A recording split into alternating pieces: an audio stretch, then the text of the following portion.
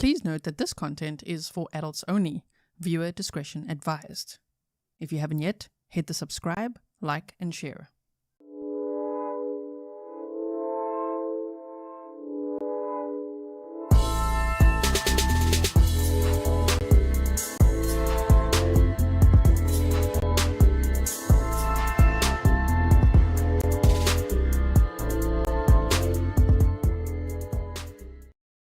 Hello everyone and welcome back to another live stream with me, Grizzly K. This is Grizzly True Crime and we are here for day 7 of the Matthew Pahl trial happening in Waukesha, Wisconsin.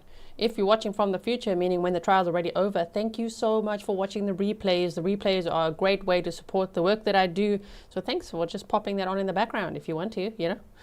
Okay, so yesterday where we left off, the defense had already started the case. The state rested on day 6. At the end of day 6, they had some witnesses, and they're continuing on with those witnesses today, one being a canine training consultant. So we will continue with a direct examination today, which will be of the canine training consultant, and then we will see the cross-examination, and then Mr. Pahl will have to decide, is he taking the stand or not? I swear, this guy, is he related to Donna Adelson? Trying to go to Vietnam, number 1, being so undecided about whether he's going to testify or not. Dude, are you related to Donna Adelson? And if you are looking forward to exclusive, it's not that exclusive, long-term timeshare in a 24/7 gated community with a lot of security. Okay, so let's welcome, firstly, all the mods. Thank you so much for everything you do. Yesterday, after the trial day, we had a separate live stream on a different case. We watched the Jake Harrow sentencing together. So if you missed that, please go check that out as well. Thank you, mods. That was a long day. And welcome, everyone. Also, oh, sorry. Now I've got a cat hair on my nose. I can feel it. Okay, you know I've got 3 cats. Before we get started, I do have to just quickly thank some people. Hold on one second. Pretty important. Where is it? Okay. Thank you so much to Kathy Turner, who sent a $100 PayPal. Holy crap. And then that inspired other people. So thank you to Sarah for sending a PayPal as well. There was Swiss francs, 384. Thank you so much. Thank you to Brenna for sending a $100 PayPal. And then also to Maureen for sending a $12.55 PayPal. And Karen, holy crap, you also sent a $100 PayPal? And you said, thank you for all your hard work. Please do something nice for you, Mr. Grizzly, and the kitties. Oh my word, thank you so much. I really appreciate your support. As you guys know, I am able to just turn off the ads on these long ass live streams, especially these trial days, because of your support. So I really, really appreciate it. Are we ready now? Are we ready? Okay, here we go. Let's go forward to where they actually were in the courtroom. Oh my word. Do we have to look at him? Oh my. Okay. There's no sound yet. Okay, they just showed him. Do you think, let's see what the poll says. Do you think he'll take the stand? 51% say yes, 49% say no. Holy crap, that's close, eh? It's pretty much 50-50 what we think. I'm really on the fence. I think he's the type 2. We saw Aliyah Boulabon take the stand. Remember that trial? And we saw Nicholas Cassotis take the stand. And Joseph Ferlasso. This guy's he's one of those. He's one of those. So I think there's a high chance that he will. The only reason he won't is because he'll be scared of revealing his temper if he gets cross-examined by especially females, right? Only fan, welcome to Grizzly supporter. Thank you so much. Nursey Dog Mom said he's ready to take the stand. Okay, let's just see where they start talking. Hello. Where the sound at? Person in custody. Shh. There we go. Okay, now we get started. Please. Kristi Gordon, Sue Opera, Detective Fredericks, and Kristi Gussie for the state.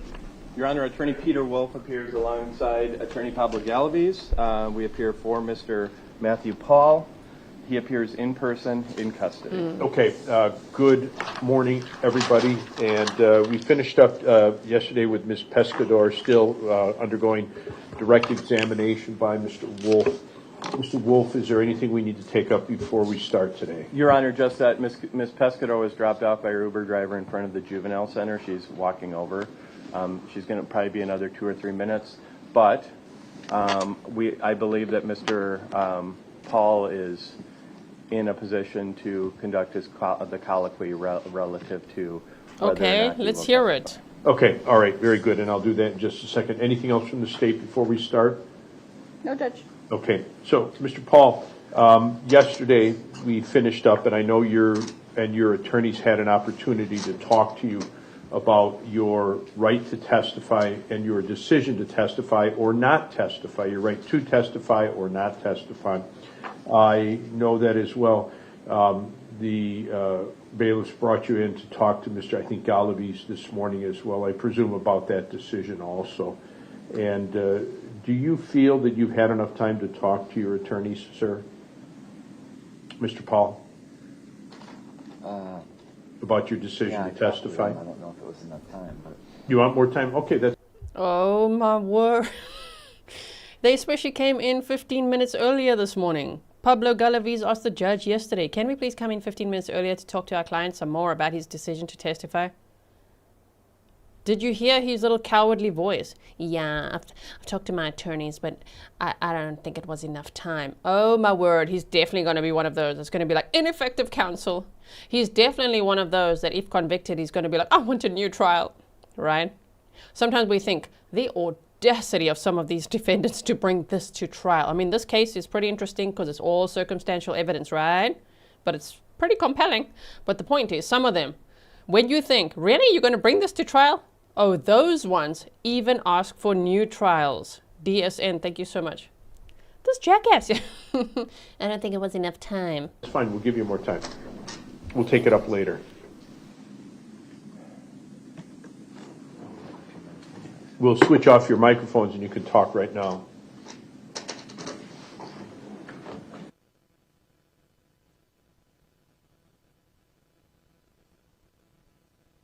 I like how the judge treats him like the baby he is.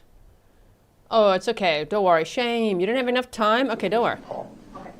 Mics will go off. Discuss it a little bit more with your attorneys. Let's take a guess. You still won't be ready. Freaking Donna Adelson's long-lost brother. Or what? I wish we could lip read now. I used to be able to lip read, okay?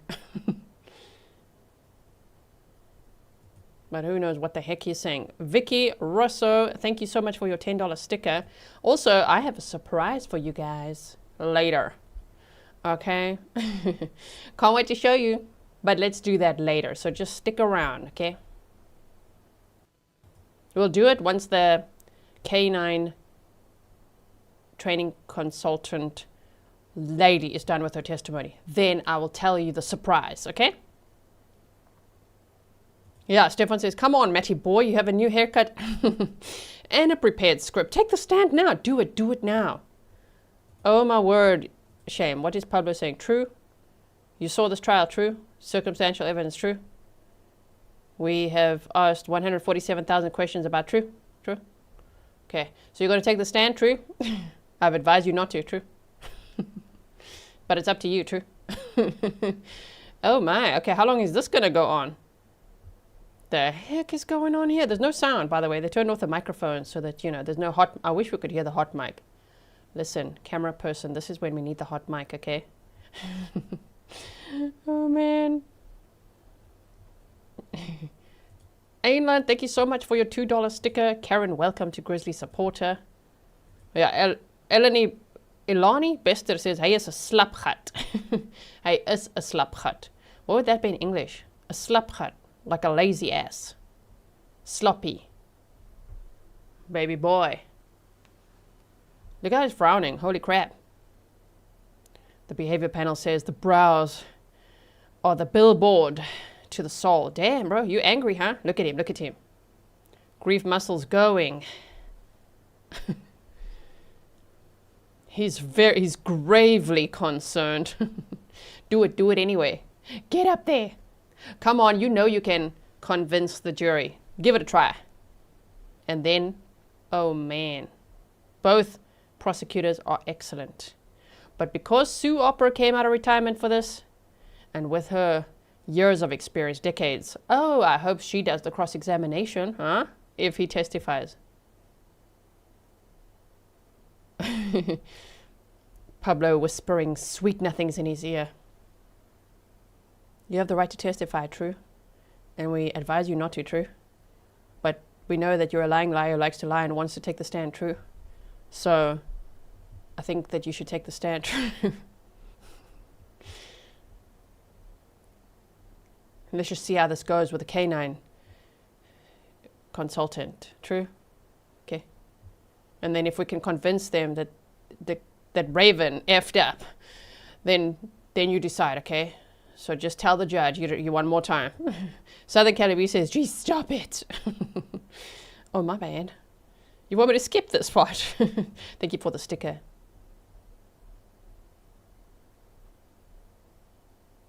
Oh, my word. I just don't know. How long is this going on for? A while. Okay, almost. We're almost there. Let's just keep watching. Staring deep into Pablo's soul. Shame. Mr. Wolff would not allow it. He would swing his chair right in this defendant's face. Tracy said, geez, in full snark suit today. I think so. I got a better fitting jacket, everyone. Huh? And a smaller mug. Screw all you people saying my mugs are huge. Okay, you like that? A normal size? Is this normal size, right? Am I there yet? Is it normal? Okay, got some tea today. Calling out my cauldrons of coffee.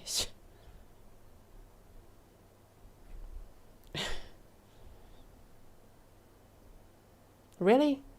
Even now? The judge is going to stop anything this. else before we start from the state? No, Judge. Mr. Galaviz, anything else, sir? You're still talking to your client. I'll give you time later about his decision to testify or not, okay? Yes, sir. All right, we're going to continue now. Yeah, after his nappy change, he'll have to decide.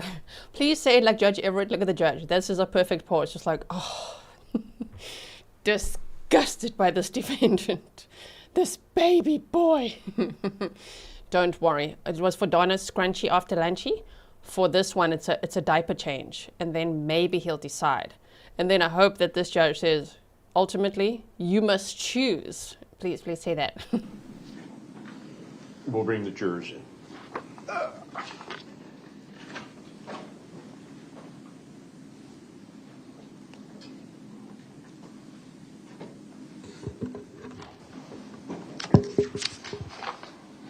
Your Honor, you want her on the stand or just here? Just there. She can come up to the stand. That's fine, all right? Morning, ma'am. Come on up, man. And then when the jurors come in, we'll swear you in again, okay? All right, so. Can wait, will you stand up? Yes.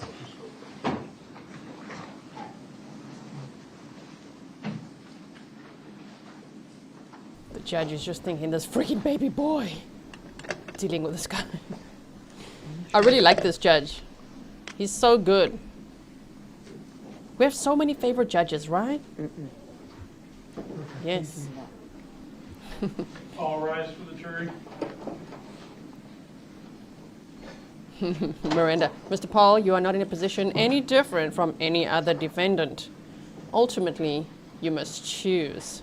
I gave you time yesterday, 15 minutes extra today, and then another 30 minutes, and now it's off to lunch. Choose, jackass.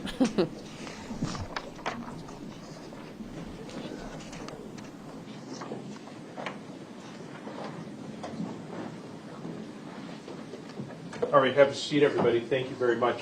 All right, all 14 jurors have returned.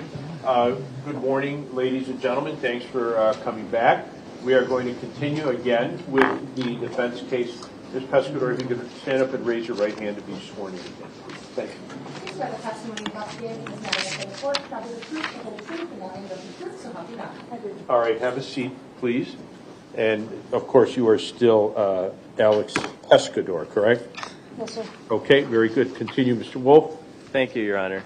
Ms. Pescador, we a couple things that I thought of after you were testifying yesterday. We obviously went over your education and the work that you've done in this area.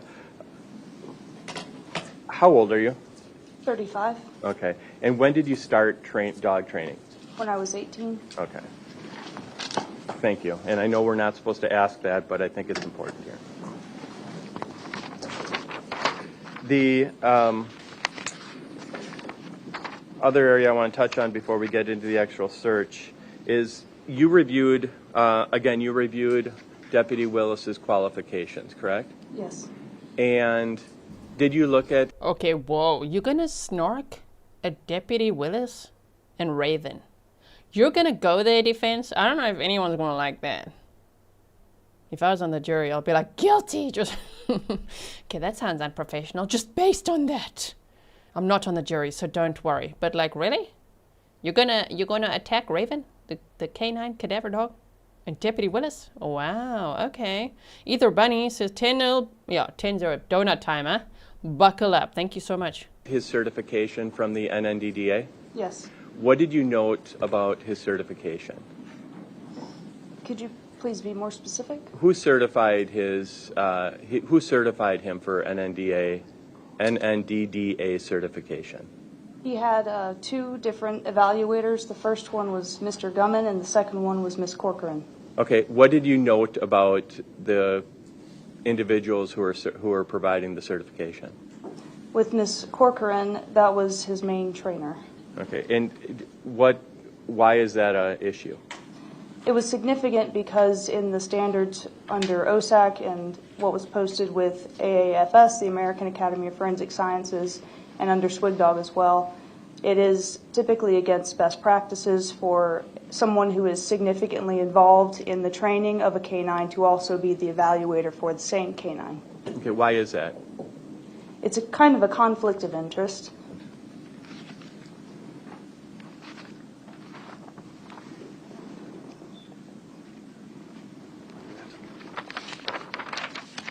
Okay, let's, as part of your,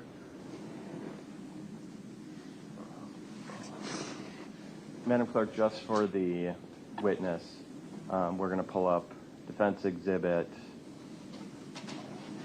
D12. 612. D612. Let's put it on 1.05 at least. There you go.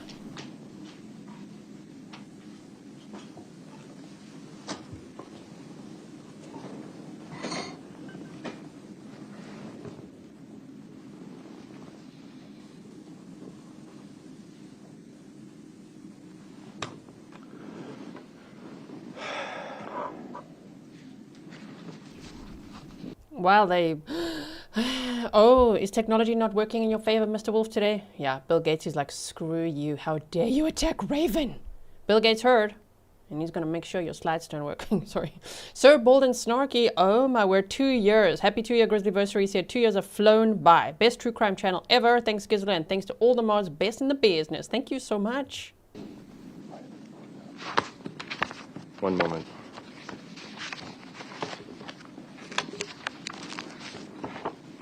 I'm going to use a paper copy. Pardon me? It's only going to hurt if I show her the paper copy. Sure. Your Honor, may I approach? Sure, certainly. Given our technical problems with Pescador, I'm going to show you what's been marked as Defense Exhibit 612. Can you tell me what that is? This is my report. And again, tell me what steps you took to put that report together. Just refresh what we talked about yesterday. It was an evaluation of several different documents as well as a comparison of standards for canine training, evaluation, and performance. Okay, so what documents did... We talked about that you looked at Deputy Willis and Raven's training documents, correct? Correct. And we just talked about the certifications? Yes. Okay. What did you look at specific to the search of Mr. Pahl's truck on September 19th of 2022? Right. So this was also a comparison of the environment of which the search took place. So there was a search environment, odor dynamics that could occur within that environment, as well as the setup procedures that took place.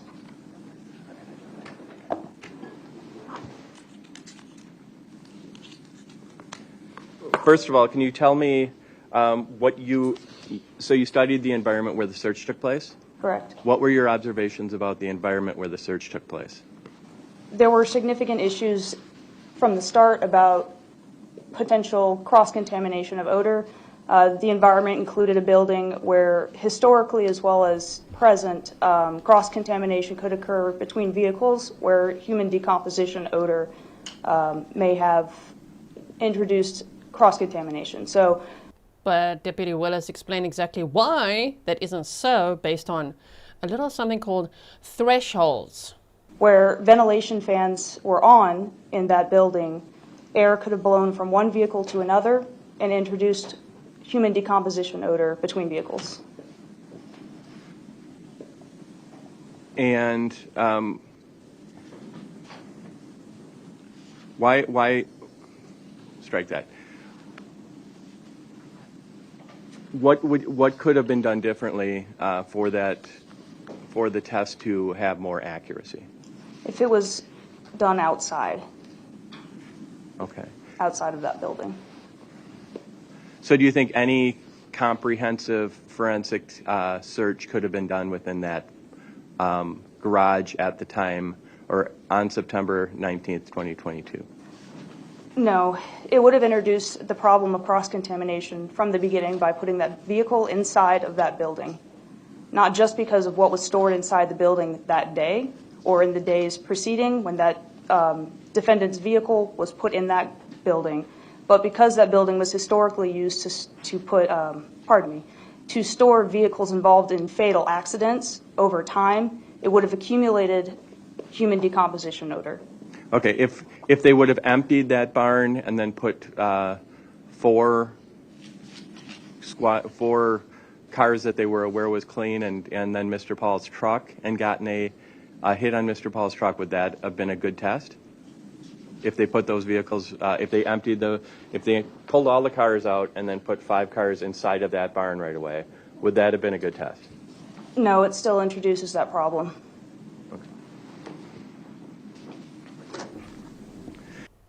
Go and re-listen to Deputy Willis's testimony, okay, later. It debunks a lot of this. Did you study Deputy Willis's report where he talks about what the steps that he took during that particular test?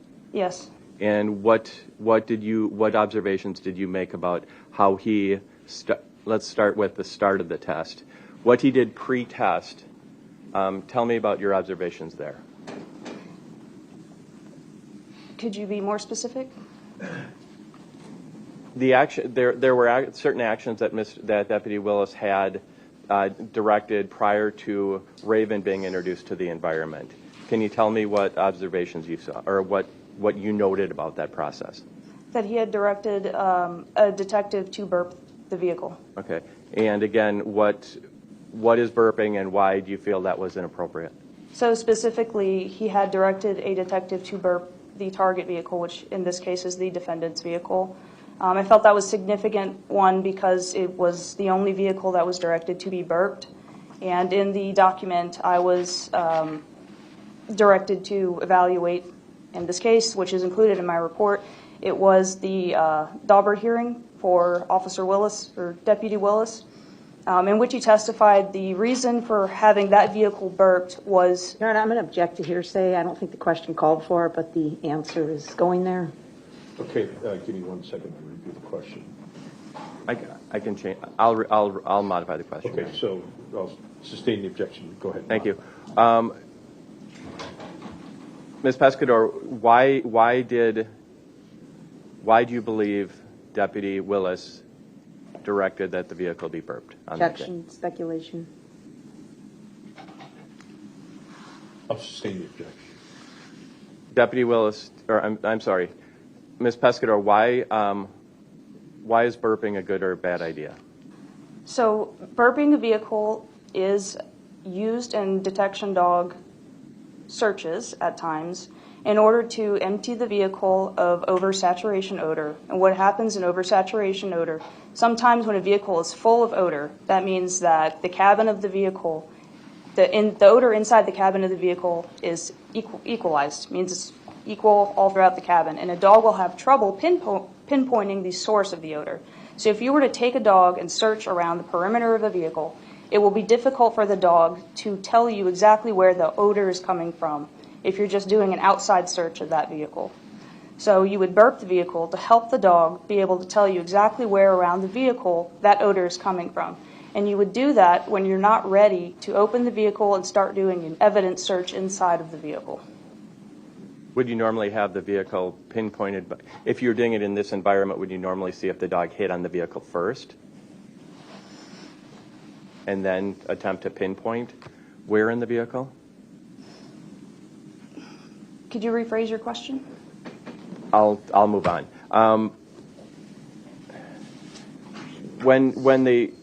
You talked about the contamination that was within the barn, correct? Correct.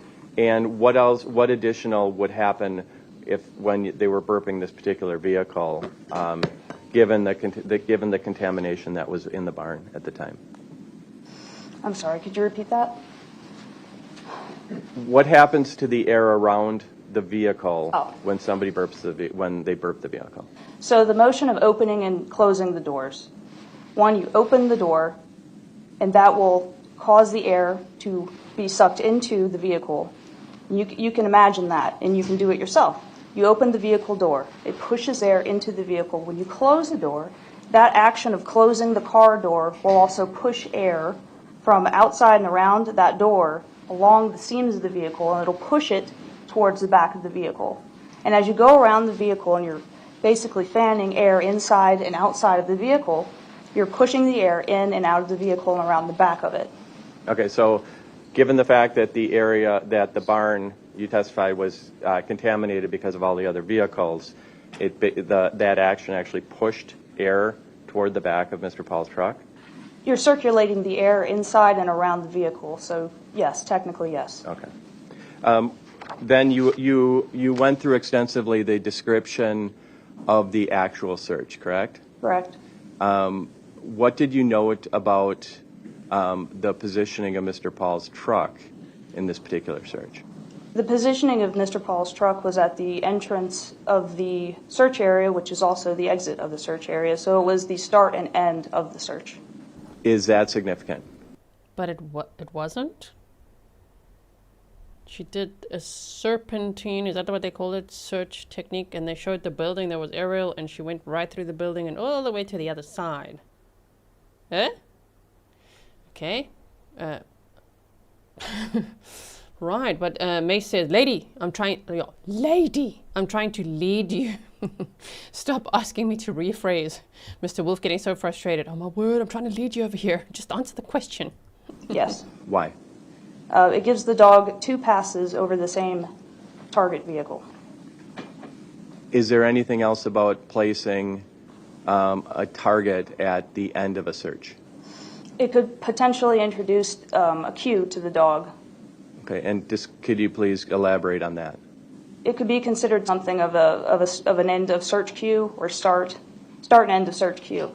So if a dog is trying to figure the best way to word this concisely, a dog completes its search and it has not alerted to a vehicle or a source in this case, and it realizes it has not received its reward.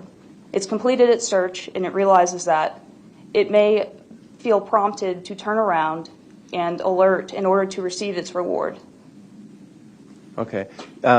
You also observed the path that the dog took in this particular case? Yes. What did you observe or note about the actual search from start to the end in this particular case? I'm sorry, could you please be more specific? What actions did the dog take that were notable during the search of the rest of the vehicles in the barn? About its behavior? Yes. Well, the dog did show 2 changes of behavior in that building that were consistent with changes of behavior, as in it noted human decomposition odor, of which it was trained to alert to, and it did not perform alerts. Okay. And there were only 2 changes of behavior. Yeah, I agree with Stefan. I think they're trying to gaslight us right now. in that report other than the final cue, correct? Correct. Okay. When the dog was finishing the search and came around behind Mr. Pahl's vehicle, what were your observations about the actions of Deputy Willis as well as the dog? That he had turned around and started walking towards the other end of the building. What about the specific actions taken by the dog as the dog passed behind that vehicle? That it had turned around at the same time that Officer Willis had turned around. Oh, please. Look, I'm going to show you. I'm going to take a screenshot right here. Exhibit number 124. Objection. Okay, wait. Let's bring it up here like this. Don't lie. Don't lie on the stand, lady. Or what? Okay, wait. Fetching it. Okay. This is what they showed. See? It's not like at the entrance and exit. Raven went in, did a serpentine search, was interested in 2 other vehicles, but the threshold was not high enough compared to what she was trained to respond to. I hope I'm wording this all right. On that day, even though there were cars in this building that were involved in fatal injuries, there would need to be pools of blood for the threshold to be reached for Raven to alert to that. She was going there, she went in and past all those cars, like if I do this, in and past all of this and around and everywhere, that way, going to there's the target vehicle, the TFA. The target vehicle was all the way in there. And on the way, she was interested in 2 vehicles, but there she was like right there on the passenger side of the vehicle and at the back tailgate. So what do you mean right at the entrance and at the exit? I don't think so. Okay, so moving on. Were there any other actions taken by Deputy Willis that might have signaled anything to the or by the dog that have you concerned about whether or not the eventual alert was other than accurate? Well, I'm going to object to a compound question asking it was either the handler or the dog. I think we need to be more specific, Your Honor. We look at the question again. I can break it down. I'll sustain the objection. Okay. Go ahead, break it down. Were there any actions by the dog that caused you concern about about the validity of the eventual alert? Yes, the dog also looked to the handler at the same time, approximately the same time that the handler had turned and started walking on the other side of the building. Are you trying to infer that the dog had abandonment issues, ma'am? Raven did not. The dog has a name. Her name is Raven. And she's well trained. Okay.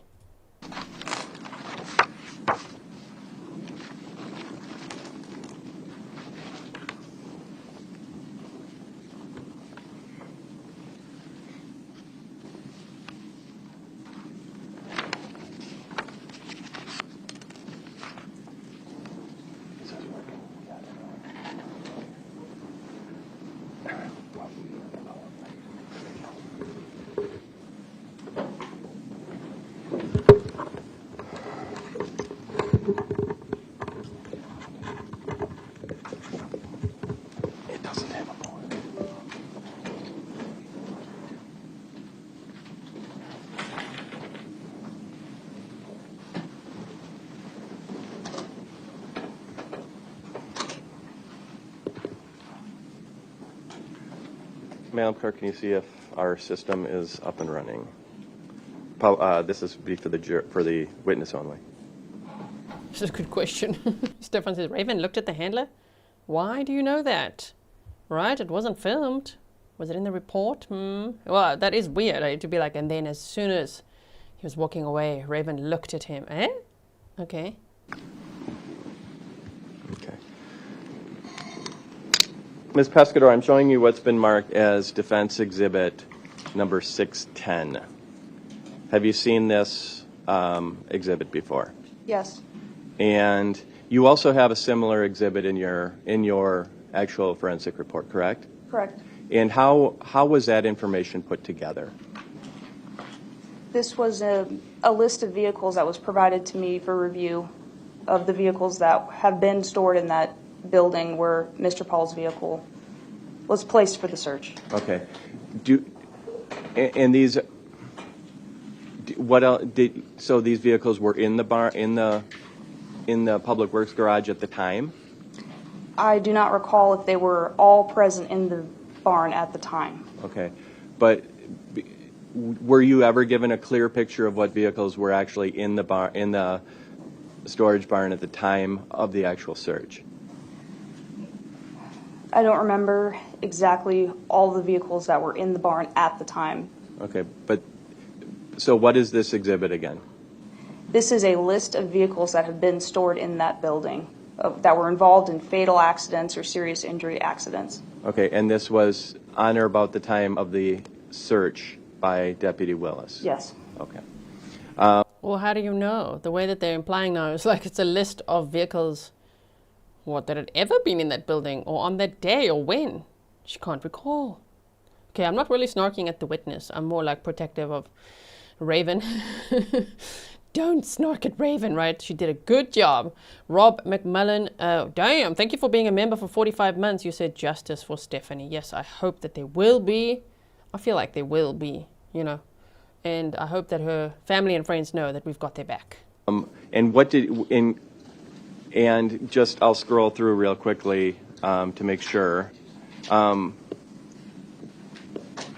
you also, the last entry here, you learned about another vehicle that was in the barn, correct? Yes. And that vehicle also had been in a fatal crash? It was a, yes.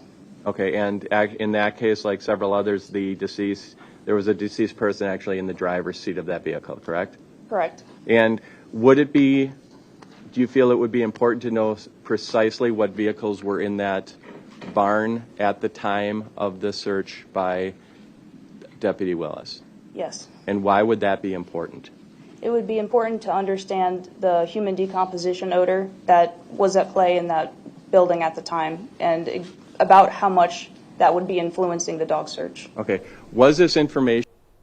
I really wish I could play Deputy Willis's testimony again, but I'm going to tell you where to listen. It's going to be, otherwise we'll be for too long, and we don't want to miss anything in case the guy takes a stand or something, right? Maybe if there's a break or something we can. But it was on day 4 that Deputy Willis testified, okay?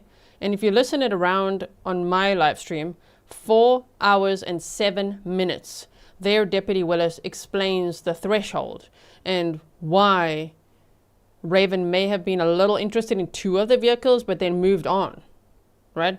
Okay. In Deputy Willis's report? No. Was this information immediately available to you when you first saw Deputy Willis's report? No. Your Honor, I'm asking to publish Exhibit 610 to the jury. Can I just confer with Attorney Sure. for a second, please?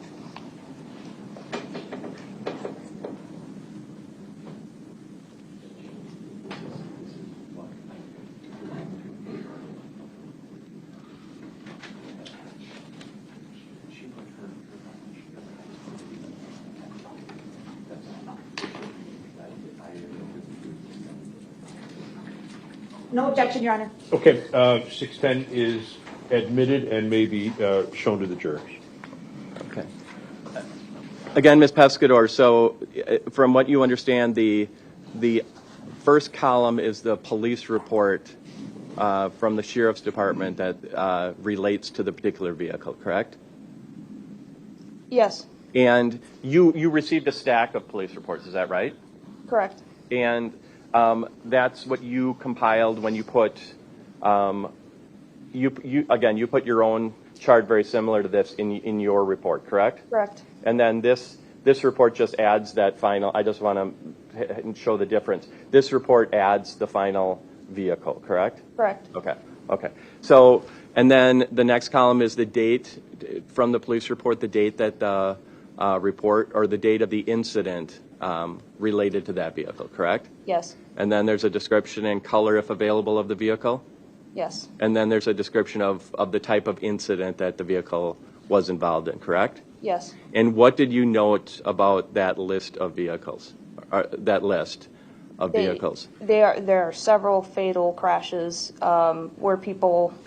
several fatal crashes and injury accidents. Okay. And like the second row, the Dodge Caravan, that was involved in a fatal crash, correct? Correct. And that was in March of 2022? Correct. And the deceased, there was a deceased person in the driver's seat as a result of that accident, correct? Correct. And underneath that it says and/or. Is that because, again, you couldn't, you don't know for sure which of, you just received reports related to the vehicles, correct? Correct. So you can't say for certain as far as which of those two vehicles were in the garage? Correct. Okay. Oh man, not that Mickey said. Does the jury know she's not an expert witness? I wonder. Tracy Fitzgerald said, OMG, what is burping? Does anyone want to demonstrate? What is burping? Oh, you mean in this context?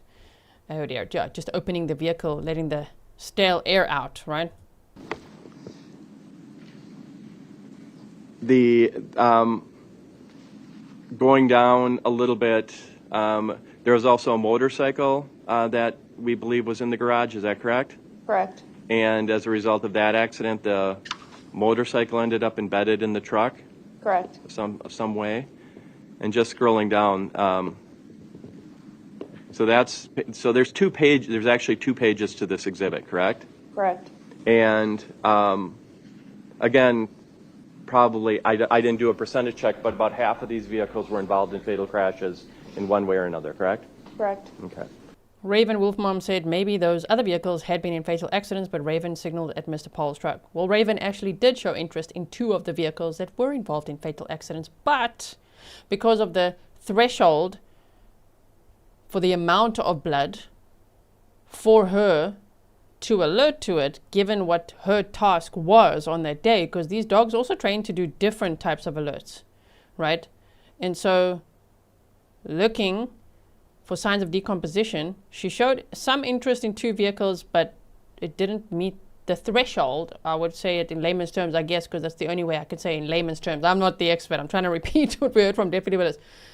The threshold didn't meet what her nose was trained for, so she showed some interest and moved on, and then she alerted, well, there was a change in behavior at Mr. Pahl's truck, you know? So, yeah, I think Raven...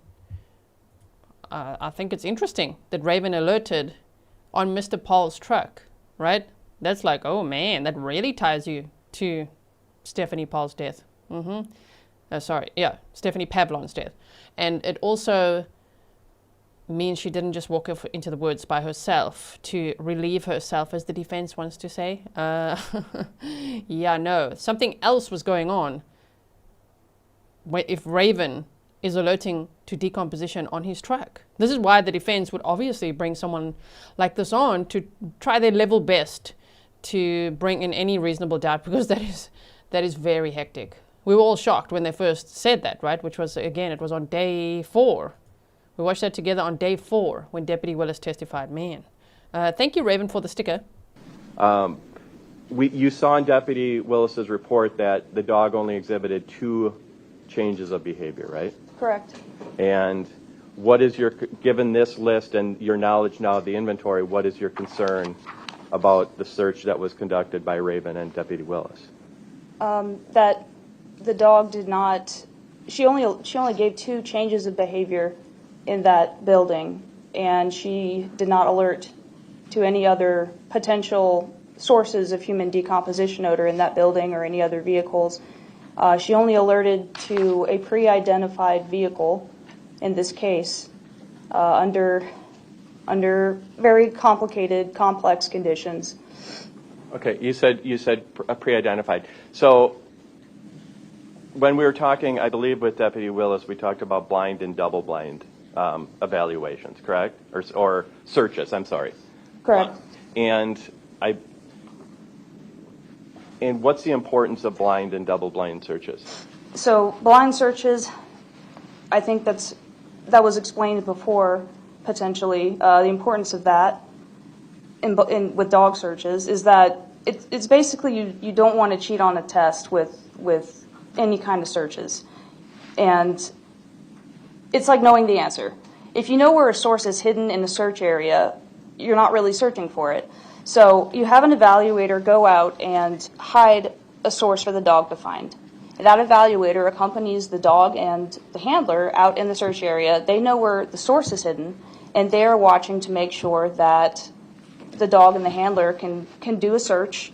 They don't know where the source is, and that the dog is able to find it, and that the handler can read the dog and understand its changes of behavior, its searching, and that it can read the dog. And that the dog performs a correct alert and can pinpoint that source of odor. And if the dog can do that and the handler can read the dog, they succeed and they pass the test and they are certified. A double-blind search is important because the evaluator in the search area is also blind to it.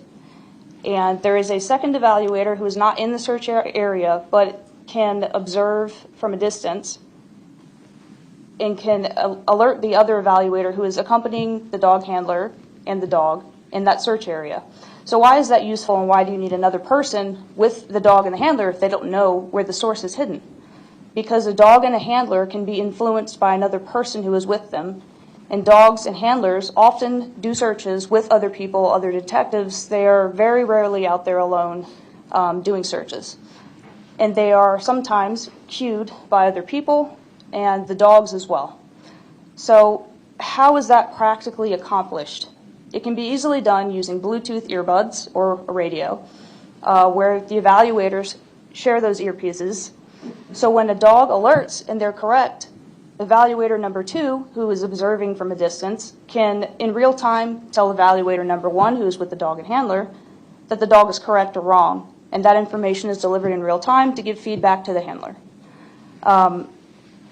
In ways in which the dog can be influenced by other people. Okay, so in this particular test, was this even a blind search? No. And again, how do we know that? Because they called it the target vehicle. It was pre-identified. And that was known to Deputy Willis ahead of time? Yes. And again, why does that call the search into, or why does that question the validity of the search? That's a known bias factor. Okay, so what could happen if an evaluator is aware of the target vehicle during the search? If the evaluator knows? No, I'm sorry. What happens if the handler is aware of the target during the search? That can come across in training? No, during a particular search, in this case. What are you concerned about if the handler knows the target vehicle? That's set up in training, and then that comes across operationally. Okay. What are you concerned about? What actions by Deputy Willis were you concerned about as a result of him knowing the target vehicle ahead of time? Queuing. Okay. And what are examples of queuing? Queuing. I'm sorry, can we take down the exhibit if we're done with I'm 610, please? We can take down 610. All right. Could you please ask the question? What are examples of queuing by a handler? It could be, like I mentioned earlier, very critical points in time where the handler does something non-verbally that cues the dog. As far as his body movements, it could be something like lingering in a place too long, but in this case it was when Raven had reached the end of her search around the service door, had reached the target vehicle in this case, and she turned around, which was around her end point, around that service door. The officer in this case also made that 180 turn himself and started walking to the other end of the building. Then why would that make her suddenly be like, oh, we're alert on this vehicle? Wouldn't she just then, given these assumptions, when there's no video of this, just a report, wouldn't Raven then follow her instructor? But Raven is taught to alert if she detects decomposition, which she did, even though the vehicle was right at the end of her search. She searched the whole damn building. And the vehicle was like the last one, right through everything. So, you know what I mean? I feel like if the instructor had turned away the end of that building, and then you're implying that cued the dog, then the dog would also just turn away and keep walking? I don't know, man. At that point, Raven was distracted from her search and turned around and looked at Officer Willis as well. And then How do she you went know? back to the vehicle and performed her alert. Okay. But how do you know? There's no video. There's only a report. You know what I mean? That's a lot of detail. Looked at him this way and did that. I don't know. What did you note about the beginning of the search as well, as far as Raven's actions at the immediate start of the search? That was also significant because they started at the service store where Deputy Willis put her into a sit before releasing her for a search. They were next to a group of motorcycles to the left, and Mr. Pahl's vehicle was to the right of that service store. So at that time, Raven would have had an opportunity to acquire odor that was in close proximity to where she started, and there was no change of behavior. There was no draw for her to Mr. Pahl's vehicle or to the motorcycles. And she continued with her search. She did not show any interest in Mr. Pahl's vehicle until she reached the... That's a lie. That's a lie. I think they're gaslighting us for sure. Is it working? I feel like they're trying to make me unhear what I heard. What we heard, it wasn't like that. What do you think, huh? The end of her search, after she became distracted.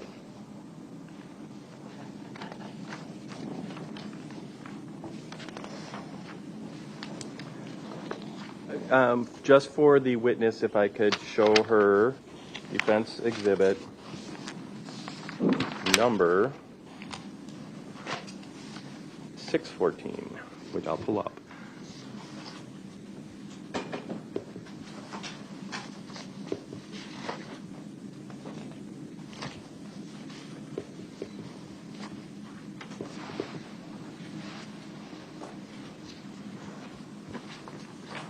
And for the witness, hopefully, only.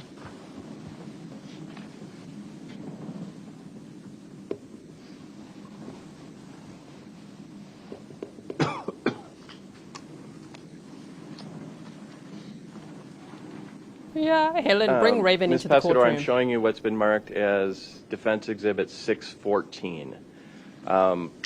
Is that a document you're familiar with? Yes.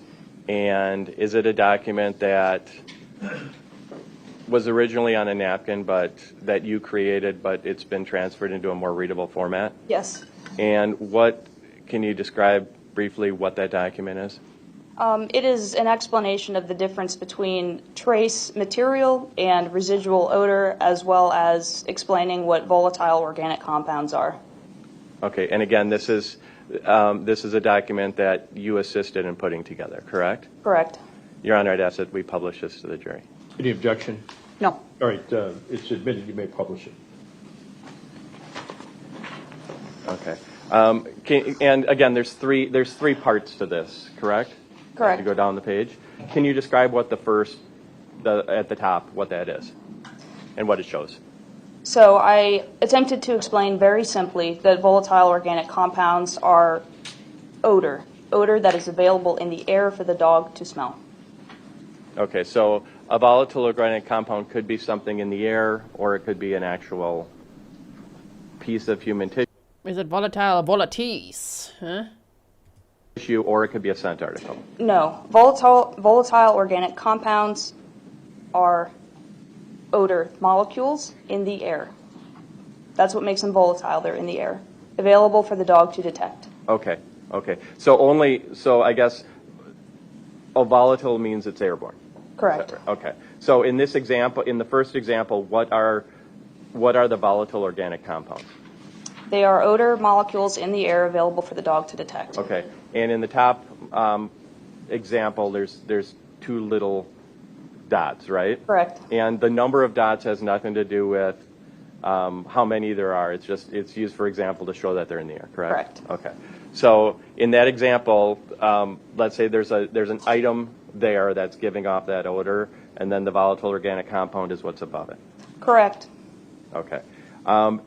And if the item would be represented by that blue four-sided figure, correct? Correct. Okay. And then there's a surface and there's a small line underneath it as well, correct? And we'll get into what that is as we go. Correct. Okay. So explain line 2 then as far as trace goes. So that is an example, just for illustrative purposes, of what happens when you remove whatever item that may be. It could be human tissue. It could be the candy in front of you. Once you remove an item that has had contact with the surface, even though you've removed it and you don't see it anymore, if it's had contact, every contact leaves a trace, and that's Locard's exchange principle. You have trace material that could be left behind, and even though you can't see it, there could still be physical material there, and you can maybe swab for it, or even though you can't see it, it could still be there. And if there's still material there, it could off-gas, and what that off-gassing leaves behind are the odor molecules in the air to detect. And if there's still material that can off-gas, it can produce odor. And that's the trace material, is whatever is left behind. Okay, so Matthew Pahl's truck could have, done that to all the other vehicles in the building as well. Maybe it's his vehicle that had all the decomp and affected all the other vehicles that Raven was mildly interested in. But his was the main one. She had a behavior change. She alerted to his vehicle in specific spots. So I think that his vehicle is the one that affected all the other vehicles. This can work both ways, okay, defense? This goes both ways. You want to argue this way? Then it's all of it. So in a case where a dog is picking up the volatile organic compounds in this type of example, does this provide a more accurate, or what's the difference in accuracy as far as confirmation of whether a hit is confirmed as far as what the dog is supposed to do? Are you able to confirm a positive dog hit, a formal hit, as a result of finding this trace? It can help support a dog alert. Okay. And does this assist you in pinpointing possibly where the odor that the dog picked up, where that source came from? Yes, if you find trace material, if you find physical material, that helps confirm a dog alert. Okay. What's the final example there, residual? Explain So that. residual odor in this illustration, can you? No, I can see it clearly. It's up on the board behind you as well. Right. In residual odor, what this shows is you have material that's kept in a glass. So it's not making direct contact with the surface underneath it. Once you remove that glass that contains the material, because it hasn't had direct contact with the surface underneath it, all you have left is the odor that's in the air. So the odor might have contact with the surface around it, but it's not going to last very long. And it's going to be influenced by the aerodynamics, and it can be blown away, but it's not as permanent as the trace material that's in the illustration above that, still there and is available to off-gas and continue to produce odor at least for a short time after, depending on the quantity left behind. Okay. So as part of your evaluation, you read the Wisconsin State Crime Lab report about the testing on Mr. Pahl's pickup truck, correct? Correct. And what did you learn from that crime lab report? There was some swabbing that had been done. There was some luminol and phenolphthalein testing that had been done, and that the results had been negative. Okay. So there was no trace that was confirmed at all, correct? From what I recall, there was not any positive findings. Okay. So then the conclusion basically is that this was residual. That if Raven's hit was positive, okay, and not a direct result of the cue, it was a result of residual, correct? As I understand it. Okay, there's no proof otherwise, correct? Correct. And what's your... Kind of why they bring in canines, because if they're swabbing and there's no luminol results or nothing that the human eye can see, or even luminol, you bring in the canine cadaver dogs and they can detect things. Yeah, that's kind of the whole point of having Raven there. And she alerted to Matthew Pahl's vehicle. Stefan said, "Tell us more about molecules and burps, Alex." Concerned about the fact that that if it wasn't cued, if it wasn't because of it being at the end of the search, what is your concern about Raven's hit in that particular case? That it is most likely a result of pre-existing odor in the building. Okay, and that's so. And are you able to pinpoint a source at all then for that residual odor? I can't pinpoint a source exactly. Okay. Okay. They need to bring in Raven so that she can sniff the room here with the residual odor of how deceased the defense's case is. Yeah. Your Honor, I have nothing further for this witness. All right, cross-examination. Oh yes, is it Sue? Is it Okay, Sue? thank you, Judge. Good morning, Ms. Pescador. It's Sue Opper. Look at her. That face. Are you ready? Lady, are you ready? Huh? I don't know how much you got paid, huh? to be a witness for the defense, but you're about to get it. Good morning. I guess I'll begin by going through your CV, please. Could you put up, now I gave you those numbers. 611. 611. I'm sorry, the exhibits they gave us don't match the numbering system that Mr. Wolff was Right, using. I know the defense was 611. I don't know what.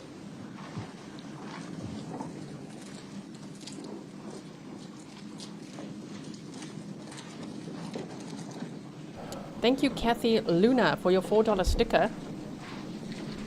MPOTS123 said Miss Opera is going to wipe the floor with Alex. Oh, here we go. And yesterday we saw Dr. Stacy Hale, 611. not like the cross-examination that Sue Opera also gave her, to the point where she wasn't even wearing her glasses.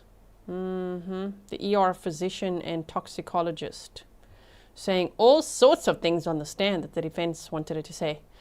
And yeah, could not wear her glasses while being cross-examined because it was hectic. It was intense. I can pull it up.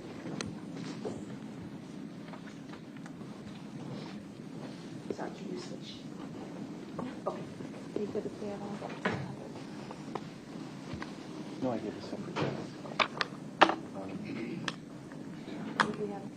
I have it pulled up if you want to see it. We got it, thank you.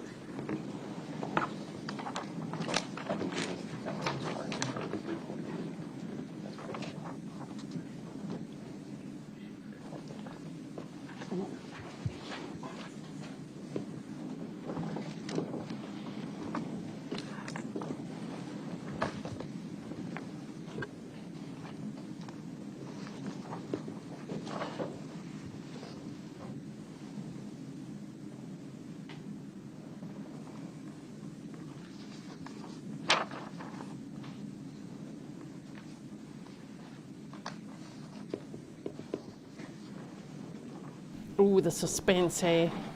Gail, thank you so much for your sticker. Yeah, we got it. Okay.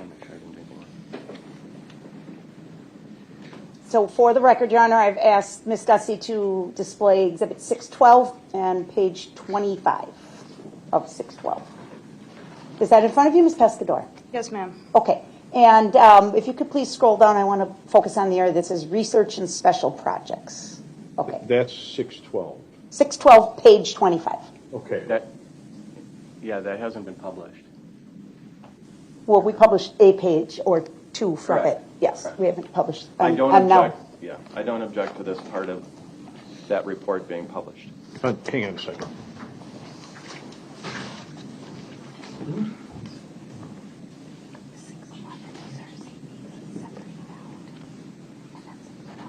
Oh, is that what it was? Yeah. Oh, I'm sorry. Okay.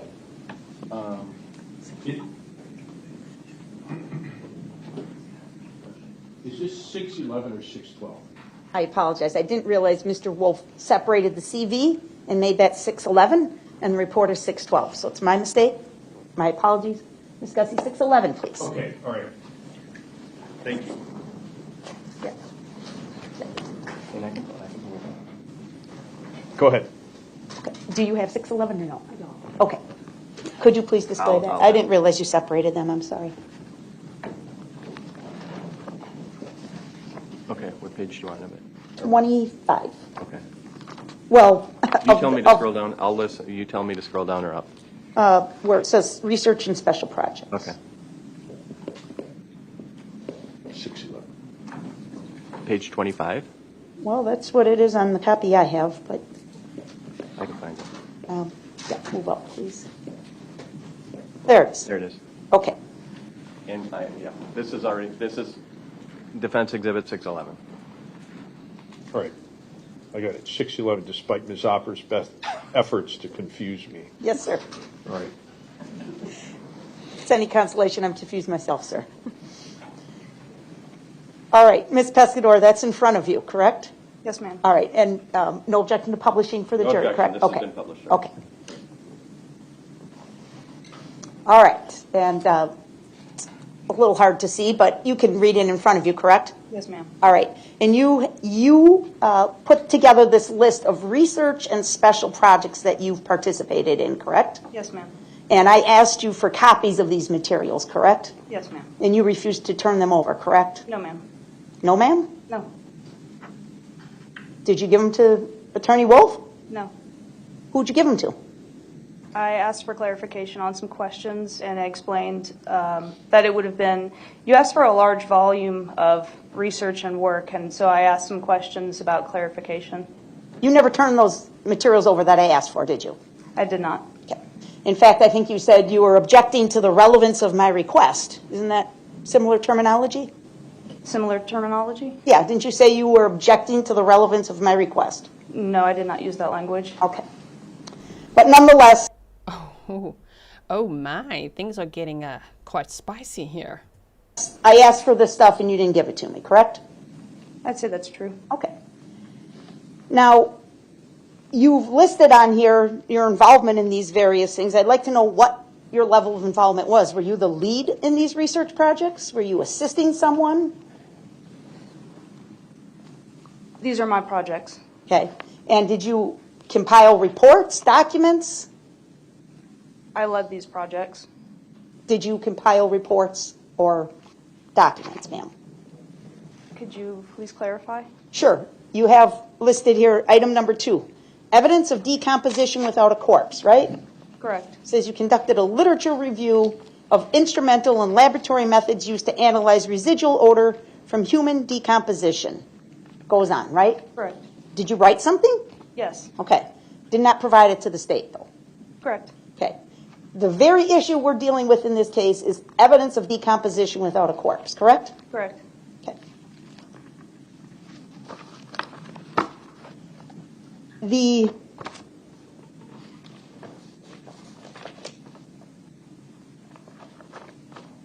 You did indicate on your CV, let me see what page I've got it on, please. Professional experience and affiliations.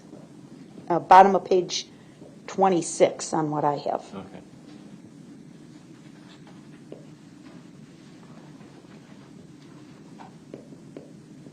Here we go, that? Okay. Yep.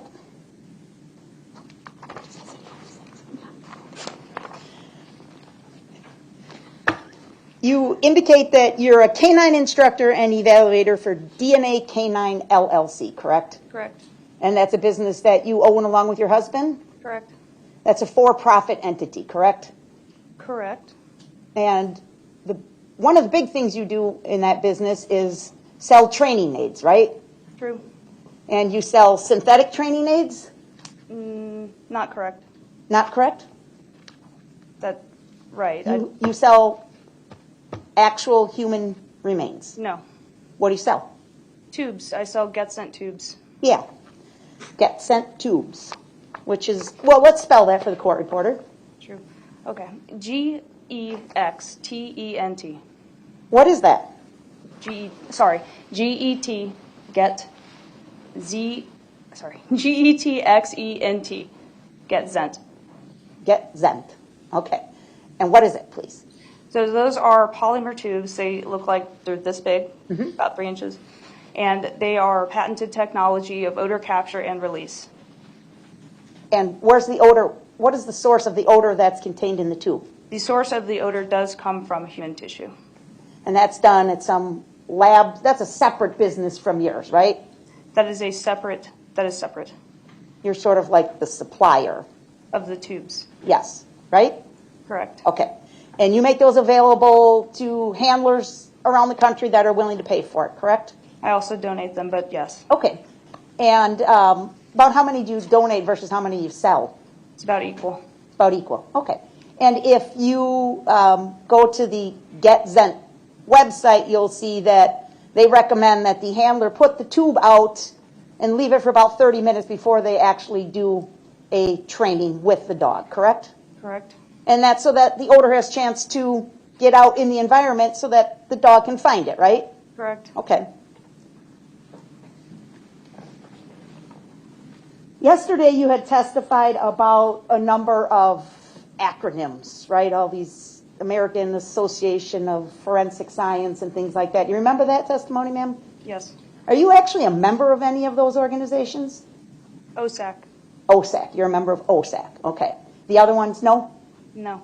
So you just Googled their training standards off the internet, or? Let me correct. I'm an OSAC implementer, so I report to NIST the OSAC standards that I implement under my business. Okay.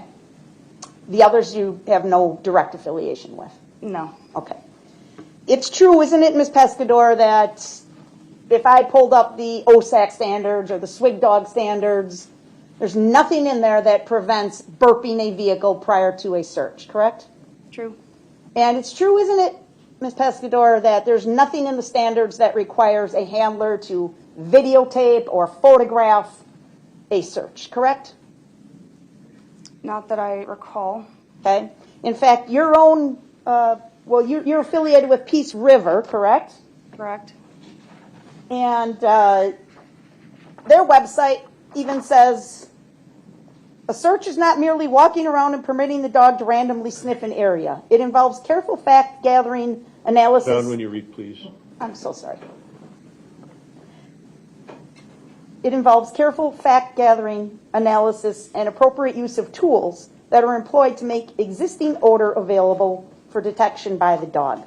Some of the tools that might be employed to increase the availability of odor include probing/venting rods, power tools, a machete, a boat, etc.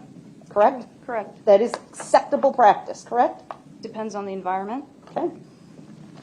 So let's talk about that environment. You compiled the list. Do we have 610? Could you please display 610? Sure.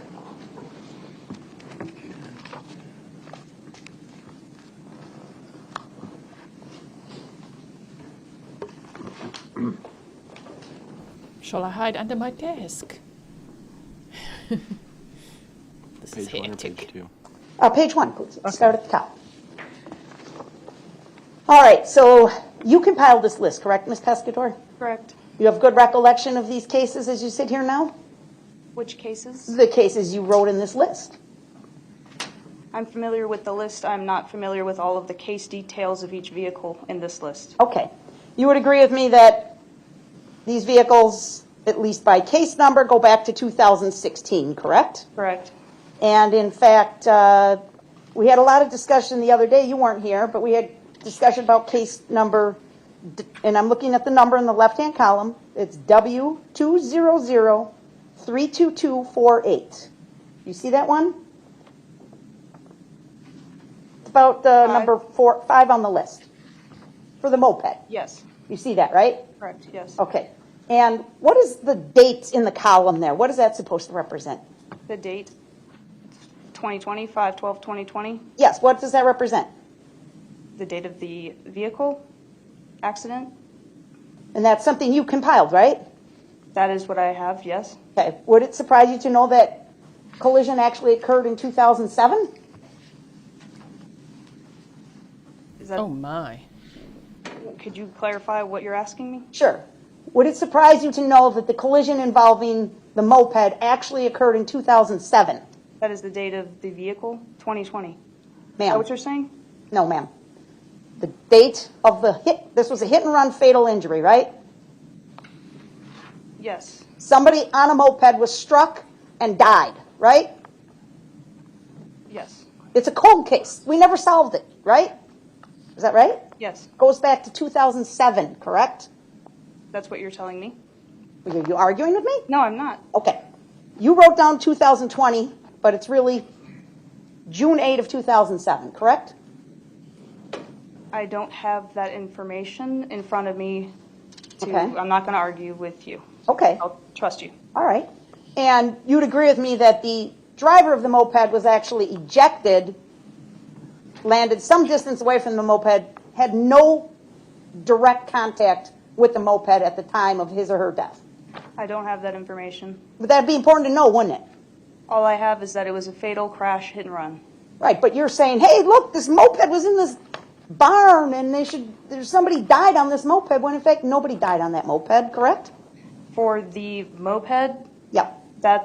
I'm not going to dispute that. Okay. All I have is involved in a hit and run fatal crash. You would agree with me, and I don't know, maybe you don't know this. Doesn't sound like it's maybe in your area of history and experience, but would you disagree with the concept that vast majority of cases involving motorcycles or mopeds, when a driver of such vehicle is struck, they are frequently ejected? They don't remain with the bike, correct? I'm very familiar with that. Okay. You would agree with me, the first one on the list from 2016, the driver on that motorcycle was ejected, correct? Do you remember that? Yeah. Yes. Okay. The next one on the list, that person was not dead on scene. In fact, the vehicle that is listed there, the Ford Taurus, struck another vehicle. The person who died was a pedestrian, right? You actually do list that as a pedestrian, correct? Pardon, can you please repeat that question? Sure. So the vehicle, the Ford Taurus, what's your recollection of the involvement of the Taurus in the accident? It's a fatal crash versus a pedestrian. That's the information I have. You have the entire police report, right? I only have parts of this. I'm sorry? I only have partial information. On your chart, right? But when you made the chart, when you compiled the chart, you had the entire packet of police reports. Like this, right? Not all of it. What was missing? I only have partial information of the police reports Who'd you get the police reports from? from the attorneys. And you think they only gave you half the information you needed? That's all I have is partial information from the vehicle histories in these accidents. Okay. That Taurus never struck that pedestrian directly. Do you know that? There was another vehicle involved? I don't recall. Do you remember the pedestrian was a good Samaritan who stopped to fix a flat tire? I remember that.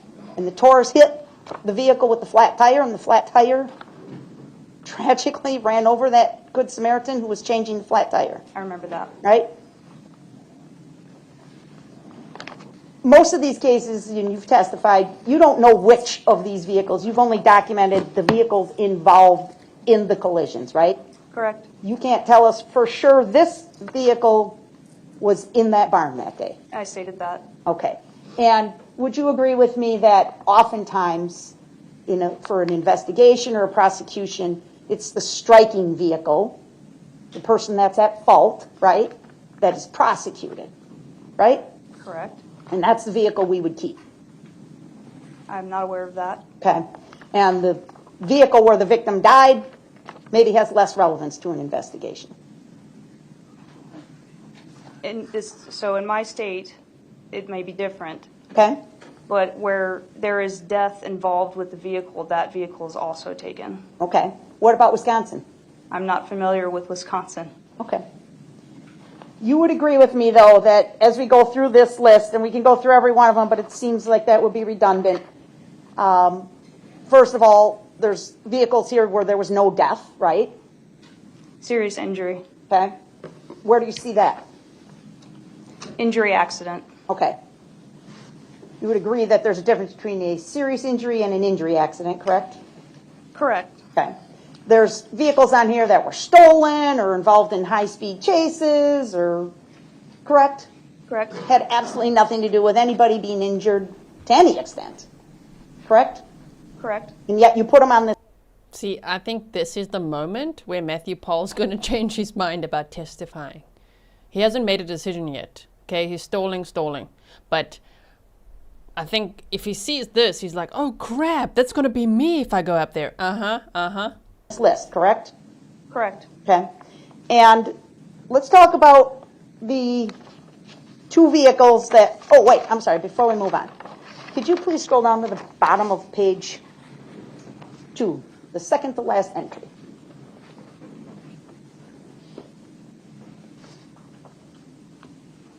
Okay. You see the last one there? I'm sorry, the second last one. I apologize because Mr. Wolff added one, which we're not disputing. The second to last one, right? You listed a date of 9/19/2022, correct? Correct. What happened in that case? It's fatal versus pedestrian, and there was tissue in the engine bay. Okay. When did that occur? I am relying on the information provided to me, which is 9/19/2022. What time? I don't have the time. Okay. What time was the search done on 9/19/2022 by Investigator Willis? I don't remember the exact time of that. It's in my report. It's about 9:30 in the morning, wasn't it? It was morning. Okay. That last collision actually occurred about 7 o'clock in the evening on the 19th of September, correct? Does that sound familiar to you? I don't recall. It's in my report if I wrote that one in. If I included that in my report, then there would be a time. Okay. Well, it's in your list, right? Is this in my table? I don't recall if I included that one in my table. The one from 9/19 of 2022? Go ahead and look. Do you have your report in front of you? Yes, ma'am. I can look? Sure.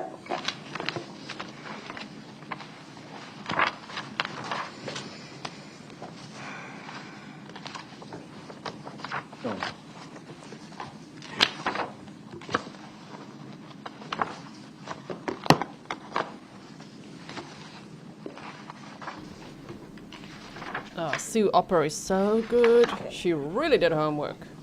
Yes, ma'am. So if that collision happened at 7 o'clock in the evening, it was not in the pole barn at 9:30 in the morning when Investigator Willis did his search, correct? Correct. You should not have included that on this list, correct? It was provided to me for inclusion, so I included it. You didn't notice that there's no way this vehicle could have even been in the barn at the time of the search? The time for that was not given to me, so I would not have known to not include that. You didn't get a very basic police report with a date and time that collision occurred? The time was not included in that information. What did you get? What materials did you get? I was provided a large amount of materials. The time was not included with that information. Okay, but the date was on the information. The date was not included with that. Or sorry, the time, pardon me. So you got a date of a collision but no time. I did not have the time for that. Do you think it'd be really, really unusual that a police report would not include the date and time that an accident occurred? A fatal accident, nonetheless? I'm sure that the full police report included the time with the date and a lot of information, but I did not get full comprehensive police reports. Well, you'd agree with me, Ms. Pescador. Even the most basic face sheet or front page would have the date and time and location. Very basic information would be on any police record, right? I'm sure. I'm confident that it does, but I did not receive comprehensive or full police reports for every single case. So what did you receive? I received limited information for each of these.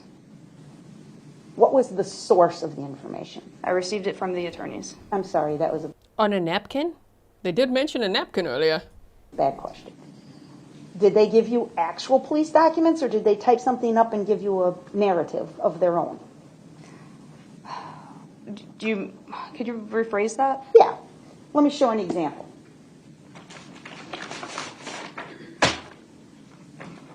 Can you see this, ma'am? Yes, ma'am. Does this look familiar? Waukesha County Sheriff's Department, this is a police report, right? Correct. Is this what you got from Attorney Wolff? I did not receive something like that from Attorney Wolff. What did you receive from Attorney Wolff? Say it's a napkin. I received a list of vehicle information, accident information, dates, vehicle numbers, in accident information with police report information from Attorney Pablo. So he sent you basically Exhibit 610, With more information. but not important information that we've just discussed, correct? Was not comprehensive police report information. Did you follow up and say, hey, Attorney Galaviz, I need more? There's information missing here. It was not like a comprehensive police report information, but it was a little more than this. So your answer is no. You didn't ask Mr. Galaviz for more information, correct? I'm sorry, could you please rephrase that? Sure. You did not ask Attorney Galaviz for any more information about any of these vehicles in the pole barn, correct? I can't recall. I have asked him for more information on several different subjects, including vehicles. But I can't recall if I specifically asked more about police reports for this. Okay. So you said Detective Willis did not document any of this in his report, correct? Correct. But that's actually not accurate, is it? He did note that he was told the other vehicles in the barn were involved in fatal collisions, some of them, correct? At the time of my report, I don't believe that's true. You saw the police report that Investigator Willis authored, correct? Which one? The report that Investigator Willis authored. Did you see that? The search report? Yes. Yes. Okay. Could you please put up Investigator Willis' report for the witness only?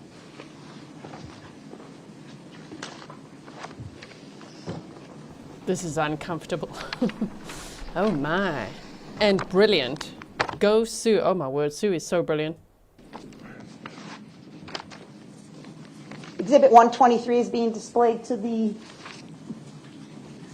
witness.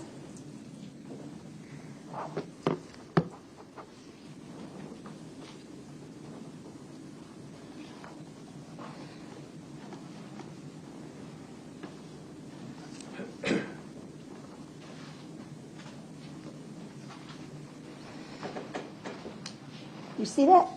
Yes, ma'am. Okay. Page 1.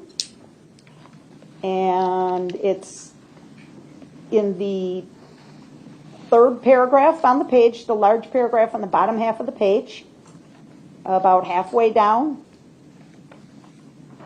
It says he was informed some of the vehicles were involved in fatal crashes, correct? Correct. And you reviewed, didn't you, a report from Detective LaFleur documenting some of the vehicles that were in that barn, correct?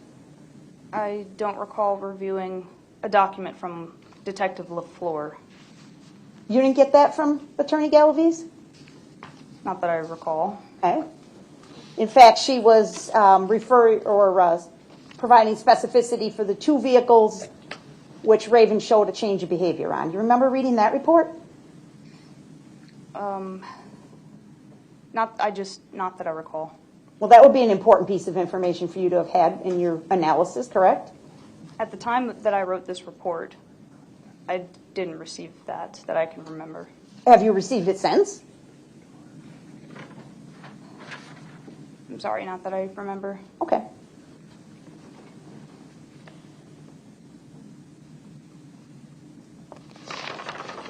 Maybe you don't know the answer to this then, but of your list on Exhibit 610, do you know which two vehicles are the ones that Raven showed a change of behavior to? Is this regarding, okay, I remember this. This is regarding a Dodge Grand Caravan. Answer the question, please, ma'am. I'm sorry, can you please rephrase? Sure. On list 610, which are the vehicles that Raven showed a change of behavior on? Can you identify them for the jury? I don't have list 610 in front of Oh, me. I'm sorry. I guess we have to go back to defense table, please, because I don't have 610. Yes, it's on mine.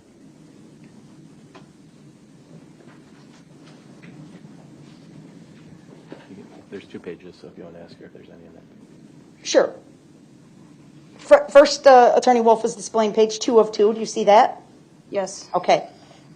Can you identify for the jury if any of these vehicles were the ones that Raven showed a change of behavior on? No. Okay, page 1. Oops, can you scroll so she can see the whole thing? The bottom's a little cut off there. Okay. Can you identify for the jury which of this list of vehicles Raven showed a change of behavior on from page 1? Not specifically. Okay.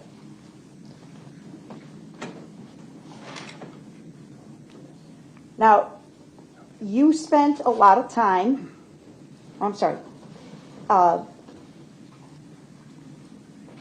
wanted to ask you about the last chart that Mr. Wolff put up that I guess you told the jury you drew it on a napkin, right? True. Okay. There's and then the napkin. He Okay. typed it up for us? True. Okay. That was 614. You testified that every contact leaves trace, correct? True. Every contact between one item to another would leave trace. True. And it's true, isn't it, Ms. Pescador, that when the canine alerts, gives a trained formal alert, you don't know if that dog is detecting actual human remains, trace material, residual material. You just know the dog hits on what it's been trained to hit on, correct? That could be the case. Well, that is the case, right? I can't say that. Does your dog speak English? It could be that it is smelling the target odor it was trained to indicate on, but that is not always the case. My point is, let's say it's a training exercise, okay? Let's say we all know, Investigator Willis went out in the woods and hid a bone from a human, decomposing human remains, right? Let's assume that fact, right? And then he removes that bone, right? Raven goes out there and she hits right in that area. And we all know it's a good hit because we all saw him do it, right? Correct? Correct. Okay, you're shaking your head, yes, but Yes. the court reporter can't take down head shakes, so you have to verbally answer my question. Of course, yes. Thank you. When a actual search is done in the field and a dog hits, you don't know if they're alerting to a trace odor or a residual odor, correct? Correct. Now, you spent a lot of time talking about blind searches and double blind searches, correct? Correct. Those are training methods, correct? Correct. Those aren't used for real searches in the field. They're always blind in the field. Yeah, exactly. Even in this case, right? Nobody knew, not Investigator Willis, not Detective LaFleur, not Detective Planis, not Detective Fredericks. Nobody knew if there was an odor of decomposing remains in Mr. Pahl's truck, correct? Nobody knew. Correct. Not until Raven told them it was there, correct? Correct. And in your report, you use words, and I noticed you did this on your direct examination too. Well, he may have cued Raven, right? Correct. Or possibly there was cross-contamination, right? True. You don't know for sure. That's true. In your direct examination, you would say things like, I observed, correct? Correct. But in fact, you weren't there, right? Correct. So when you're saying, well, I observed that Raven turned at the exact same time Investigator Willis turned, what are you basing that on? On what I read, I observed it in my reading. Okay, so could we put up 123 again, please?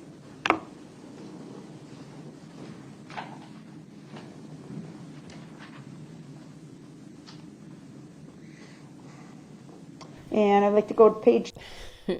Awesome. Natasha says, I love this a little too much. This is so good. I don't know where to look. I'm just like, sure, this is very hectic. My word. Thank you so much. 2 of 123. And under the heading that says search 1, okay, you're with me. And the third paragraph, the third full paragraph, it starts out, Canine Raven continued. Ms. Pescador, would you read that paragraph, please, to yourself?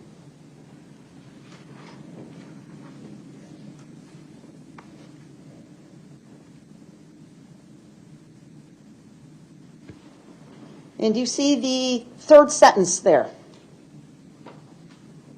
starts out, I observed a clear change of behavior from K-9 Raven. You see that? Yes. And in fact, what Investigator Willis reported was that there was a change of behavior, an abrupt 180 turn by Raven, and then, after Raven quickly went back to that rear bumper area, that's when he began to walk away, correct? This is missing context. Pardon me? It's missing context from the other documents I examined. What else is there? The testimony from the handler. Okay. You weren't there, correct? At the search? Yes. Correct. Okay.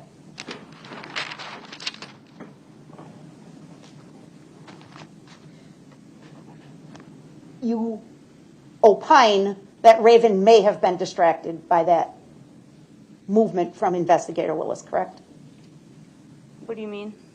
You offered an opinion that that maybe distracted Raven. Correct. Okay. Did you see Investigator Willis's testimony before this court? What do you mean? Investigator Willis testified here last week. You're aware of that, right? Last week? Yes. No. You didn't know Investigator Willis testified as part of the state's case? Well, I know that he would be, but I saw none of that. I read his the document that I was provided for this report, which was his Daubert hearing, his testimony for that. Transcript from a pretrial motion, Correct. right? Okay. Jury's not here for that, right? Correct. Okay. But you didn't see his testimony last week? Correct. Were you present for it? No. Did you watch it online? No. You could have, right? I guess I could have. Okay.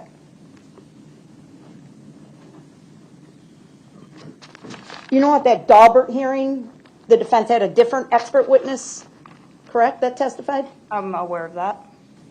That witness offered an opinion that there was no cueing by Your Investigator Honor, Willis, objection for correct? relevance and admissibility and hearsay. I'll sustain the objection.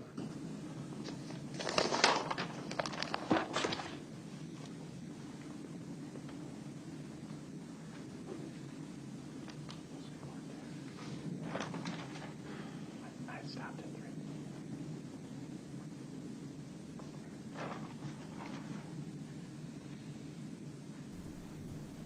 3. I didn't even have to snark earlier. Sue Opper's got the snark for the day, okay? She is the winner of the Ultimate Snark Award for the day. The roasting, the grilling, cross-examination. It's very good, though. Mary said, if I were this witness, I'd go home and re-watch this on GTC, take notes, and learn for the next time. Sue has a lot to teach her in her questions. Thank you, Mary, for your sticker. I'm sure she will watch, right? Shame. Training records. You were very critical of Investigator Willis's training records, correct? I wouldn't say critical. Okay. One of your observations, we'll call it, was that you only had 1 year's worth of training records to review, correct? Correct. Did you ever ask for more? I asked why there weren't more. Did you ask for more? Yes. Did you get them? No. Who'd you ask? The attorneys. Okay. Are you aware of the fact that the reason Investigator Willis only provided 1 year of training records is because prior counsel for Mr. Pahl Your set Honor, I'll that object range? for relevance and hearsay and admissibility. Overruled. Could you please repeat the question? Sure. Let me ask you this way. You know, because you read the transcript from the pretrial motion, that there were some different attorneys representing Mr. Pahl at one point, correct? Yes, ma'am. And you know, do you know that those attorneys asked for 1 year's worth of training Your Honor, records? I'll object. Basically, Attorney Opper is testifying to things she already said she doesn't know. Overruled. Can you answer the question, ma'am? Could you please repeat the question? Sure. Do you know the reason you only got 1 year's worth of training records from Investigator Willis is because that's what the defense asked for? The previous attorneys? Yes. That is not what I'm trying to answer this properly. I Okay. apologize. That was not what I recall and remember Officer Willis testifying to, and I apologize, I don't want that to be hearsay. Okay. So you really don't know why Let's- you were only given 1 year's worth? Correct. Okay. That's fair.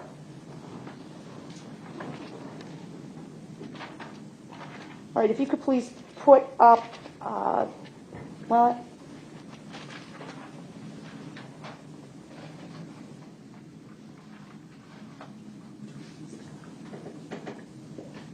Attorney Wolff, would you please kindly display 612 again for the witness? Absolutely. And I'd like to direct your attention to page 5 of 612. Mr. Wolff says absolutely. Oh, do you want Okay. Ms. Gussie to do it? She's got That's it handy. Okay. Page 5, please.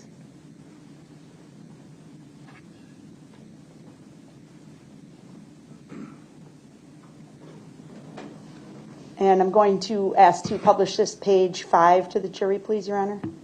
Yeah, I'll Judge. object for relevance. Overruled. You may.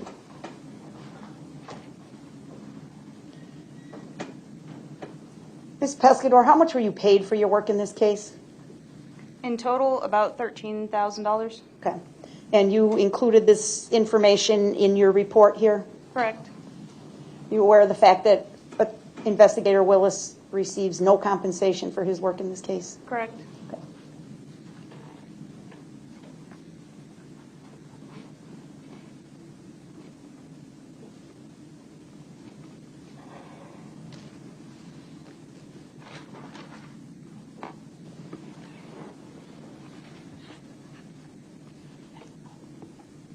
All right. Thank you, ma'am. All right, I'm going to have you do the redirect, but it's 10 o'clock and 9:58. Let's take a break till about 10:15, okay? All right, for the jury. Okay, Pablo's going to be arguing something here before the break. So let's wait and then we'll skip over.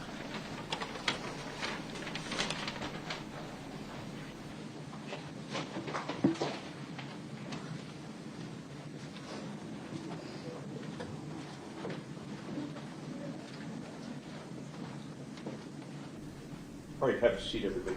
Ms. Pescador, you can step down. Pablo's not happy. What is So, it, Pablo? We'll come back for redirect at 10:15.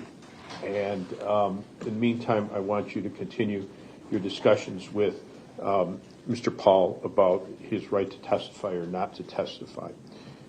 And I do, before the jury comes back, so I have an idea of where we're going to go, I'll ask him again about that issue. The defense was given, Mr. Bailiff, how much time after court yesterday? Say you must Half an hour? choose. Yeah, it was shortly after 5. About at least half an hour and at least half an hour this morning. And so you have a little bit more time. And I expect that should be sufficient time for him to answer the questions I'll have for him. You So must when we choose. come back after the break, that's the first thing we'll take up before having Ms. Pescador return. Okay? Anything else from the state? No. Mr. Galaviz? There is one thing, Judge, regarding that garage police reports. My name was mentioned by the prosecutor as to how I got that to Ms. Pescador. I think the jury should know that initially, when I got on this case in April, I noticed something wrong with that garage search. So I asked the prosecutors, could you please let me know what vehicles were in the garage at the time of the search, and, to identify those vehicles. They had no idea what those vehicles were. So I said, could you check with the sheriff's department, because apparently that dog alerted on 2 vehicles. They asked apparently Deputy LaFleur, she had no idea what vehicles the dog alerted on. So we asked them, could you please get us those reports? They said they didn't have the reports, so we had to request the reports ourselves. So I got those reports and I asked them, could you please have Detective LaFleur, review these reports and let us know which vehicle that the dog hit or semi-hit on in the garage. And she had no idea, Detective LaFleur, which vehicle the dog hit on. So then we got the report that the dog hit on the Caravan or this other vehicle. So then I asked, well, where were those vehicles parked in the garage? The ones that the dog apparently walked by. They had no idea. They don't know where those vehicles were parked, whether they're close to Mr. Mr. Paul's vehicle, or were they farther away? They have absolutely no idea where any of these vehicles were in the garage, or if these vehicles were in the garage. And again, I had to like pull teeth from them to get these police reports. So I'm upset, basically, the way this picture that Ms. Opper has played with this witness regarding like these reports and how, like, I mean, it lays the wrong picture, and she knows it, I think. I don't know why she's playing games with this witness. Oh, whoa. I'll be glad to testify and explain to the jury exactly how I had to pull teeth from this. Pablo, you can get the reports yourself, which they did, number one. Two, aren't you more embarrassed that Mr. Wolff admitted that the witness first wrote things down on a napkin? I don't think that painted a good picture at all. Snark at your own co-counsel there, okay?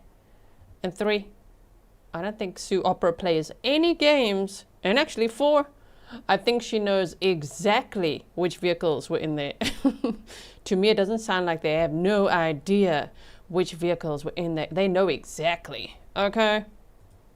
Office over here to get these reports, and how no one in at that table or the detectives knew anything about these other vehicles that were involved in fatals. When I asked them, were any of these vehicles involved in fatals, and they, I think, honestly told me, we don't know, until I got these reports. And then I told them, I said, you know, a lot of these other vehicles, plus the motorcycles that were right by Mr. Paul's vehicle, were involved in fatals. In fact, a couple of those motorcycles were embedded into the back of a truck where the occupant died sitting on the motorcycle.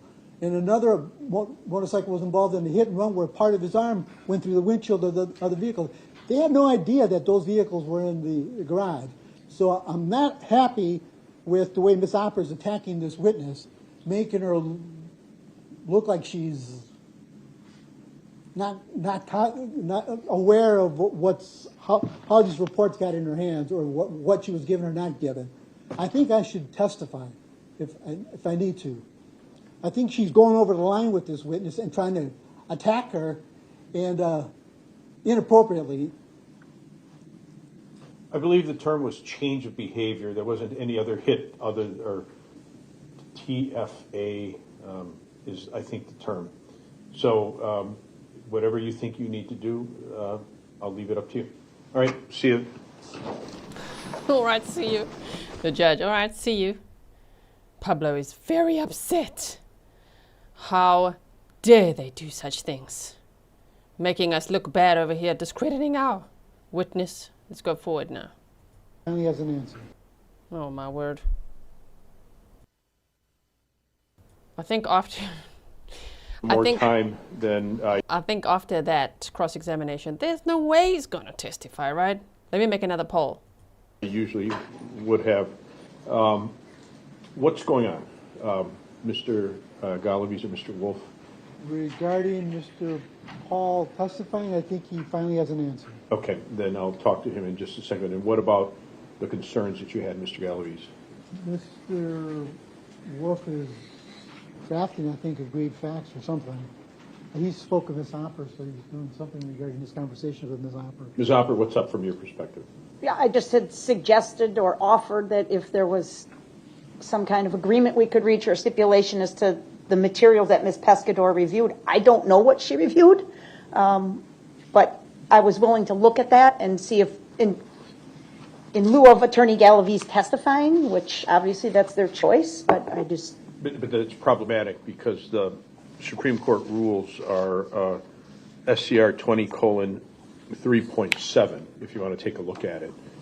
I don't know if you've had it reviewed it, Mr. Galaviz. And again, I don't know whether or not you need to testify, but that's something that we can talk about. But first of all, anyway, that's the operative Supreme Court rule.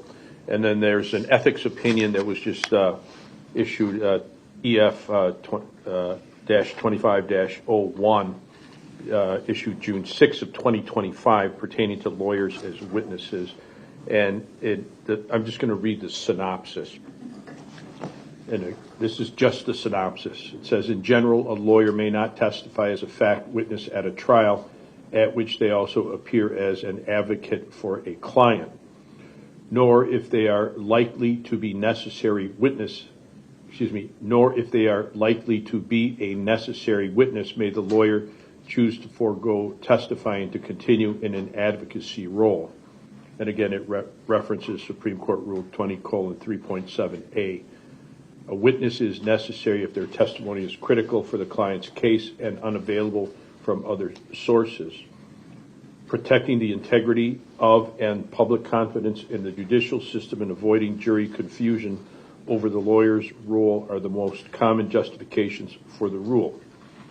Because the rule protects the integrity of the justice system rather than only the interests of the parties, informed consent does not prevent disqualification of the lawyer or exclusion of their testimony. That's a summary, and I'll get to that in a minute. So, Mr. Pahl, I asked you a bit earlier about your decision to testify. The first thing I'm going to ask, do you think you've had enough time to talk to your attorneys, sir? Yeah. Okay. Pull this microphone closer. Yeah, we want to. You said, yeah, you've had enough time to talk to them, talked to correct? him, yes. Okay. And do you understand that you have a constitutional right to testify? Yes, I do understand that. And do you understand you have a constitutional right not to testify? Yes. Do you understand that the decision whether to testify is for you to make, not your lawyer's decision? Yes, I do. And has anybody made any threats or promises to you to influence your decision? No. Have you discussed your decision whether or not to testify with your attorneys? Yes. Have you made a decision? Yes. What is your decision, sir? Well, I think Opera's too good at fabrication, so I don't think it would be a good idea for me to testify.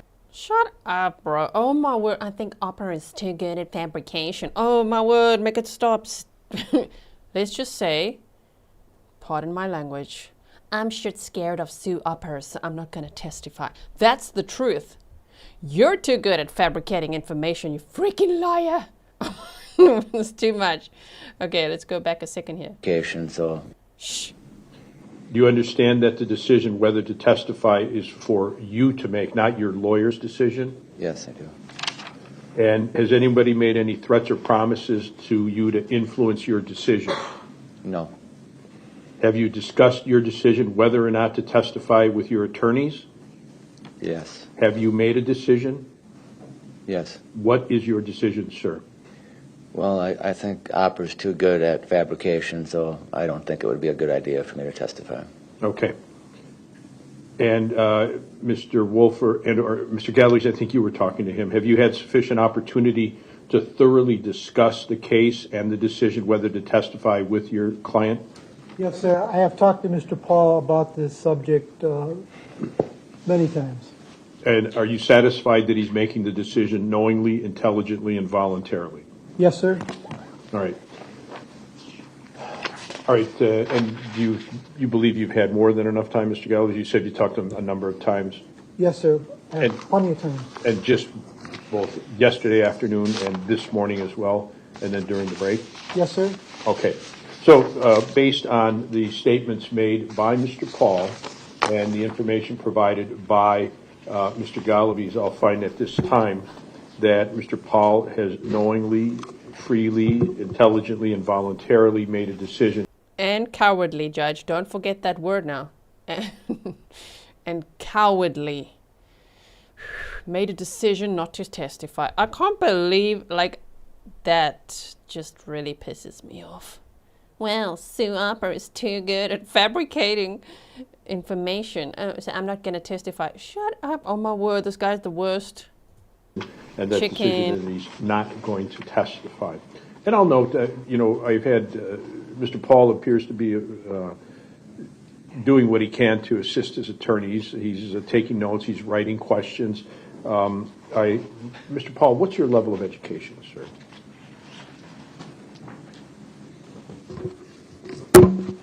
I've had some college.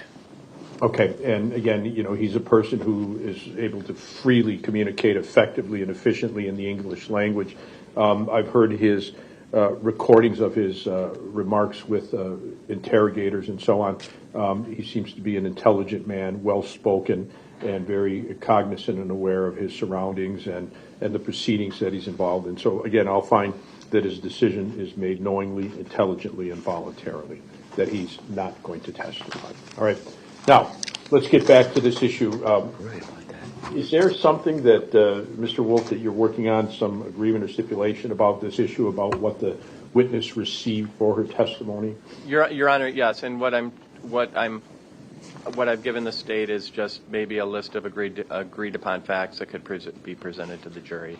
All right. About that process, obviously, in light of what the court stated, and obviously making every effort to not create an issue about whether or not Attorney Galaviz testifies or not testifies. All right, and you've given that to Ms. Opper? Yes, Your Honor. And Ms. Opper, what's... Okay, before we move on to that issue, on the poll, do you think he'll testify? We all saw it coming. The writing was on the wall when Sue Opper cross-examined the defense witness, right? So, yeah, everything shifted. Before, it was 49% yes, 51% no. And then after the cross-examination, which will continue, well, it's actually going to be redirect now. The defense will continue. After the cross-examination, yeah, it shifted to, do you think he'll testify? 28% said yes and 72% said no. Yeah, 72% were right. Now, he's too chicken to even face Sue Opper now.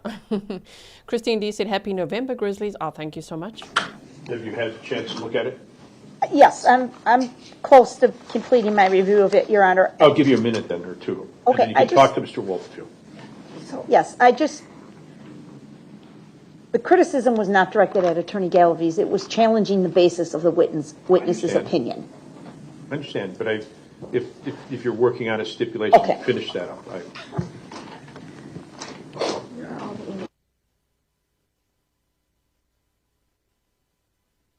I have updated my thumbnail, seeing as he won't be taking the stand. I shall also be updating my title. Should I call it Chicken Poop? Bangbroek. Someone said, wait, Hetty Baker said Bangbroek. That means scaredy pants in Afrikaans. Yeah, that's a Bangbroek guy. Look at him. Did you piss your pants, Matthew Pahl? Sorry, but that's his attorney's language, remember? That's how his attorney spoke about the victim in this case. Oh, you're pissing your pants, are you, Mr. Pahl? Mm-hmm. You thought long and hard in the jail cell last night and decided, I don't want to. I'm scared of her. And now he's like, yeah. What a coward. Perpetual victim. What is going on here now? There's no sound for quite some time here. They turned the sound off. Hey, and then the flag went up. Okay, wait. Pablo's got an issue. Bring out the napkin. Opper agreed to, and signed by each of the parties. My understanding, how do we want to handle this? Do you Read it to the jury, right? I think, Your Honor,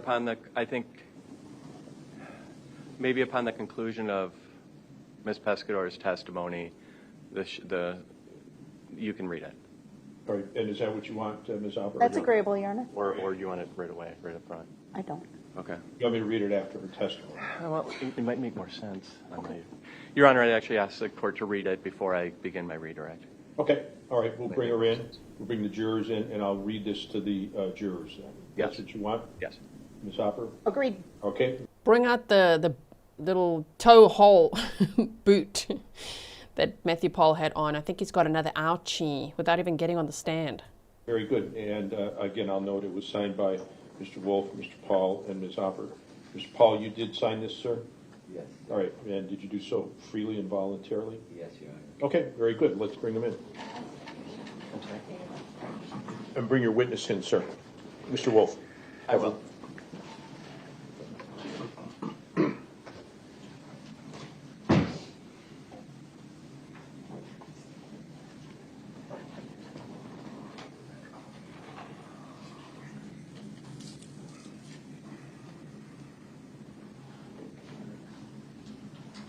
Okay. Here we go again, everyone. Stipulation to the. Sorry. Come on up, ma'am, please. Okay.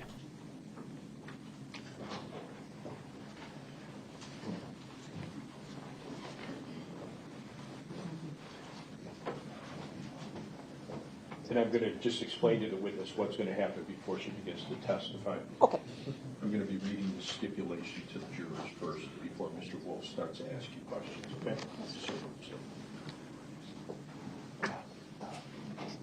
All rise for the jury.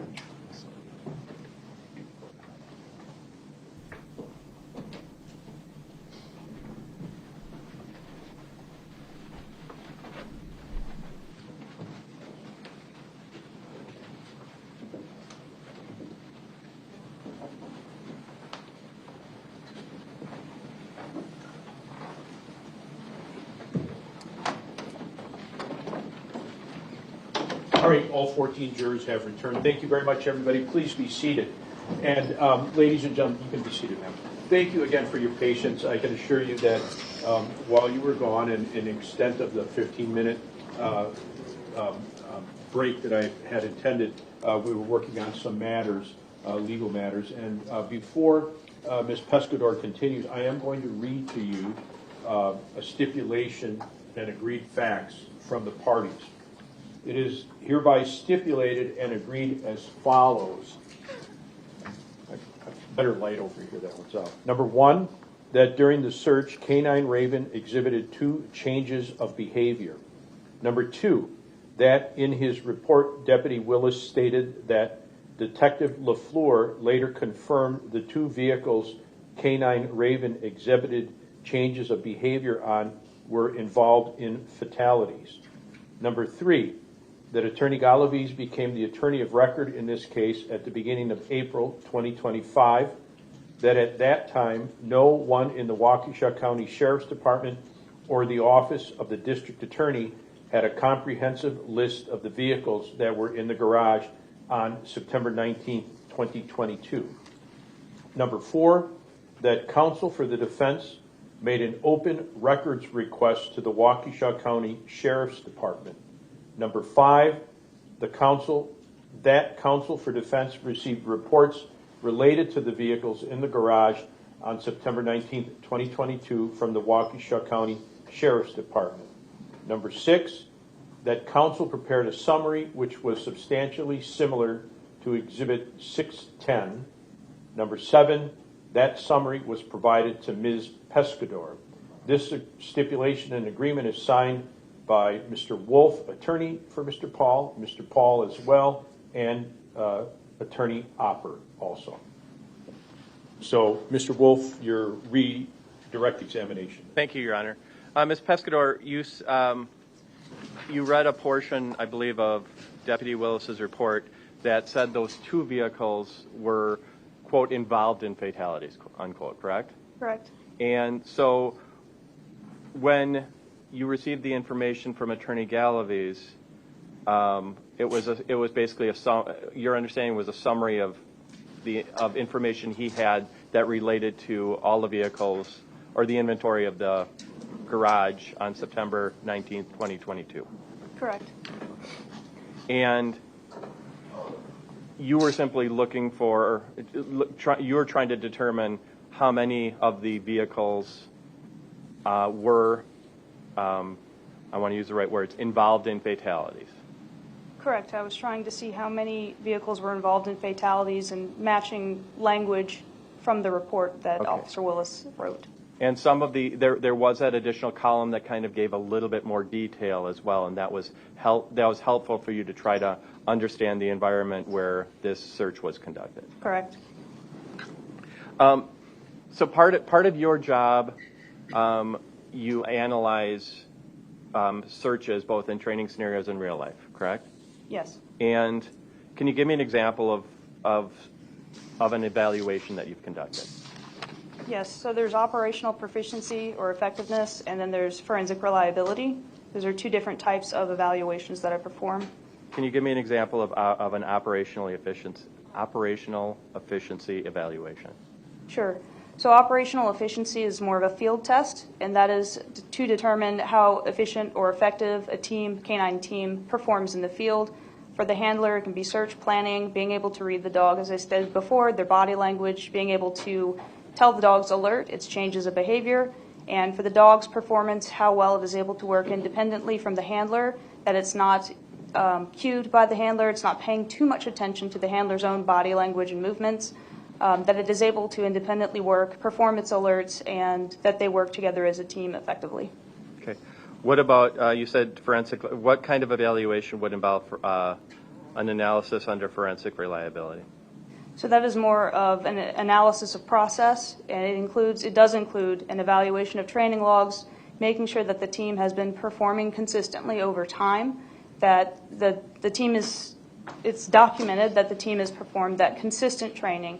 That includes discrimination apart from animal remains, so that the dog is not cued by that. It can tell the difference. So in the field test for forensic reliability, we will put out animal remains, which could be animal bones. So as an evaluator, I will keep animal bones. You may find roadkill for that. You could use pork. You can use pork, you could use chicken, and you'll put it out in the field to make sure that the dog isn't cued by that, and it'll go and alert on that. Sometimes they will, and that will be a way to identify a problem. There are many ways that you can test for problems with that. I had given an example yesterday of a dog that will false alert based on the scent cues of previous dogs or handlers. So you're checking for biases and problems with cueing in that regard, as well as a history of consistent training. Okay. What kind of evaluation did you do in this particular case? This involved records, and it involved very comprehensive documentation that was kept by Officer Willis in this case that provided a lot of that information that I was able to help perform that assessment for forensic reliability. Okay. Were there things that were lacking that did not allow you to get to establish forensic reliability? In his documentation, there was records of his training, and there was lacking of training. Okay, what about the actual test? What do you think in the test caused into question forensic reliability? Objection, vague. What test?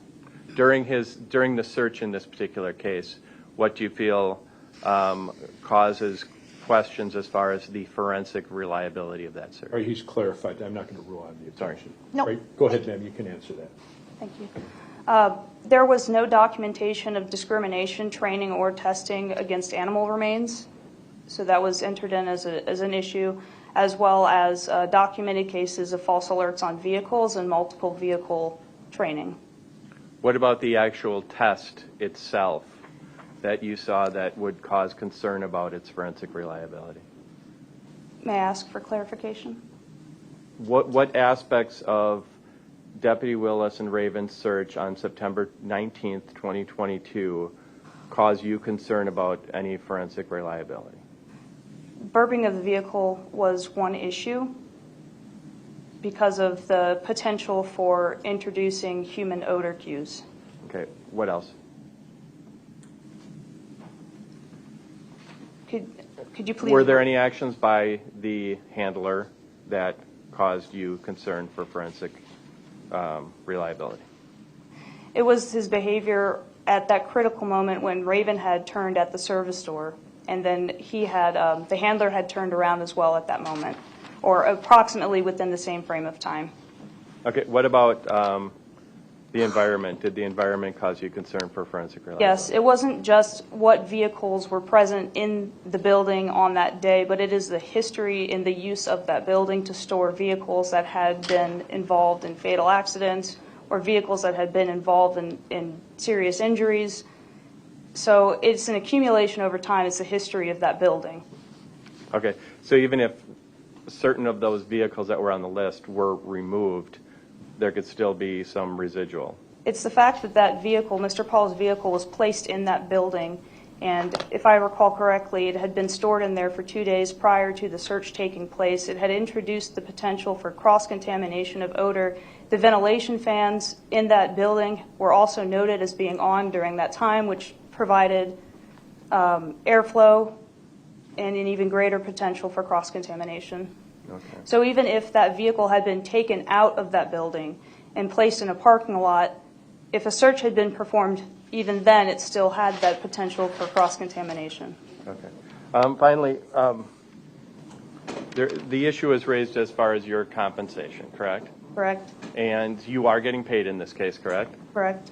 And do you get paid for everything you do? Not everything. Okay.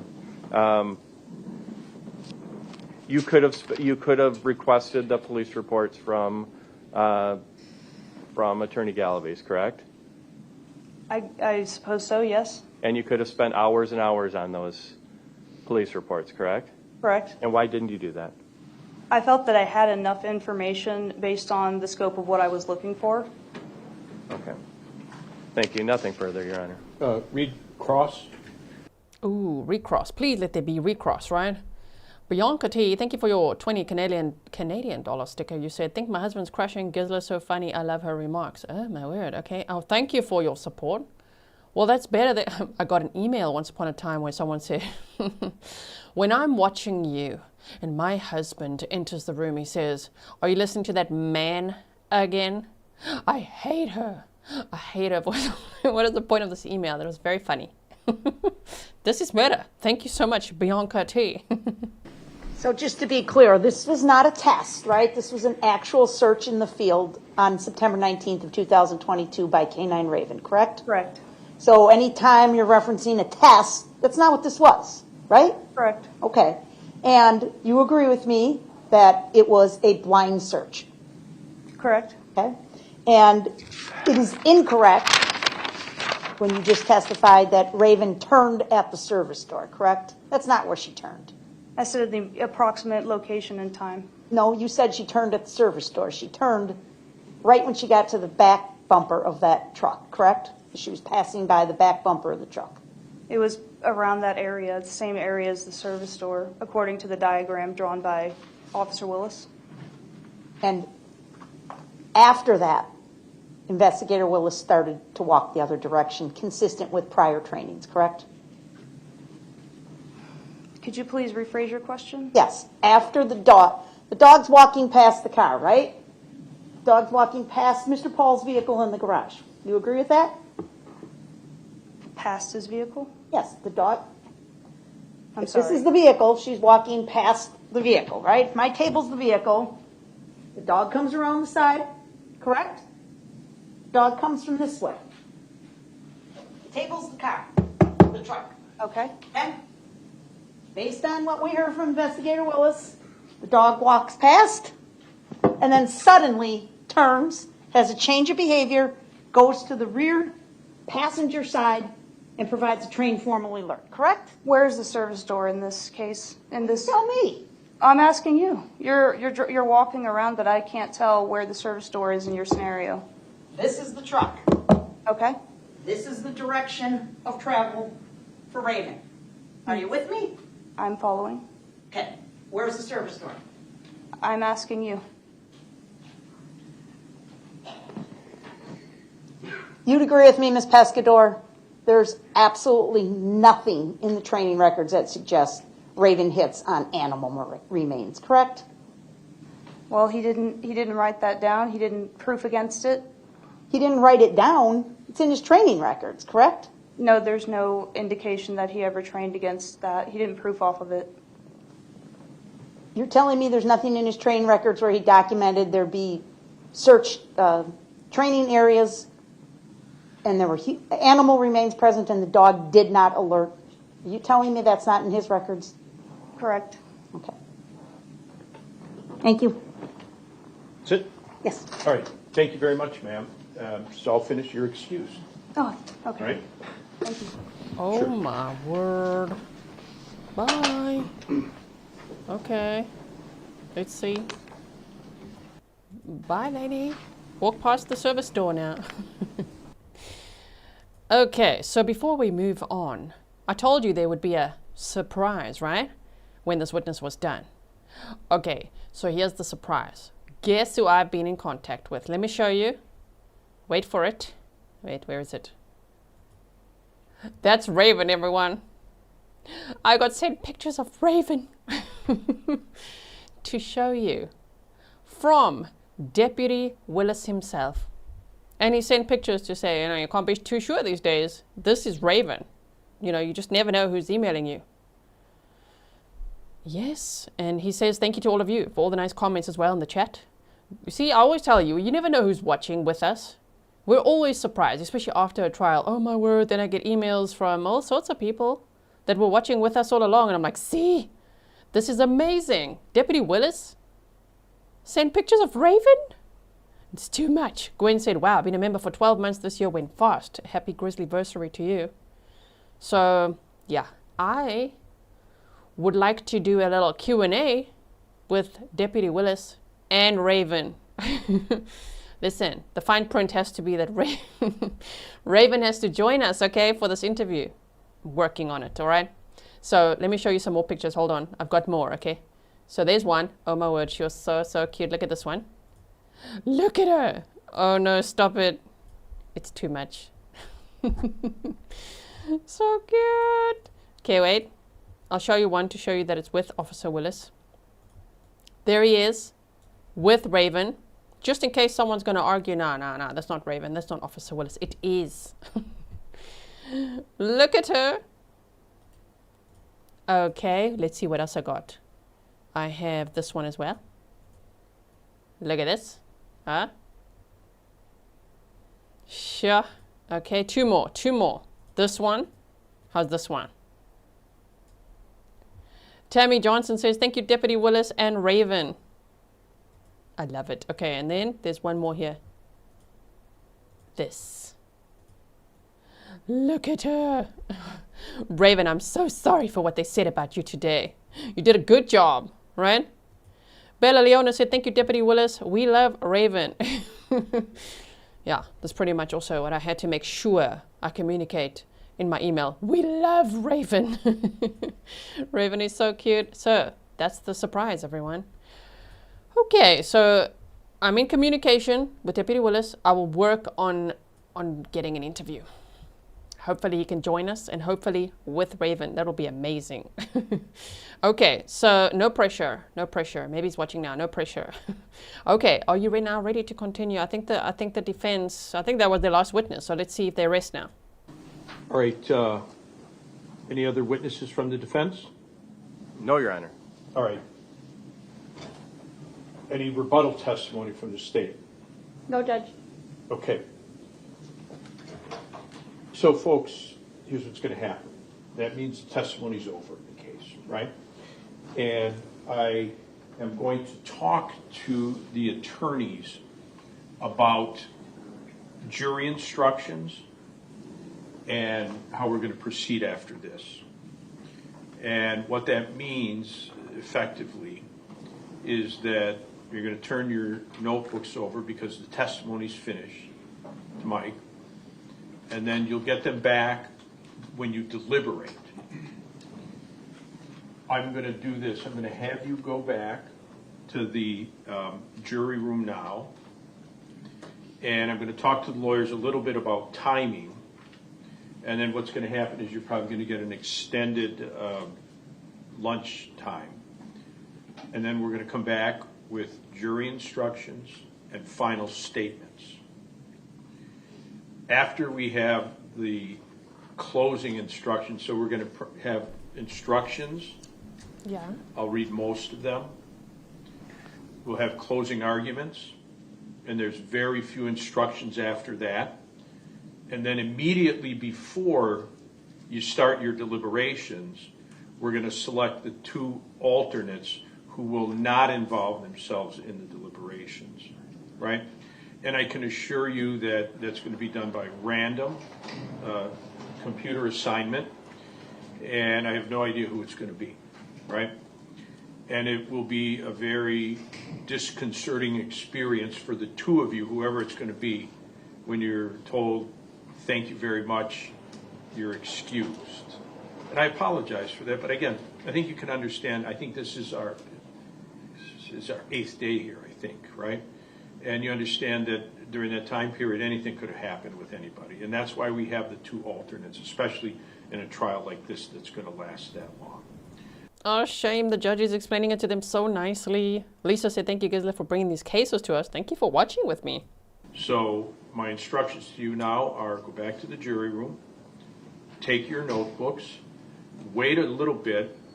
I'll talk to the attorneys about timing, and then I'll send word back to Mike, and he'll instruct you when you're to return this afternoon. All right? Anything else from the state before we break? No, Judge. All right, anything else from the defense? No, Your Honor. Okay, very good. Thank you, folks. All rise for the jury. Okay, defense is rested. Now they're going to do the charging conference. So jury not present. You're hearing me type now, huh? Charging conference. Then later closing arguments and hopefully a verdict. Will we have a verdict later? We could. All right, have a seat, everybody. The jurors have left. Yesterday, our clerk, I believe, at the end of the day, sent very rough drafts of instructions that we had received from the parties. And I think it's probably prudent for me to, well, let me put this, let's talk about timing first. I think that we can finish up by noon talking about instructions and probably having a finalized form for them. We could take a lunch break, and then the parties can come back and approve finally of the instructions, right? And then we can go on towards our closing instructions and then the closing statements. So what I would probably propose is that we tell the jurors to come back at 1:15. And then we'll move on from there. Ms. Gordon? That's fine with the state. Mr. Wolff, Mr. Gallagher? That's good, Your Honor. Okay. So give me 1 second. Did the state print copies of the instructions? Do you have them? Yes, your clerk kindly provided a printed version last night, Your Honor. Okay. Okay, so both sides have a printed version, correct, Mr. Wolff? Yes, Your Honor. Okay. Okay, so thankfully we started late, as we like to do, so we can skip over lunch breaks and things. So we are 42 minutes behind the live feed. And if I just monitor the live feed on the seller side, they're still busy with this charging conference. So I think it will be pretty good timing by the time the jury comes back. Maybe we'll do something in between. Maybe I'll run a poll to see what you want to do. We can look at Mr. Pahl's police interview a little bit again. I've made a bit of a case file for us so we can revisit some of that evidence, or we can maybe watch that part of Deputy Willis's testimony that I was referring to, where he talked about the thresholds and all of that, right? Something like that. We shall see, but let's just see how it goes. Julie Harris said, thank you, G and Mods, for all that you do. I have a lot going on right now, and you, G and Mods and Grizzly family helps me. I'm glad. You said thank you for all you do. Thank you. Thank you so much, Julie Harris. Okay, so let's watch this.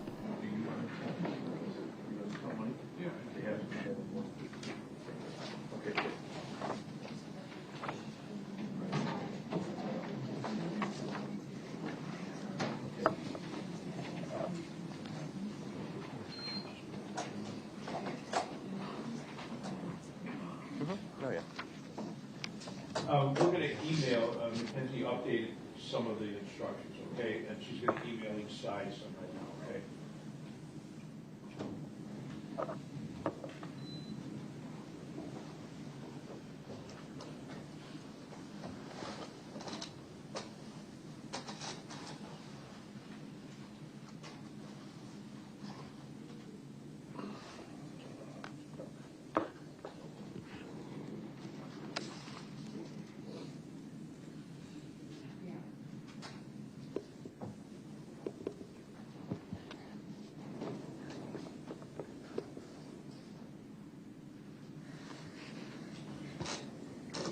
So for those who missed it, Matthew Pahl decided to not testify. You print me up.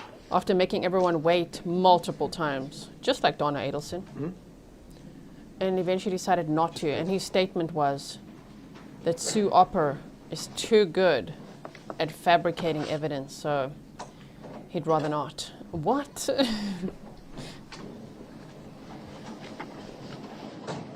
Thanks, Scott.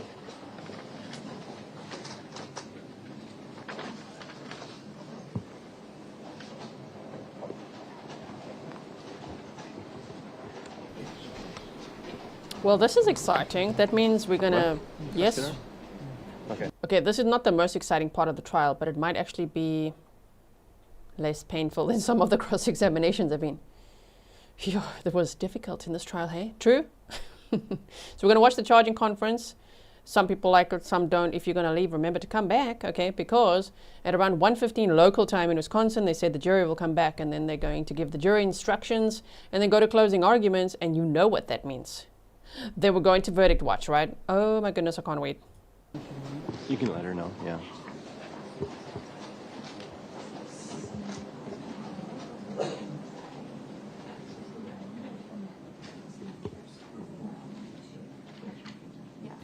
Okay, let's go forward just a little bit here. Exhibits, right? And I think pretty much everything has been admitted. We need to clarify just, I think, 2 exhibits from the defense. One of them was Dr. Hale's report, which was Exhibit 442, right? Because some of the language she used, we did not publish it, but she looked at that. And so it wasn't shown to the jurors, but she used it. Is there a request to admit that from the defense? Yes, sir. Any objection from the state? No, Your Honor, I think it should be part of the record. All right, 442 is admitted, but yeah.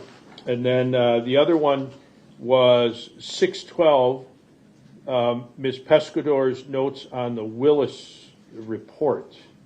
There was a screenshot, 612A, of the table, and then there was page 5 was shown, I can't remember, shown to the witness and the jury, to the jury as well. So we should probably go back and screenshot that as well, I think. And I think that was on cross-examination, page 5. Yes. All right. Is there a request to admit 612, Mr. Wolff? Yes, Your Honor. Any objection from the state? No objection. All right. And should we go back and screenshot page 5 as 612B? Yes, Your Honor. I'm probably for completeness of record, yes. Any problem with that from the state? No, Your Honor. Okay. We're going to bring it up to clarify what that is first before we do anything. That's a lot of pressure. That's a lot of pressure, says Mr. Wolff. And not that Mickey said, gee, please ask Deputy Willis how we can support or spoil Raven. And him, right? They said he didn't get any compensation in this case, right? Because I don't know, for the state, okay? And you said, I know they have strict rules. Raven deserves a GTC badge, though. True? So cute. Okay, I will ask. Put up page 5.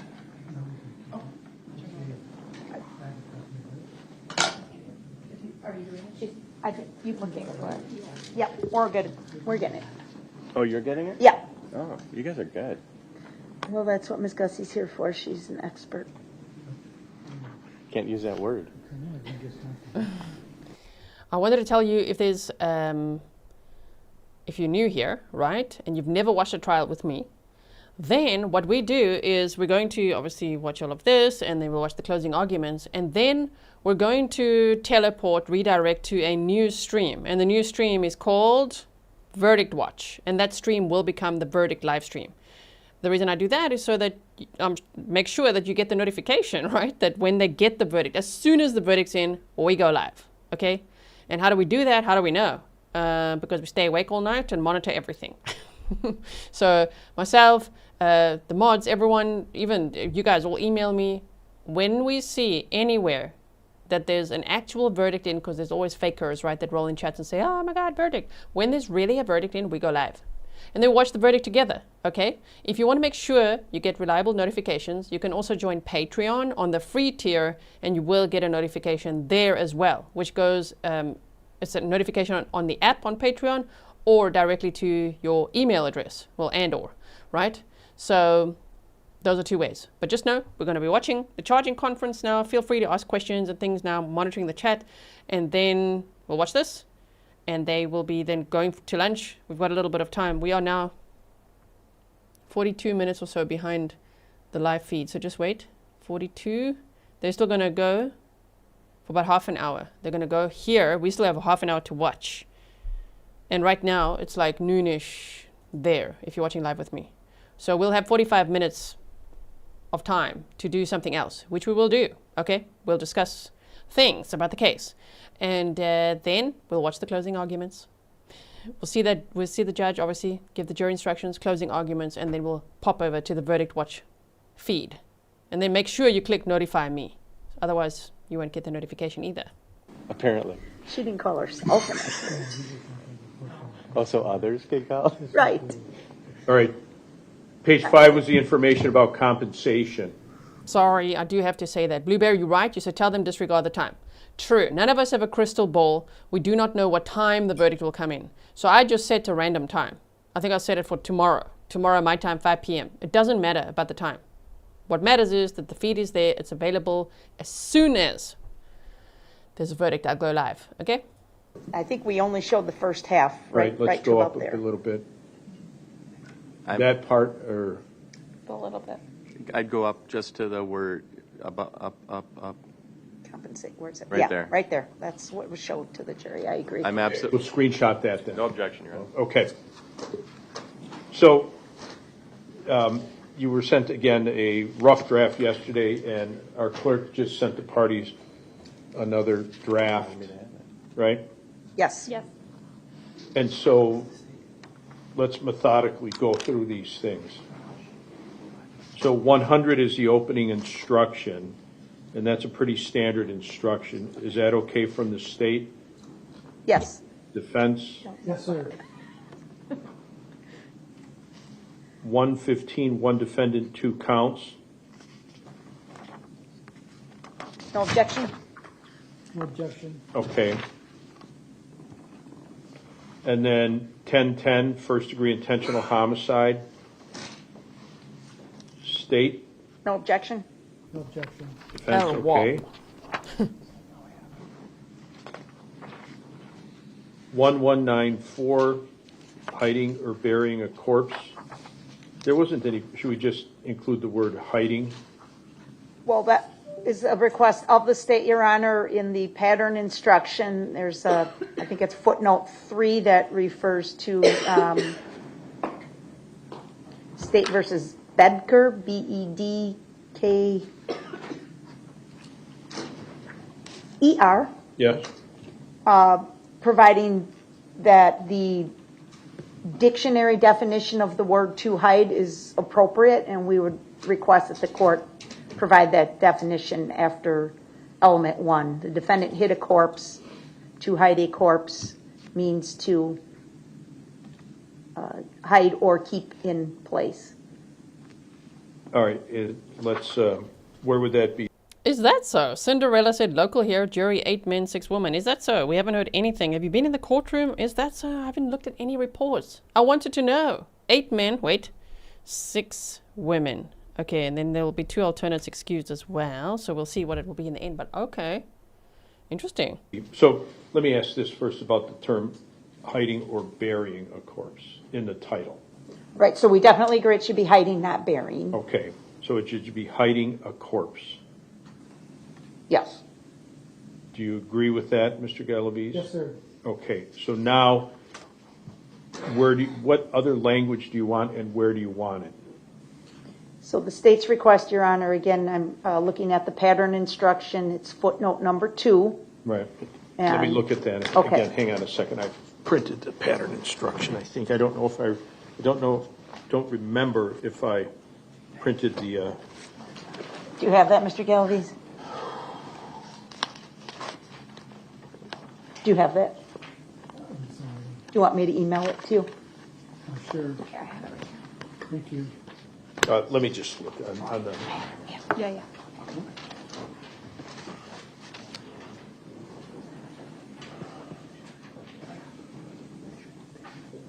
Does it have the notes on it?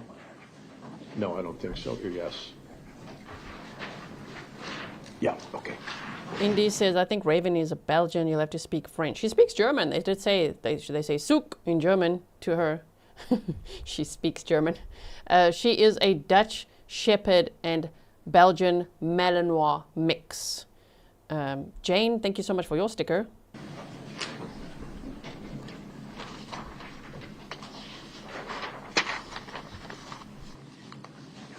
All right, tell me which, you're looking at which footnote, ma'am? 2, 2, okay.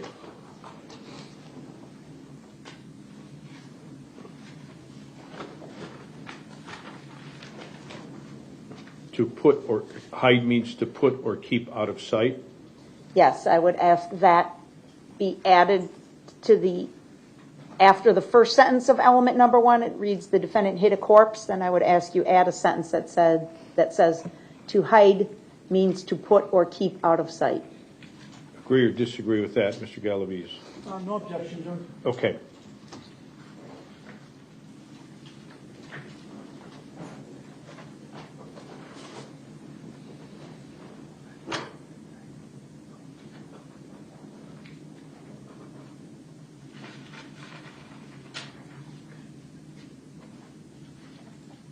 Look at her. That's Raven, everyone. So that would be, again, elements of the crime the state must prove. Number 1, the defendant hid a corpse. To hide means to put or keep out of sight. That's our request, Your Honor. Okay, with that and the modification of the title, you approve that, ma'am? Yes, sir. And Mr. Galaviz? Yes, Judge, right under the identification, the title, on that first line, it says hide or buries the corpse. Okay. So it should be violated by one who hides a corpse, right? Correct. We'll take out the word or buries. Yes, sir. You're correct, okay. All right, but otherwise, that seems to be approved by the parties. You agree with that, Ms. Opper? Yes. Okay. 140, burden of proof and presumption of innocence. That's a standard instruction. Ms. Opper? No objection? Mr. No Galaviz? objection, Judge, thank you. All right. 145, information, not evidence. State? No objection? Defense? No objection. 103, evidence defined. State? No objection? Defense? No objection. The judge should say true. Agreed fact. Now, there's a number of agreed facts in this case. Some I read at the beginning, some I just read. My recollection is that there are 2 sets of agreed facts, I believe. And let's just, for clarification,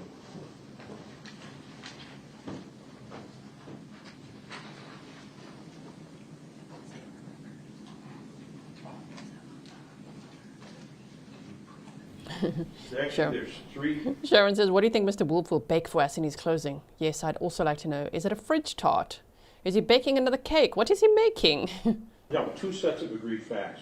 One is about the weather and the rain, and this last one is about the canine search, the building, and so on.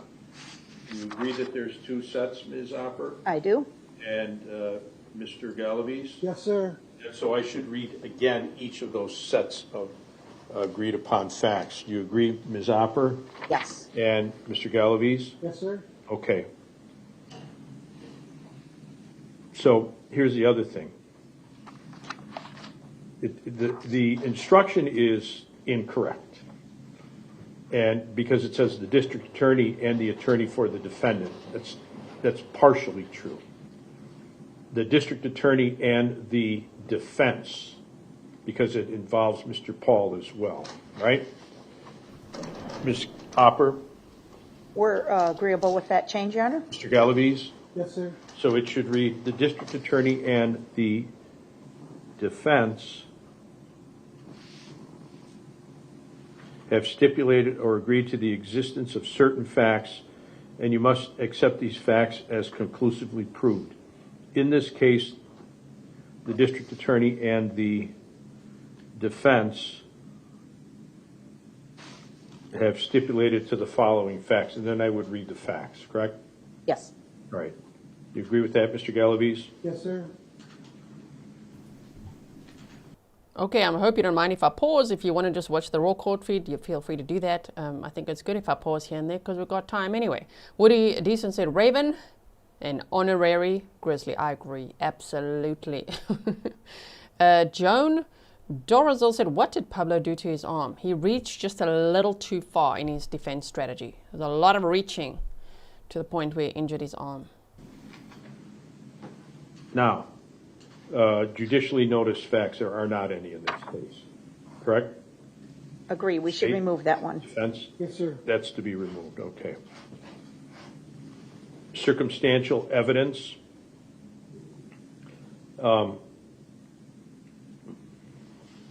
There's parenthetical language that talks about if evidence of flight, escape, or concealment has been admitted, see Wisconsin Jury Instruction 172.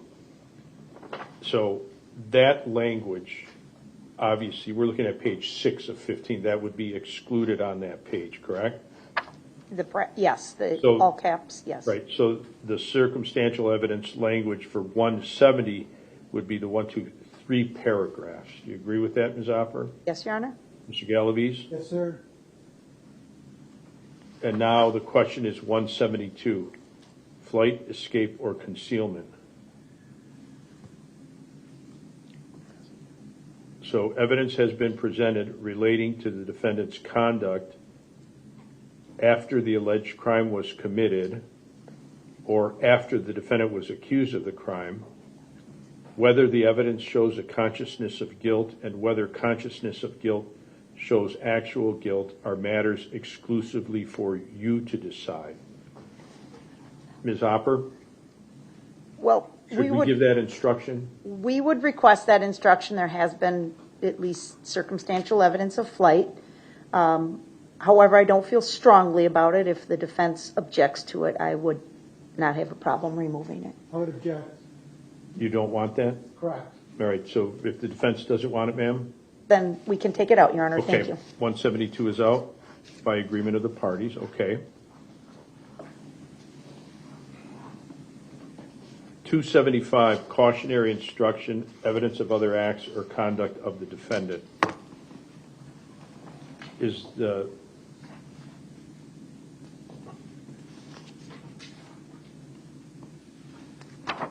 well, there was other evidence of other acts, including acts of domestic violence, specifically, I think. What do you believe we should do with that instruction, Ms. Opper? We did submit a proposed instruction 275 way back when. I don't know the document number, Your Honor, but it was filed on September 25 of 2025. I think that this incorporates the language that you submitted, Okay. that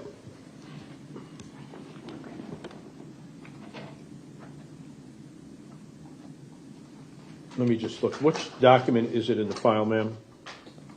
Again, I'm sorry I can't see document numbers, but it was filed on September right. 25 of 2025. Let me take a look. It's document 177. Thank you, Mr. Galois. Yes, sir. Appreciate that.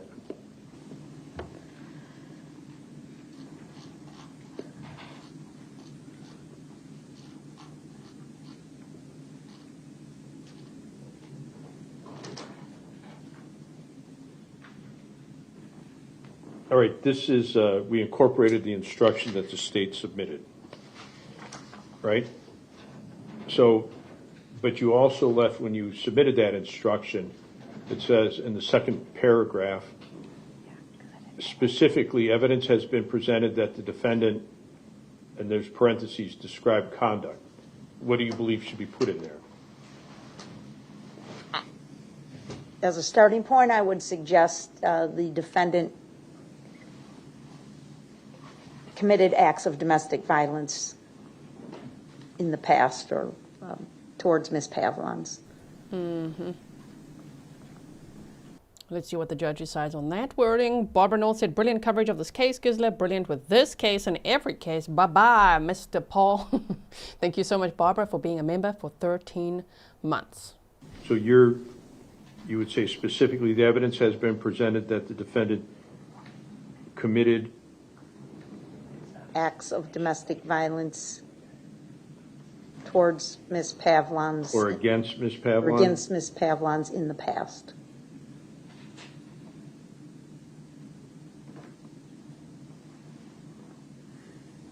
Mr. Galaviz?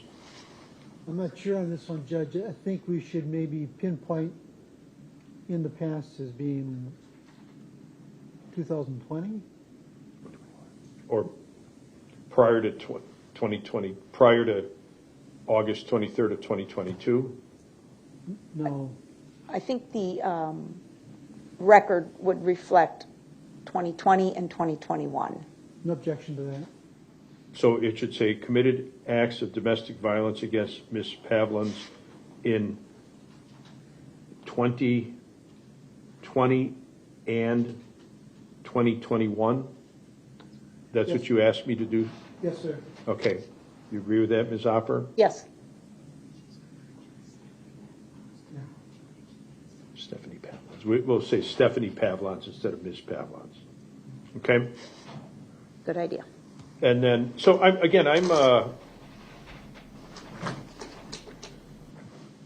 the title of the instruction is, I don't like it, right?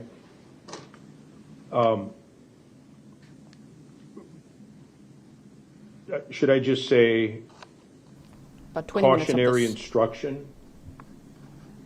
Because that's what it is. It says, okay, they presented these things, and you can look at it for these reasons. And Go it and speed it up. defines or delineates the reasons why.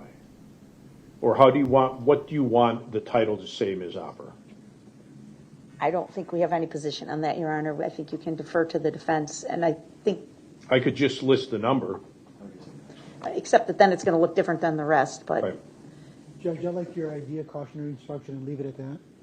You okay with that, Ms. Opper? yes. Okay, that's what it's going to read.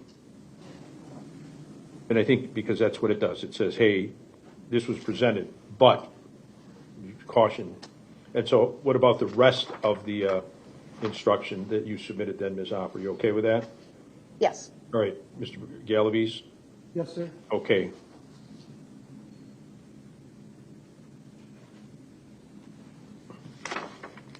$175 motive. I don't think this is necessary because it's already covered in 1010, Your Honor. All right. That exact language is in 1010. I agree. All right, we'll take 175 out. 180, statements of defendant.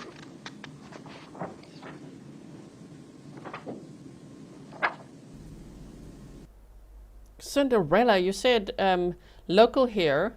Stephanie's mom said she watches Grizzly when I said support and love across the world. Sweden included. What? Wow. Oh, well, I'm in Switzerland, not Sweden, remember. People always confuse the two. Switzerland, tell us if you're watching, wherever you're watching from. Tell us, especially if you're outside of the USA, so that Stephanie's family and friends can see they've got support from all over the world. That's amazing. And you said I did give her a hug. She's very humble. Okay, so you're a local in Wisconsin, Waukesha, Wisconsin. I gather you've been at the trial a little bit. And you said Stephanie's mom said she watches Grizzly. What? That's amazing. Georgianne watches us. And you said when I said I support and love across the world. Sweden and Switzerland included, right? Wow, thank you. Agreeable to the state, Your Honor? Yes, sir. Okay.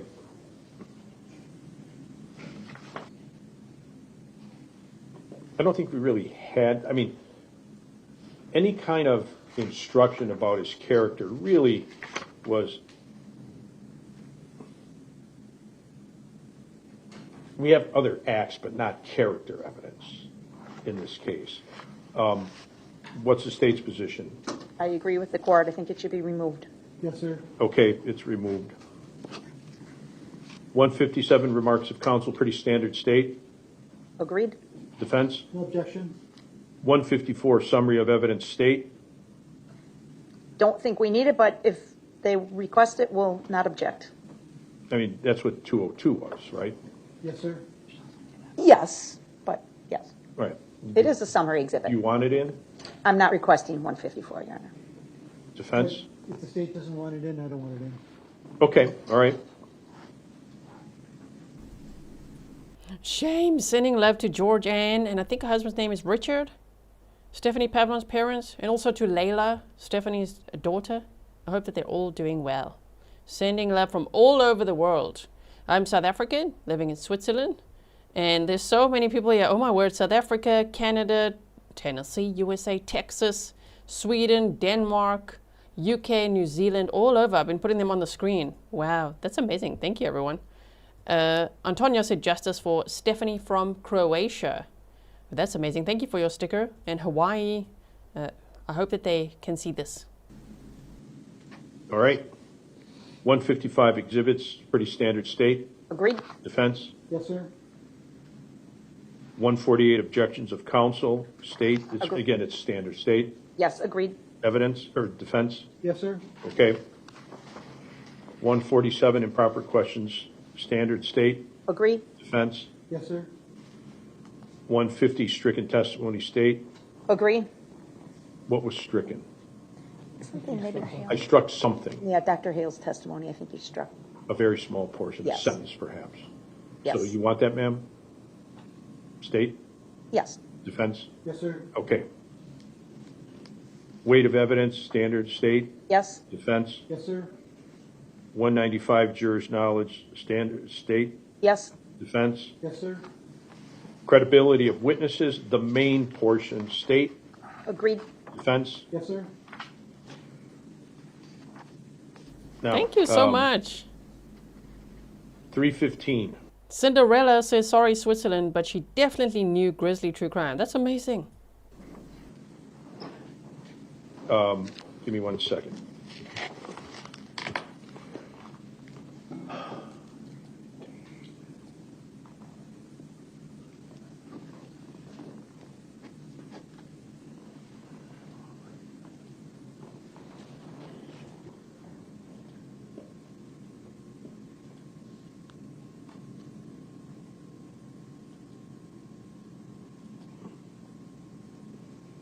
This is to be given only if requested by defendant. Defendant elects not to testify.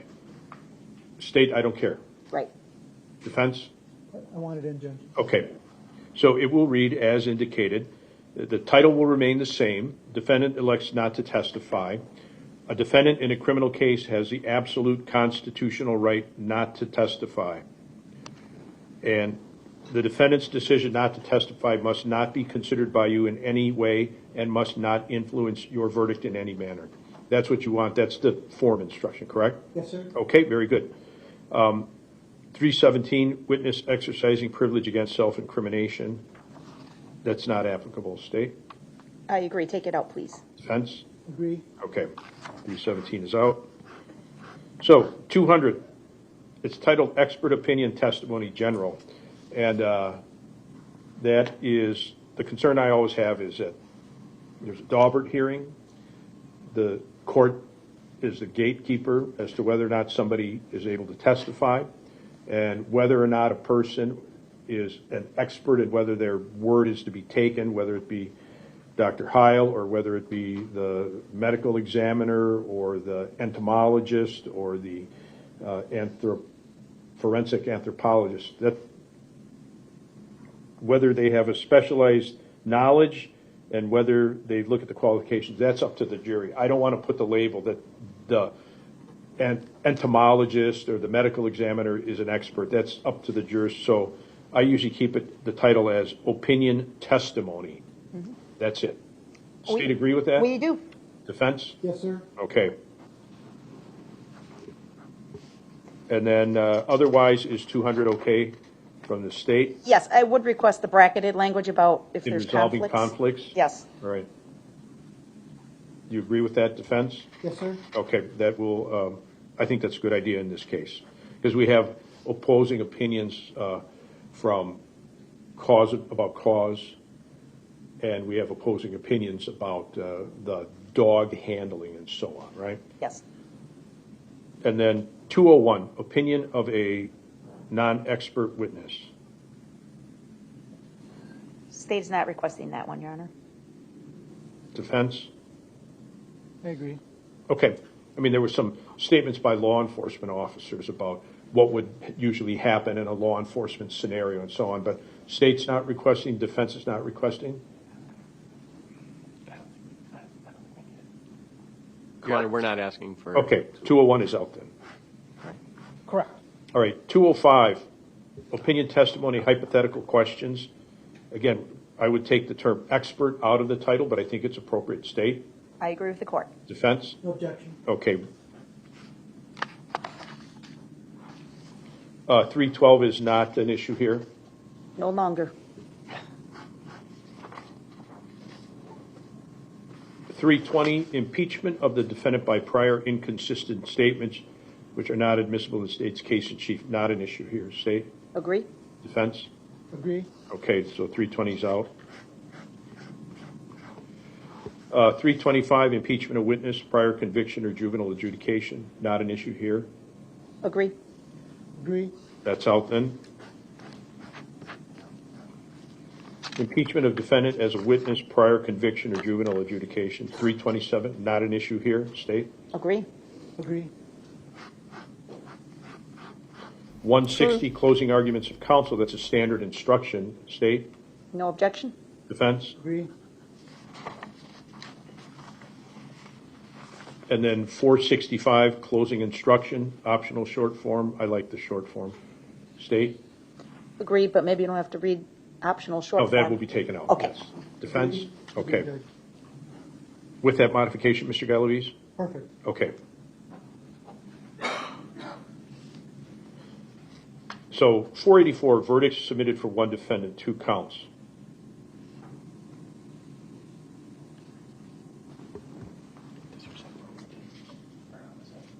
Where? 484, state, No objection to 484? defense, Your Honor, just in mine, at least what I'm looking at, yes? it says in one reading, we the jury find the defendant guilty, and where it says intentional homicide, there's 3 H's. Is that? What? I don't see that. I don't see that. See, 3 H's. Then it's just my computer, Your Honor. I have. No, that is not on mine. All right. Must be a glitch in my computer, Your Honor. That's a glitch, and we have to look out for glitches in the system. Yes, in the matrix. All right. That's just yours. Okay. So otherwise, are you okay? Mr. Galaviz, you okay with that? Yes, sir. Okay.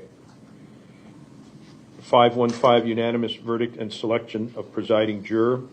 State, No objection? defense. No objection, Judge.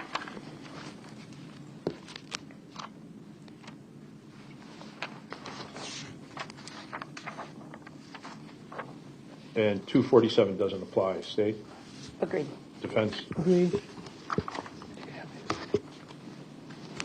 Okay. Any other instructions that the state wants to add, Nothing further, Judge. Thank you. or any change in verbiage? No, sir. We're Right. satisfied with these proposed instructions. Mr. Galaviz, same questions to you, sir. No change, Judge. Okay.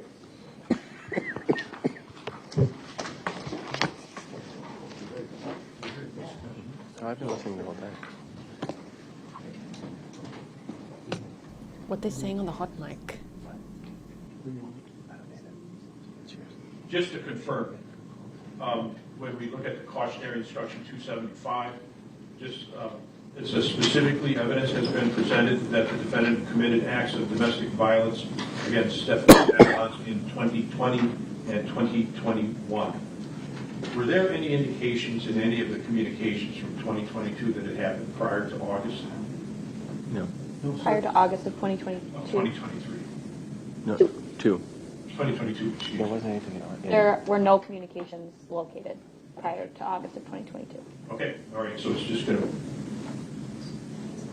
Okay.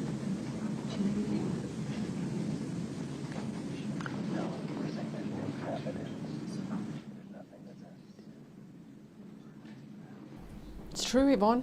Only half the people actually hit the like button. Sis. Please check if your like button works. That's the proposed instruction that we received from the state. It says if you find that this conduct did occur, you should consider it only on the issues of, and here are the important words, motive, intent, preparation or plan, absence of mistake or accident, context or background. And then that which was submitted by the defense, or excuse me, the state says motive, and it gives an explanation about that. And next it says opportunity, but that wasn't listed in the original criteria. In the original, from our motion? From your submitted instruction. From the state's submitted instruction. Do you understand what I'm saying, ma'am? Yes, Judge. Okay.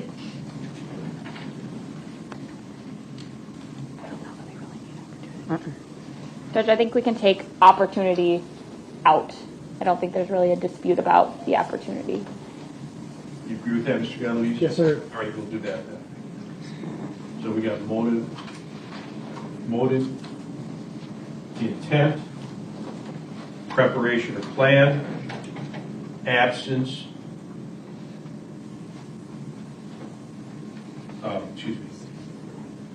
absence of mistake or accident, and context or background.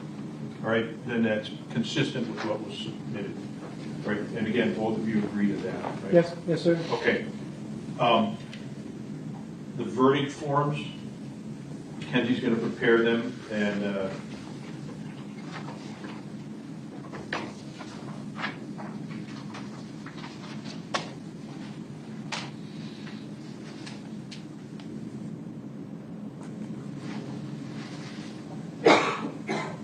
we'll make copies available to everybody. Okay, they seem to be appropriate. So let's do this.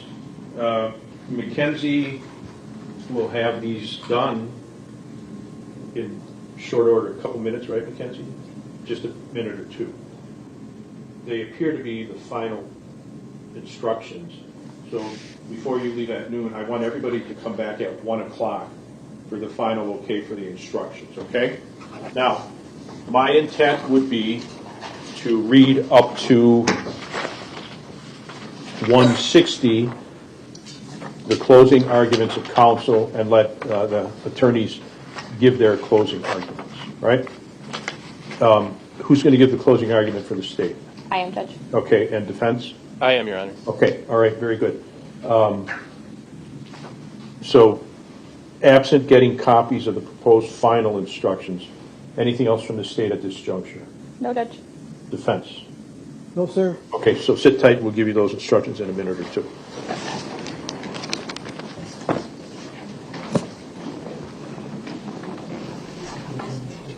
Look at him. He is smiling. He's feeling pretty confident, huh? Well, I wouldn't if I was him. So Cinderella, who's local, and I would assume in the courtroom, you have got information. You said the jury's 8 men, 6 women.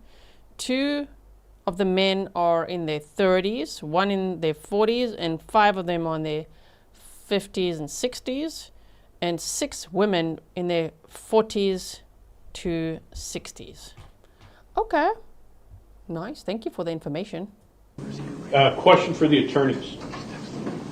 When we read the stipulated and agreed upon facts, should we copy them from the documents we have and put them in the instructions, or take the stipulate, which that's probably the better way, or take the documents themselves and give them to the jurors with their instructions? Ms.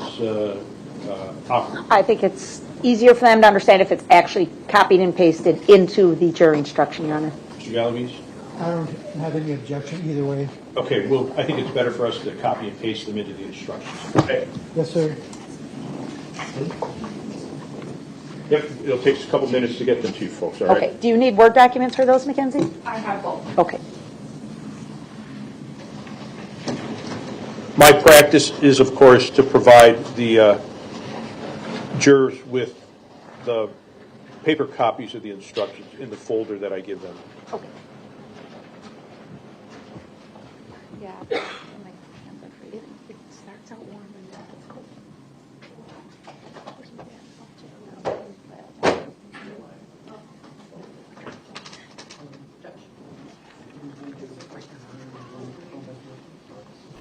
Okay, so now they're gonna go on lunch. Let's just wait and see here. And they will be back at 1:15 local, which is about 40 minutes from now. Okay, another thing, folks. When I read the original agreed facts about the weather, I said, in this case, the district attorney and the defendant's attorney, as opposed to the district attorney and the defense. Again, that's, and on the record, I told everybody that it was the agreement, I think, of Mr. Pahl and the defense. So when we read it to the jurors, it's going to indicate. I was going to say the judge is a bit far from the mic, but then they boost the sound. Nice. The district attorney and the defense, meaning everything. Okay? Yes, sir. Okay, very good. Yes.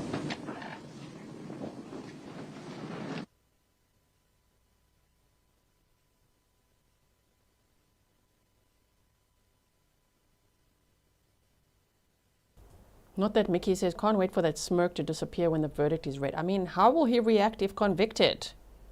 I think there's a high possibility that he will be convicted. So, is he going to smack the table or what? Is he going to throw a tantrum? What's he going to do? Okay, so let me see what the poll says. How long? Oh, I wrote 2, you think?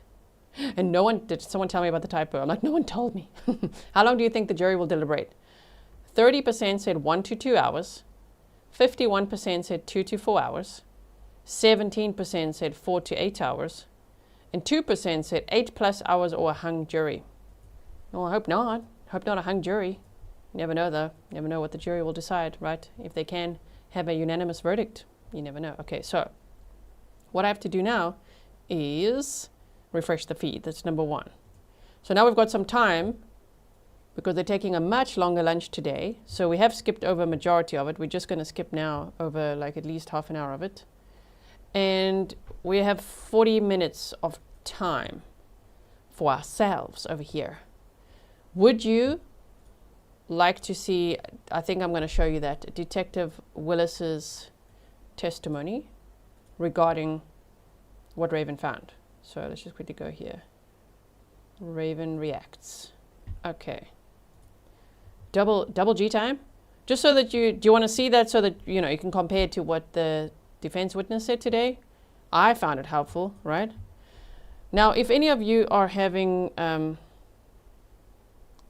intermittent audio issues, then it's probably intermittent now. But if you can hear me, and if it ever happens to you, you have to close YouTube completely. Not just minimize, close completely. Come back. That usually fixes it. It's an audio bitrate issue. That's a YouTube issue and a device issue. It's nothing I can do about it. You know what I mean?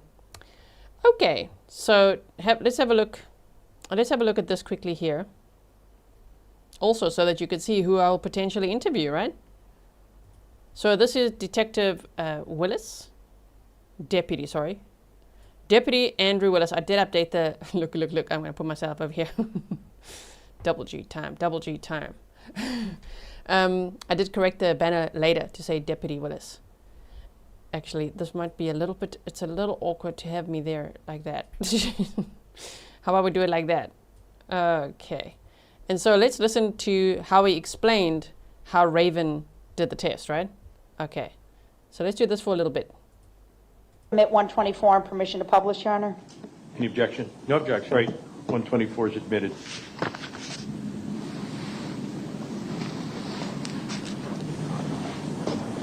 Okay, Detective, this looks pretty similar to some of those training records we went through earlier, correct? Yes. All right. If you could just start out, you said this is an overview of the pole barn, right? Yes. And you got this from Google Maps, or? Correct, yes. Okay.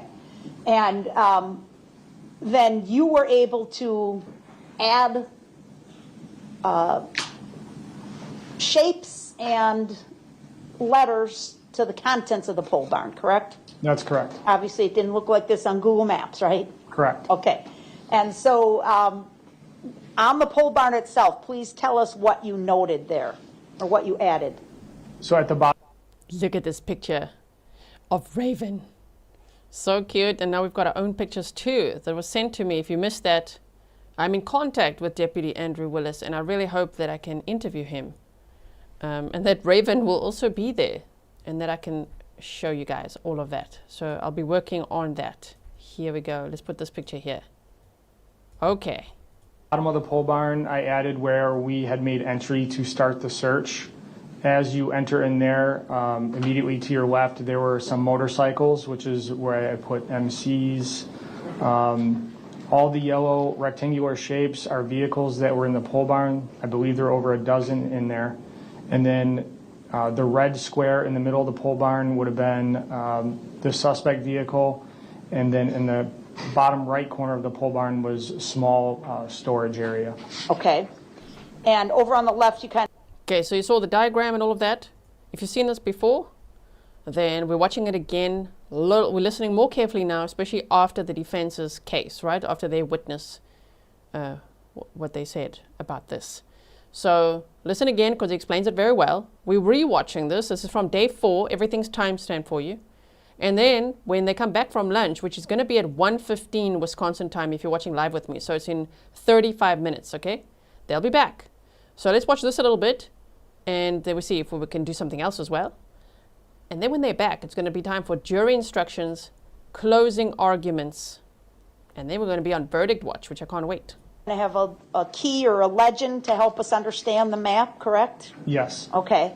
And on the right-hand side, towards the bottom, you note canine preparation at 0925? Correct. So at 9:25 a.m., I began to prep Canine Raven for the search. What does that mean? What did you do? So I opened the vehicle up and I placed the harness on her, which is her cue. It's time to start work.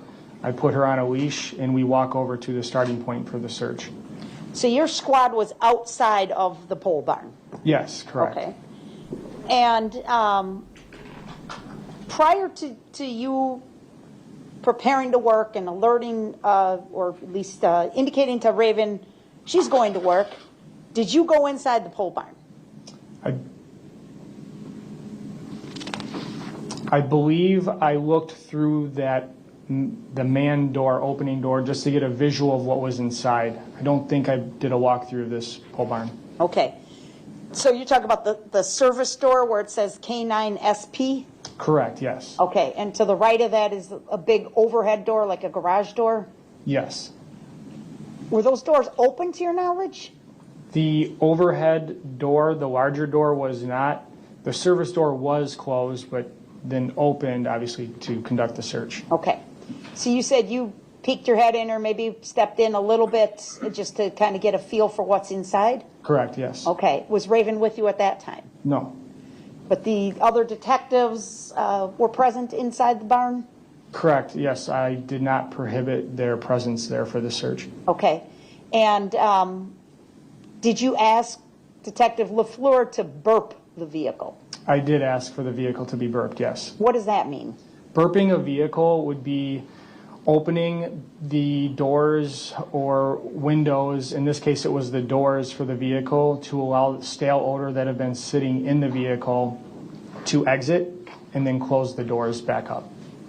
And so we're clear, what kind of vehicle was this? Mid-sized pickup truck with a cab. And do you know what doors were opened and shut by Detective LaFleur? I believe all 4 of the cab doors were opened. I do not recall if the tailgate area was opened or not. Okay. And you instructed her to open them momentarily and then shut them again right away? Correct, yes. And to your knowledge, is that what she did? Yes. I think I'm going to read something now. Double G. So Stop it. Okay, good moment to pause. Not a good moment to pause. Keep going, lady. And then I unhook her from her lead, and I give her the command to freely search that entire pole barn for the odor of decomposing human remains. And what's that command? Soup. Okay. And did she respond? Hang on. Oh, you want her to spell it? It's in German. Yes. Yes, Your Honor. Do you know how to spell that? I do not, Your Honor. Okay. It's probably S-U-C-H, right? It is. Suk. Like suchen? Suk. Am I right, Stefan? Stefan can speak German. Stop it. There's double G. Pronounced suk. North side. going behind and in between vehicles as she makes her way to the east end of the pole barn. And I note on here where you see COB1 and COB2, those are observed changes of behavior that I observed Raven give. That would include the increased respiration, changes of travel pattern, whether that be a head pop or 180-degree turn. But she continues her search. That search then goes over to the south side of the barn, back towards the west, towards the start, and she gives a trained formal alert on the mid-sized pickup truck at the passenger side rear. So you have indicated on Exhibit 124 her actual search path, correct? Approximate, yes. Okay. And is that accurate that she sort of moved around other vehicles inside the pole barn? Yes. And you were able to observe her behavior during this time? Yes. And you indicated that she provided a change of behavior for 2 other cars in there, correct? Correct, yes. What did you later learn about those vehicles? I learned that those vehicles were involved in fatal crashes. Now we've got to listen very carefully, because now Deputy Willis explains why Raven was interested in those 2 other vehicles but then moved on, and why she alerted to Matthew Pahl's vehicle, which is a big deal as well.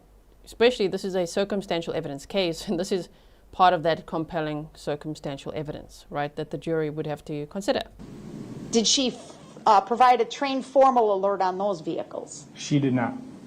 Well, if they were involved in fatal crashes, why wouldn't she alert on those trucks or cars? So, to explain it is in thresholds and how we train for our training aids. So for human organs, we want the threshold of that to be low, because there aren't very many reasonable explanations why somebody would have any human organs or decomposing human remains on their person or in their property, like a residence or a vehicle. Blood, however, is different. The threshold for that has to be quite large. So we need to train when it comes to blood with large volumes of blood. Otherwise, the canine would alert in everybody's bathroom, in their residence, or in vehicles with a large number of reasonable explanations as to why there would be blood. So again, based So that was a good answer, on right? Thresholds. Jeff Salisbury said, a little help to keep the streams ad-free. Thank you so much. He said, thank you for all your work, Mrs. G. Thank you. I really appreciate that. If you guys didn't notice, you don't get ads every 8 minutes or even every half an hour, anytime during these long trial days. And afterwards, on any of my live streams or videos, it's only in the beginning and never again. It's not throughout, you know? I have to literally turn it off. YouTube continuously wants you to have it on so that there's ads every 8 minutes. But because of your support, thank you, Jeff, I can turn that off. I really appreciate it. Let me just quickly see. Thank you, B-Town Princess, for your email. And Wu-Tang Alex said, why they tried so hard to discredit his testimony. And I mean, his testimony is so calm and factual, right? It just makes sense. threshold, she doesn't formally alert on those 2, but she shows some interest. Is that what I'm understanding? That's correct, yes. What is she trained to alert on? So blood is part of what she's trained to alert on, but if she's going to alert to blood, the threshold has to be quite large. Pools of blood, not a couple of drops. I would expect, and I have seen changes in behavior as I've described for drops of blood. But when she alerts to decomposing human remains, whether it's blood, organs, skin, adipocere, which is body fat, the threshold for that would be very low.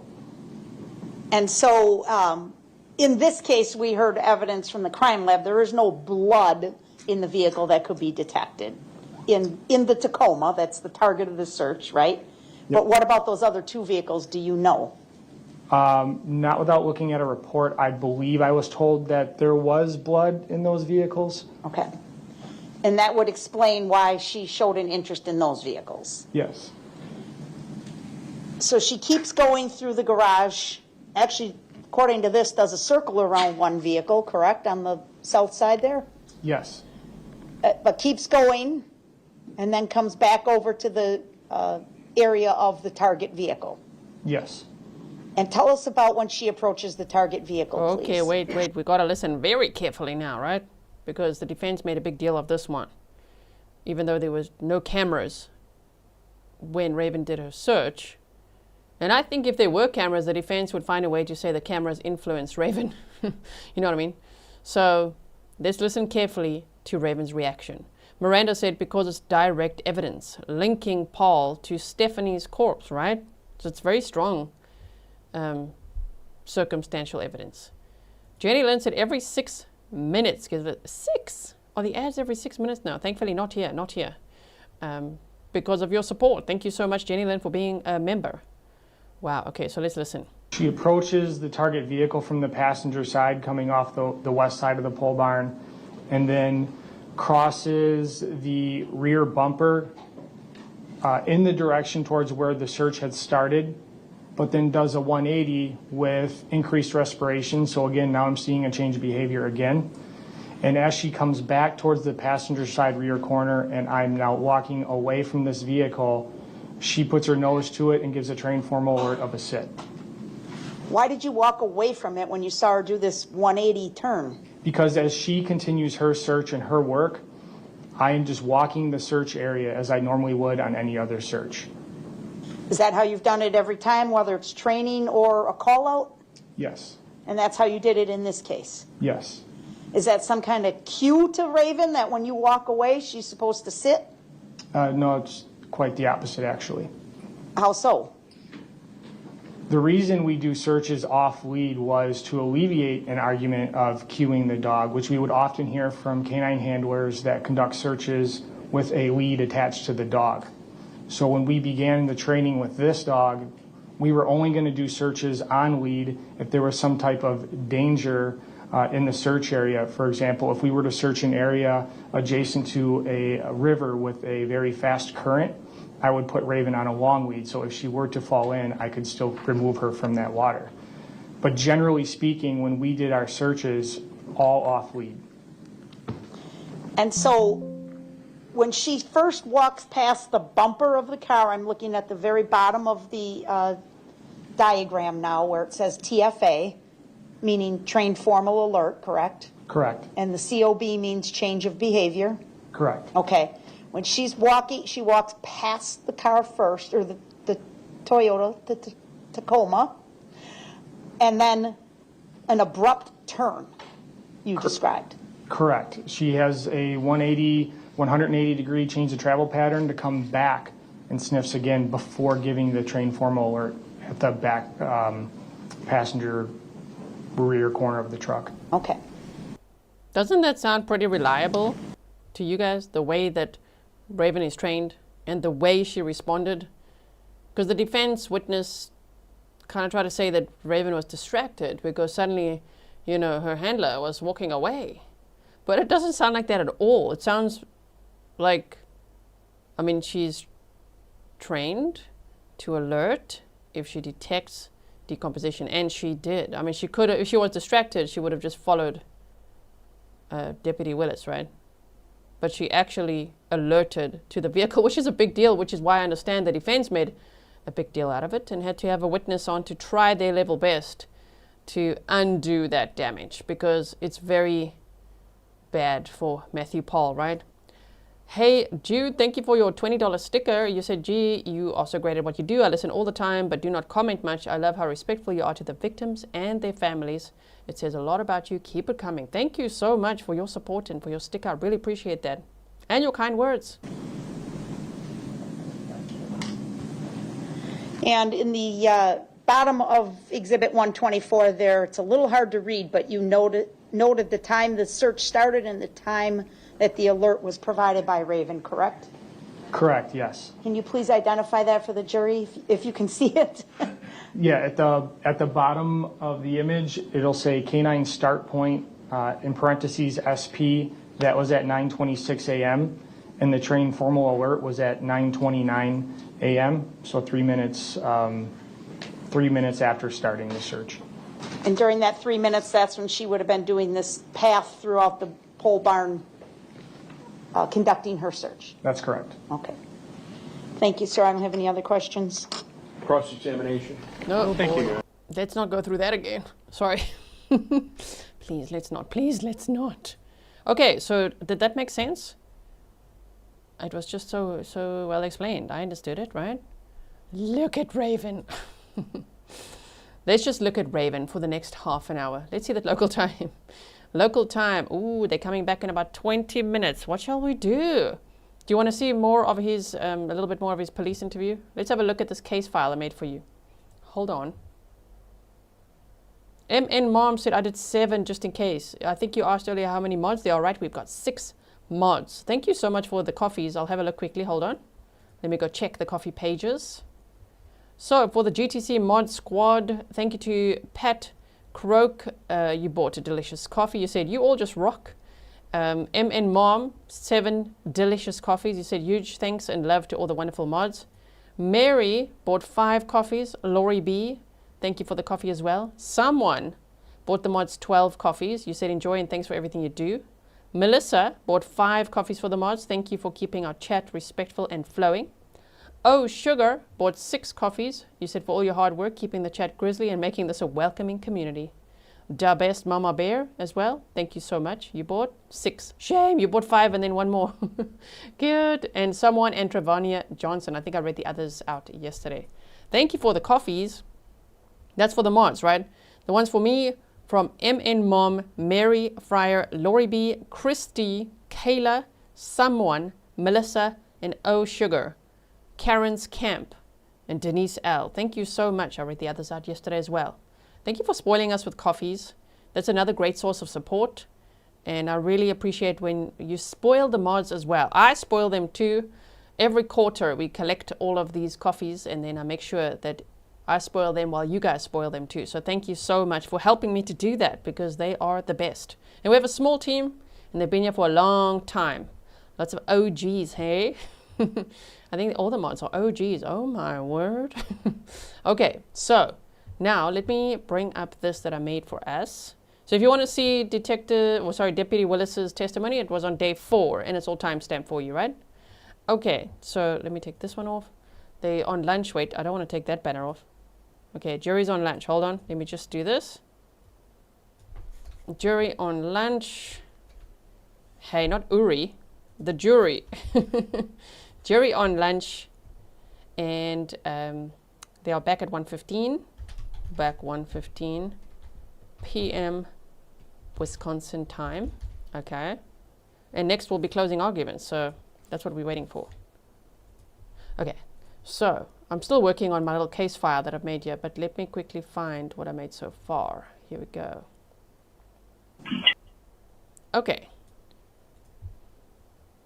I have more to add. But let's start by listening to the 911 call that started it all on September 9th of 2022. Let me just make sure I resize it nicely for us. You're getting an exclusive view of my case file. I haven't published it or done anything with it because I'm still working on it. Okay, so here we go. 911, what's the address of the emergency? It's the Orthopedic Hospital of Wisconsin on Gulf Road. Okay, hang on just a moment. Okay, is that the Orthopedic Associates of Wisconsin? Yep, it's behind it. It's in the vacant lot next to it. Okay, what's the telephone number that you're calling me from? And your name, sir? Nick Fricano. Okay. Defendant Construction. And tell me exactly what happened? We found a dead body in the woods when we were putting up stakes for no trespassing signs. Okay. And you're just, where exactly are you in relation to the Orthopedic Associates? Are you behind it, you said? Yeah, we're to the west and behind it, like between the golf course and that. If you want to have someone meet me up. Are you to the west or are you to the east? Or no, sir? sorry, to the east. Yes, okay. to the east. Okay. Yeah, to the east of the hospital. I'm standing in the parking lot of the hospital. We can walk back there. Okay, and you're from a construction company?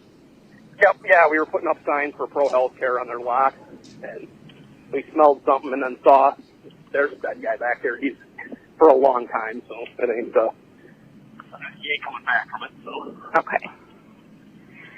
All right. What kind of vehicle are you going to be in so I can let them know? I'm not in a vehicle. I'm in a red shirt with a white hard hat on.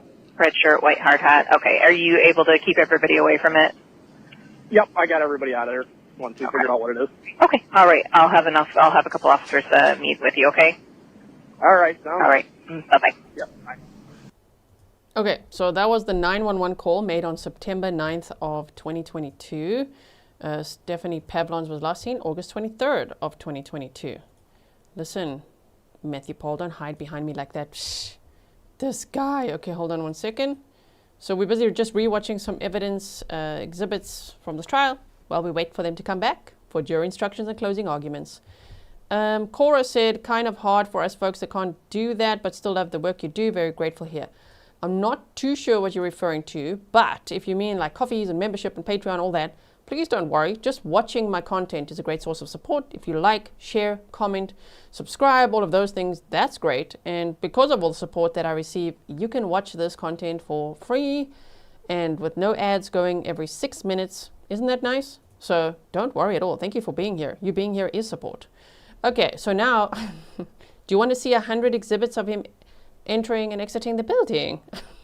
Don't worry, I won't put you through that. But I think these are ones just from, this is from August 23rd of 2022. So let me just type this in, August 23rd. And it's the last day that Stephanie Pavlons was seen alive. So this is the footage from that. There's no sound. This is, she was also seen at the Quick Trip. That was the last seen footage. Shame. And here he's leaving at 8:40 in the morning. And then she was never seen again. And her body was found right there where he had his physio appointments. And this is him coming back from that.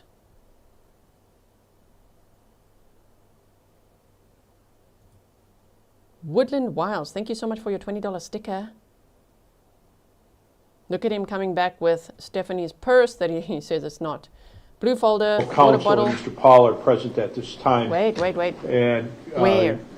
We discussed the jury instructions. I gave the parties what hopefully... Sorry, something was going on another feed. I will have a listen there in a moment. This was him coming back, not yet with the purse. He goes around later, changes his shirt, and brings in the purse. So let's quickly watch this, then I'm going to listen to what's going on there. Actually, there's no sound. Let's listen. Instructions, and I want to review finally what we're going to do in regards to jury instructions. So, Ms. Opper or Ms. Gordon, who's going to handle Ms. Opper, you acknowledge receipt of the instructions? Yes, sir. All right, and Mr. Galavis, you do as well, sir? Okay, so we'll switch to that in a moment just to see what they're doing there. This would be still, this was, look, he changed his shirt, remember we went over that, still the same day, August 23rd of 2022. And he didn't walk in with a purse in his hand because he's a man. He's like, I'm a man. Here, is this the one? He's got the purse right there. Here he's got Stephanie's purse, but he lied to police, saying that it's not the purse, it's clothing. But no, it wasn't. Cora said, thank you, Grizzly True Crime, very kind, didn't mean to distract you. No, not distracted. I really appreciate you being here. Thank you. Okay, so we've seen this. Okay, now we're going to go back to some of this evidence in a moment. I just quickly want to, well, maybe. We'll see what the judge is saying over here now. Let's quickly see what he's finalizing. What you're saying, suddenly the sound just came on. I'm like, wait, what? Who? Where? Okay. Yes, sir. Okay, so what I'm going to do is we're going to go to each instruction. I'll give the number, Okay. and I'll ask for an okay from each side, or let me know if there's any problems or concerns. So 100 state? Yes. Defense? Yes. 115 state? Yes. Defense? Yes, sir. 1010 state? Yes. Defense? Yes, sir. Wait a second. Is this the paper one you gave us we're looking at? Good. Okay, I'll take a step back. Why can't they show us then?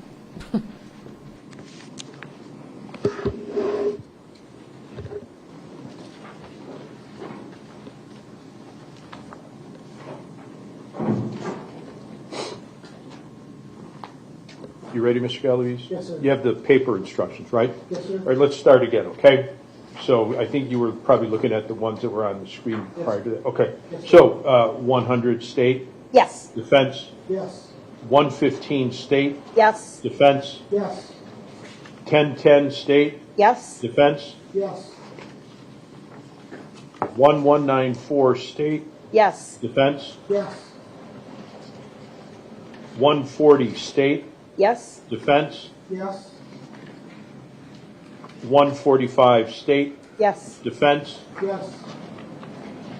103 state, Yes. defense. Yes. 162 state, Yes. defense. Yes. 170 state, Yes. defense. Yes. 275 state, Yes. defense. Yes. 180 state, Yes. defense. Yes. 157 state, Yes. defense. Yes. 155 state, Yes. defense. Yes.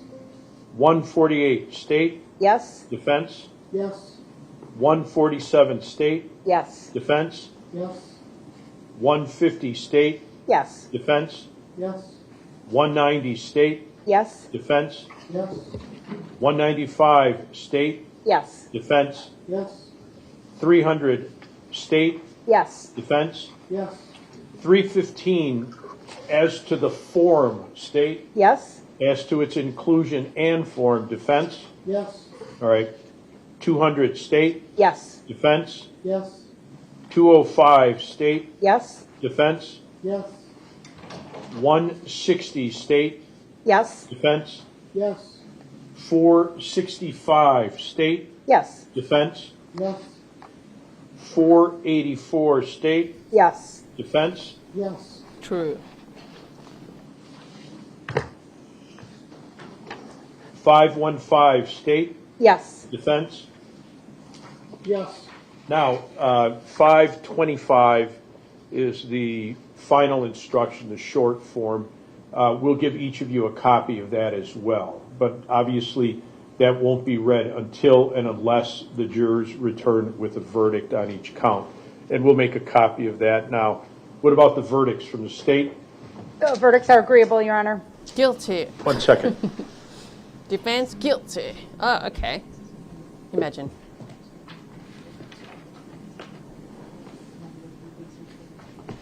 Okay.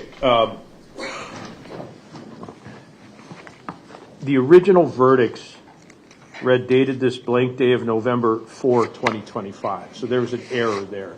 So the ones that I'm going to use, you have the wrong ones, are going to say dated this blank day of November 2025. And then you're going to get a copy of 525 now. Okay. So again, the verdicts, instead of saying, putting the number 4 in, are going to be not guilty of first-degree intentional homicide, guilty of first-degree intentional homicide, guilty of hiding a corpse, and not guilty of hiding a corpse. And the presiding juror will fill in the dates. Okay. So 525 state. Agreeable. Defense. Yes, sir. Okay. And the verdict forms again from the state with that change. No allowing the jurors to fill in the date number. You're okay, state? Yes. And defense. Yes, sir. Okay, very good. Any additions or modifications from the state? Nothing further, sir. Thank you. All right. Any additions or modifications to the instructions from the defense? No, sir. Okay. Then with that, then our intent, as I indicated, I'll read up to the end of 160, and then you'll make your closing arguments, and then we'll select the alternates and send the jurors to deliberate. All right? So we'll wait. Yes. I'll see if all jurors are present. We can start early. They're all present. Any reason why we shouldn't start up now? Oh, my. I don't know if there's more family expected. Is there anybody else? Okay. Can you just check the hallway, please, Detective Fredericks? Other than family Other than members that, coming in? yes. I think it'll be a couple minutes before we get the jurors in here in Sure. any event. Anything else in? Ms. Gordon, you're doing the closing? Yes, Judge. And Mr. Wolff, you're doing the closing, right? Yes, Your Honor. Anything, Mr. Wolff, before we bring him back? No, Your Honor. Okay, let's do it. Oh my, okay. Well, then our timing was perfect. we only had to watch a little bit of testimony we wanted to see together anyway again. And then hear the 911 call, see the surveillance footage, and here we are, ready for jury instructions and closing arguments. I hope the state will do a rebuttal as well so that we can hear Sue Opper do that, right? Normally it would be the state's closing arguments, defense, and then the rebuttal. Okay? Oh, my word. I'm so excited. I foresee we could have a verdict pretty soonish. We could have one tonight. For me, it'll be in the middle of the night, middle of the morning. Tomorrow morning, because it's already 8:10, you know what I mean? This all only finishes normally at midnight for me, so I guess I'll be awake all night, looking forward to it, waiting for the verdict, and then I'm running through the house to go live for the verdict.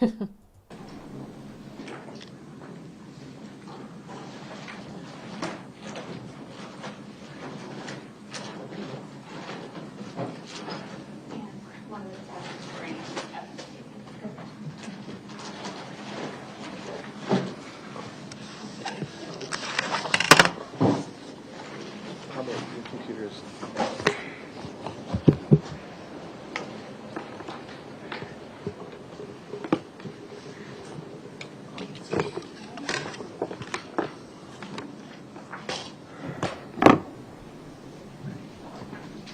John Henk says, I believe Stephanie's life was taken in the truck and moved to the field under the cover of darkness. I think so too. All rise.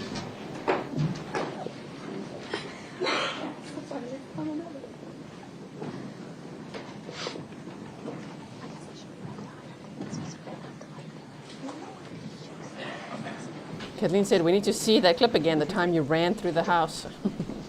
Is that when we had a members-only stream and we were just waiting for the verdict? And then I went, and I ran. Gotta go. Going live. Okay, have a seat, everybody. Thank you very much. All 14 jurors have returned. Maybe this is the first time I got it right and got you back earlier than I thought, ladies and gentlemen. So, as I said, here's what's going to happen. I am going to read some closing instructions. I'll read the majority of the instructions. The attorneys will make closing statements. There's just a few final instructions after that.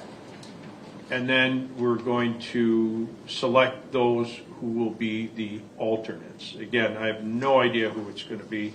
And if you think I'm looking at one of you because I know you're wrong, right? It's going to be a random selection made by the computer, right? And I won't know. I'm going to quickly do a final stretch break here. I say final because I'll be glued to the screen when it's closing arguments, right? I'll be right back. I'm taking you with me. Until Mackenzie passes me that document later on in the course of the proceedings. Everybody please listen carefully. Even so, there may be a need to have one of the alternates return, right? I don't know. We'll see. But you'll get the instructions. You're going to have this book, this 3-ring binder that's going to contain the instructions that I'm going to read to you. And it's also going to have the verdict forms in it as well. If you have any questions, we'll talk about that, but I'll tell you now, if you have questions for us, there are forms in the back in the jury room that you would write the question out. The presiding juror would write the question out, knock on the door, give it to Mike, he'll bring it to us, and you'll get more instructions about that shortly.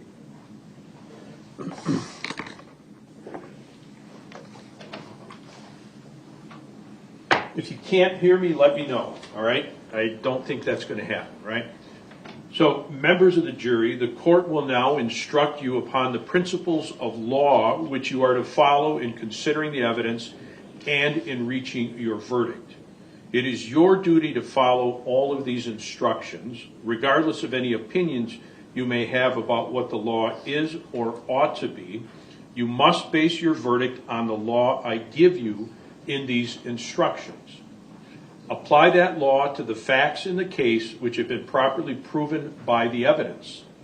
Consider only the evidence received during this trial and the law is given to you by these instructions, and from these alone, guided by your soundest reason and best judgment, reach your verdict. If any member of the jury has an impression of my opinion as to whether the defendant is guilty or not guilty, disregard that impression entirely and decide the issues of fact solely as you view the evidence. You, the jury, are the sole judges of the facts, and the court is the judge of the law only. The first count in the information in this case charges that the defendant, Matthew E. Pahl, on or about Tuesday, August 23, 2022, in the town of Delafield, Waukesha County, Wisconsin, did cause the death of Stephanie Pavlons with intent to kill that person. To this charge, the defendant has entered a plea of not guilty, which means the state must prove every element of the offense charged beyond a reasonable doubt. Here's the statutory definition of the crime. First-degree intentional homicide, as defined in 940.01 of the Criminal Code of Wisconsin, is committed by one that causes the death of another human being with the intent to kill that person or another.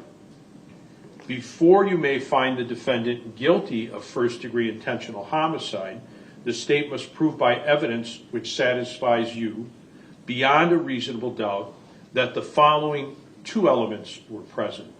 Number one, the defendant caused the death of Stephanie Pavlons.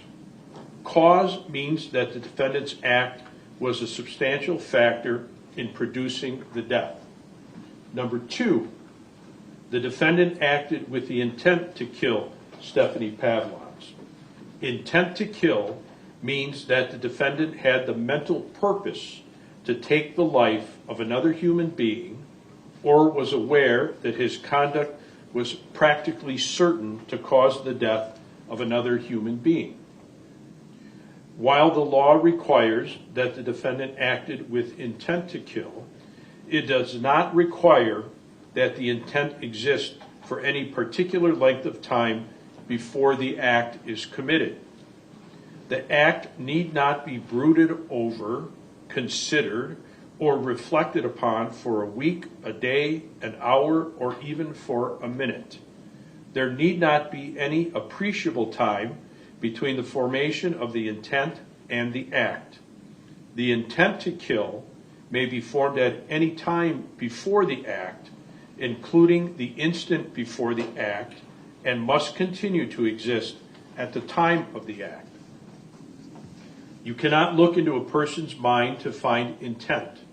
Intent to kill must be found, if found at all, from the defendant's acts, words, and statements, if any, and from all the facts and circumstances, in this case, bearing upon intent. Intent should not be confused with motive. While proof of intent is necessary to a conviction, proof of motive is not. Motive refers to a person's reason for doing something. While motive may be shown as a circumstance to aid in establishing the guilt of a defendant, the state is not required to prove motive on the part of a defendant in order to convict. Evidence of motive does not by itself establish guilt. You should give it the weight you believe it deserves under all the circumstances. If you are satisfied beyond a reasonable doubt that the defendant caused the death of Stephanie Pavlons with the intent to kill, you should find the defendant guilty of first-degree intentional homicide. If you are not so satisfied, you must find the defendant not guilty. The second count on the information charges that the defendant, Matthew E. Pahl, on or about Tuesday, August 23, 2022, in the town of Delafield, Waukesha County, Wisconsin, did hide a corpse with the intent to conceal a crime. To this charge, the defendant has entered a plea of not guilty, which means the state must prove every element of the offense charged beyond a reasonable doubt. The statutory definition of the crime. Section 940.11 sub 2 of the Criminal Code of Wisconsin is violated by one who hides a corpse with intent to conceal a crime or avoid apprehension, prosecution, or conviction for a crime. Before you may find the defendant guilty of this offense, the state must prove by evidence which satisfies you beyond a reasonable doubt that the following two elements are present. Number one, the defendant hid a corpse. To hide means to put or keep out of sight. Number two, the defendant hid a corpse with intent to conceal a crime. This requires that the defendant acted with the purpose to conceal a crime. You cannot look into a person's mind to find out intent. Intent must be found, if found at all, from the defendant's acts, words, and statements, if any, and from all the facts and circumstances, in this case, bearing upon intent. If you are satisfied beyond a reasonable doubt that both elements of this offense have been proved, you should find the defendant guilty. If you are not so satisfied, you must find the defendant not guilty. In reaching your verdict, examine the evidence with care and caution. Act with judgment, reason, and prudence. Defendants are not required to prove their innocence. The law presumes every person charged with the commission of an offense to be innocent. This presumption requires a finding of not guilty unless in your deliberations you find it is overcome by evidence that satisfies you beyond a reasonable doubt that the defendant is guilty. The burden of establishing every fact necessary to constitute guilt is upon the state. Before you can return a verdict of guilty, the evidence must satisfy you beyond a reasonable doubt that the defendant is guilty.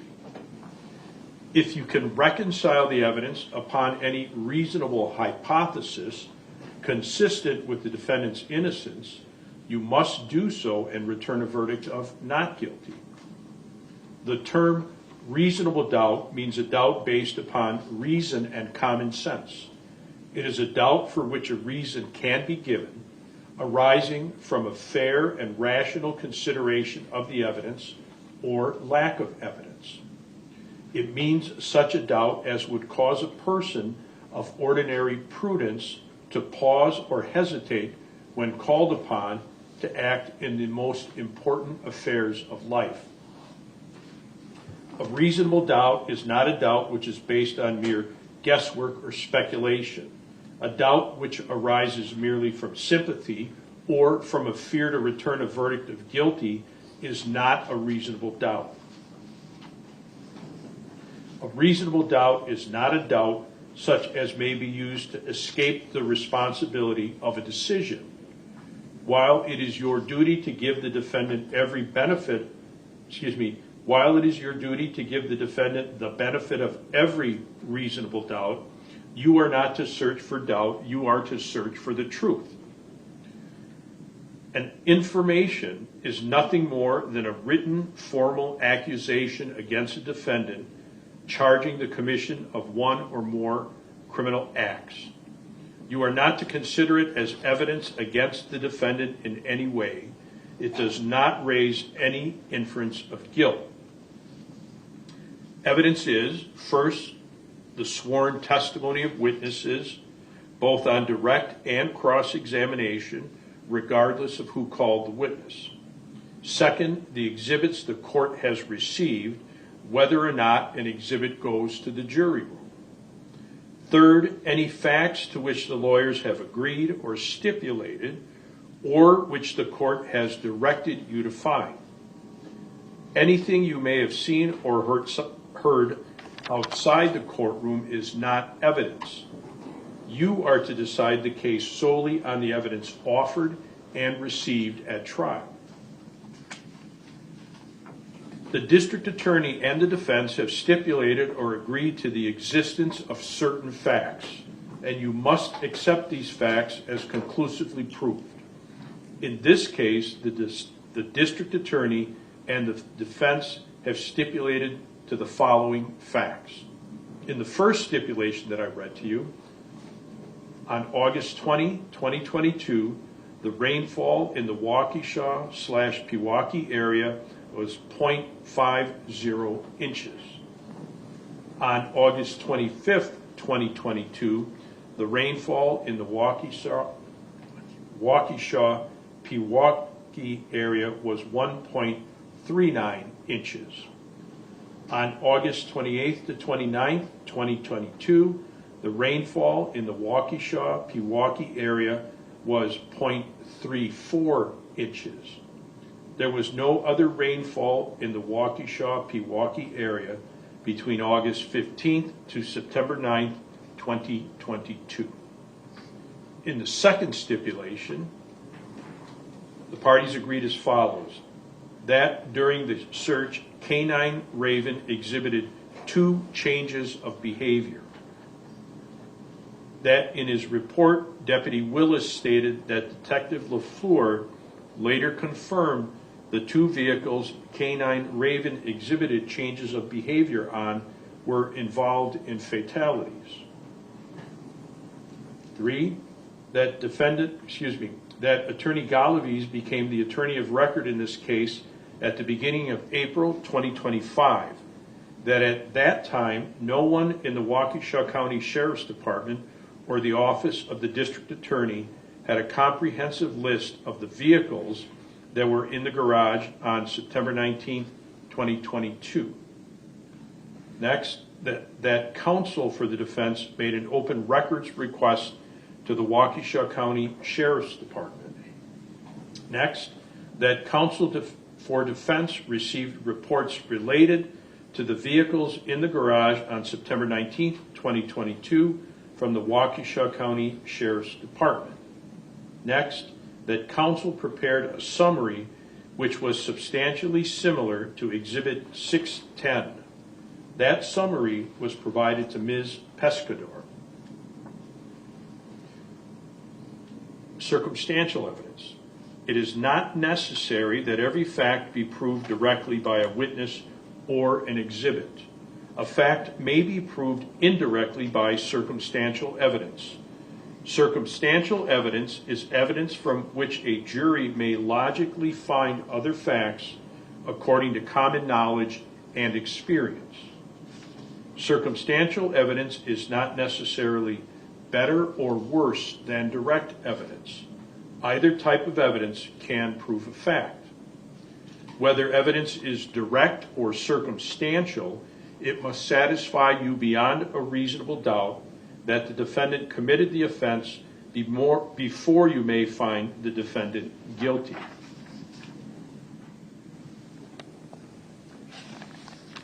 This is Mike. What does his mug say again? Life is short and then you die. Snarky mug. Okay, we're busy with jury instructions. Closing arguments next. Evidence has been presented regarding other conduct of the defendant for which the defendant is not on trial. Specifically, evidence has been presented that the defendant committed acts of domestic violence against Stephanie Pavlons in 2020 and 2021. If you find that this conduct did occur, you should consider it only on the issues of motive, intent, preparation or plan, absence of mistake or accident, context or background.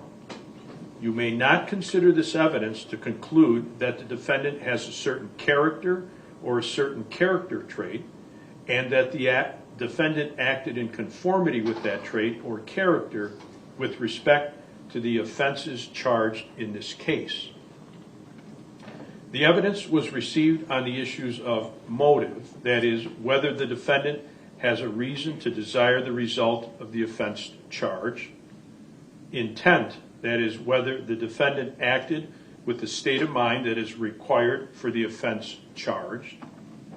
Preparation or plan, that is, whether the other conduct of the defendant was part of a design or scheme that led to the commission of the offense charged, absence of mistake or accident, that is, whether the defendant acted with the state of mind required for the offense charged, context or background, that is, to provide more complete presentation of the evidence relating to the offense charged. You may consider this evidence only for the purposes I have described, giving it the weight you determine it deserves. It is not to be used to conclude that the defendant is a bad person and for that reason is guilty of the offense charged. The state has introduced evidence of statements which it claims were made by the defendant. It is for you to determine how much weight, if any, to give to each statement. In evaluating each statement, you must determine three things: whether the statement was actually made by the defendant. Only so much of a statement as was actually made by a person may be considered as evidence. Whether the statement was accurately restated here at trial. Whether the statement or any part of it ought to be believed. You should consider the facts and circumstances surrounding the making of each statement, along with all the other evidence in determining how much weight, if any, the statement delivers. Remarks of counsel are not evidence. If the remarks suggested certain facts not in evidence, disregard the suggestion. An exhibit becomes evidence only when received by the court. An exhibit marked for identification and not received is not evidence. An exhibit received as evidence whether or not it goes to the jury room. Attorneys for each side have the right and the duty to object to what they consider are improper questions asked of witnesses and to the admission of other evidence which they believe is not properly admissible. You should not draw any conclusions from the fact an objection was made. By allowing testimony or other evidence to be received over the objection of counsel, the court is not indicating any opinion about the evidence. You jurors are the judges of the credibility of the witnesses and the weight of the evidence. Disregard entirely any question that the court did not allow to be answered. Do not guess at what the witness's answer might have been. If the question itself suggested that certain information might be true, ignore the suggestion and do not consider it as evidence. During the trial, the court has ordered certain testimony to be stricken. Disregard all stricken testimony. The weight of evidence does not depend on the number of witnesses on each side. You may find the testimony of one witness is entitled to greater weight than that of another witness or even of several other witnesses. In weighing the evidence, you may take into account matters of your common knowledge and your observations and experiences in the affairs of life. It is the duty of the jury to scrutinize and to weigh the testimony of witnesses and to determine the effect of the evidence as a whole. You are the sole judges of the credibility, that is, the believability of the witnesses and of the weight to be given to their testimony. In your determination of credibility, you must avoid bias, conscious or unconscious, based on the witness's race, national origin, religion, age, ability, gender identity, sexual orientation, education, income level, or any other personal characteristic. In determining the credibility of each witness and the weight you give to the testimony of each witness, consider these factors: whether the witness has an interest or lack of interest in the result of this trial, the witness's conduct, appearance, and demeanor on the witness stand, the clearness or lack of clearness of the witness's recollections, the opportunity the witness had for observing and for knowing the matters the witness testified about, the reasonableness of the witness's testimony, the apparent intelligence of the witness, bias or prejudice, if any has been shown, possible motives for falsifying testimony, and all other facts and circumstances during the trial which tend either to support or to discredit the testimony. Then give to the testimony of each witness the weight you believe it should receive. There is no magic way for you to evaluate the testimony. Instead, you should use your common sense and experience. In everyday life, you determine for yourselves the reliability of things people say to you. You should do the same thing here. A defendant in a criminal case has the absolute constitutional right not to testify. The defendant's decision not to testify must not be considered by you in any way and must not influence your verdict in any manner. Ordinarily, a witness may testify only about facts. However, a witness with specialized knowledge in a particular field may give an opinion in that field. In determining the weight to be given to this opinion, you should consider the qualifications and credibility of the witness, the facts upon which the opinion is based, and the reason given for the opinion. Opinion evidence was received to help you reach a conclusion. However, you are not bound by any witness's opinion. In resolving conflicts in opinion testimony, weigh the different opinions against each other.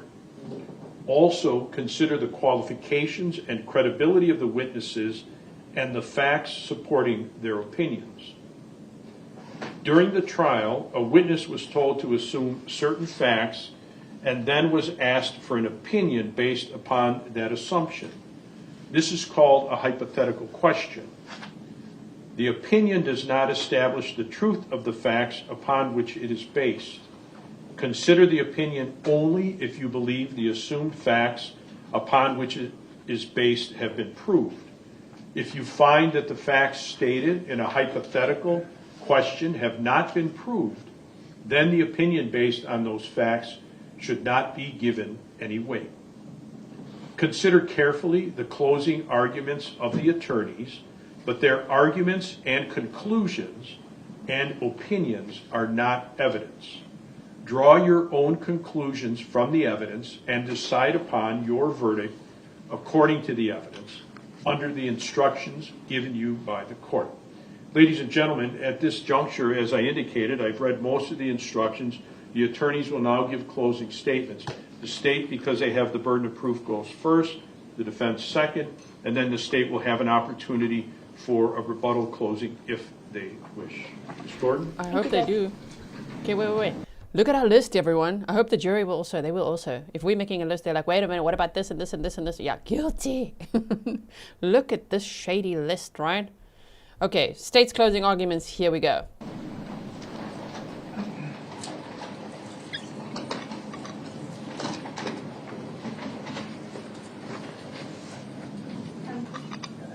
Please.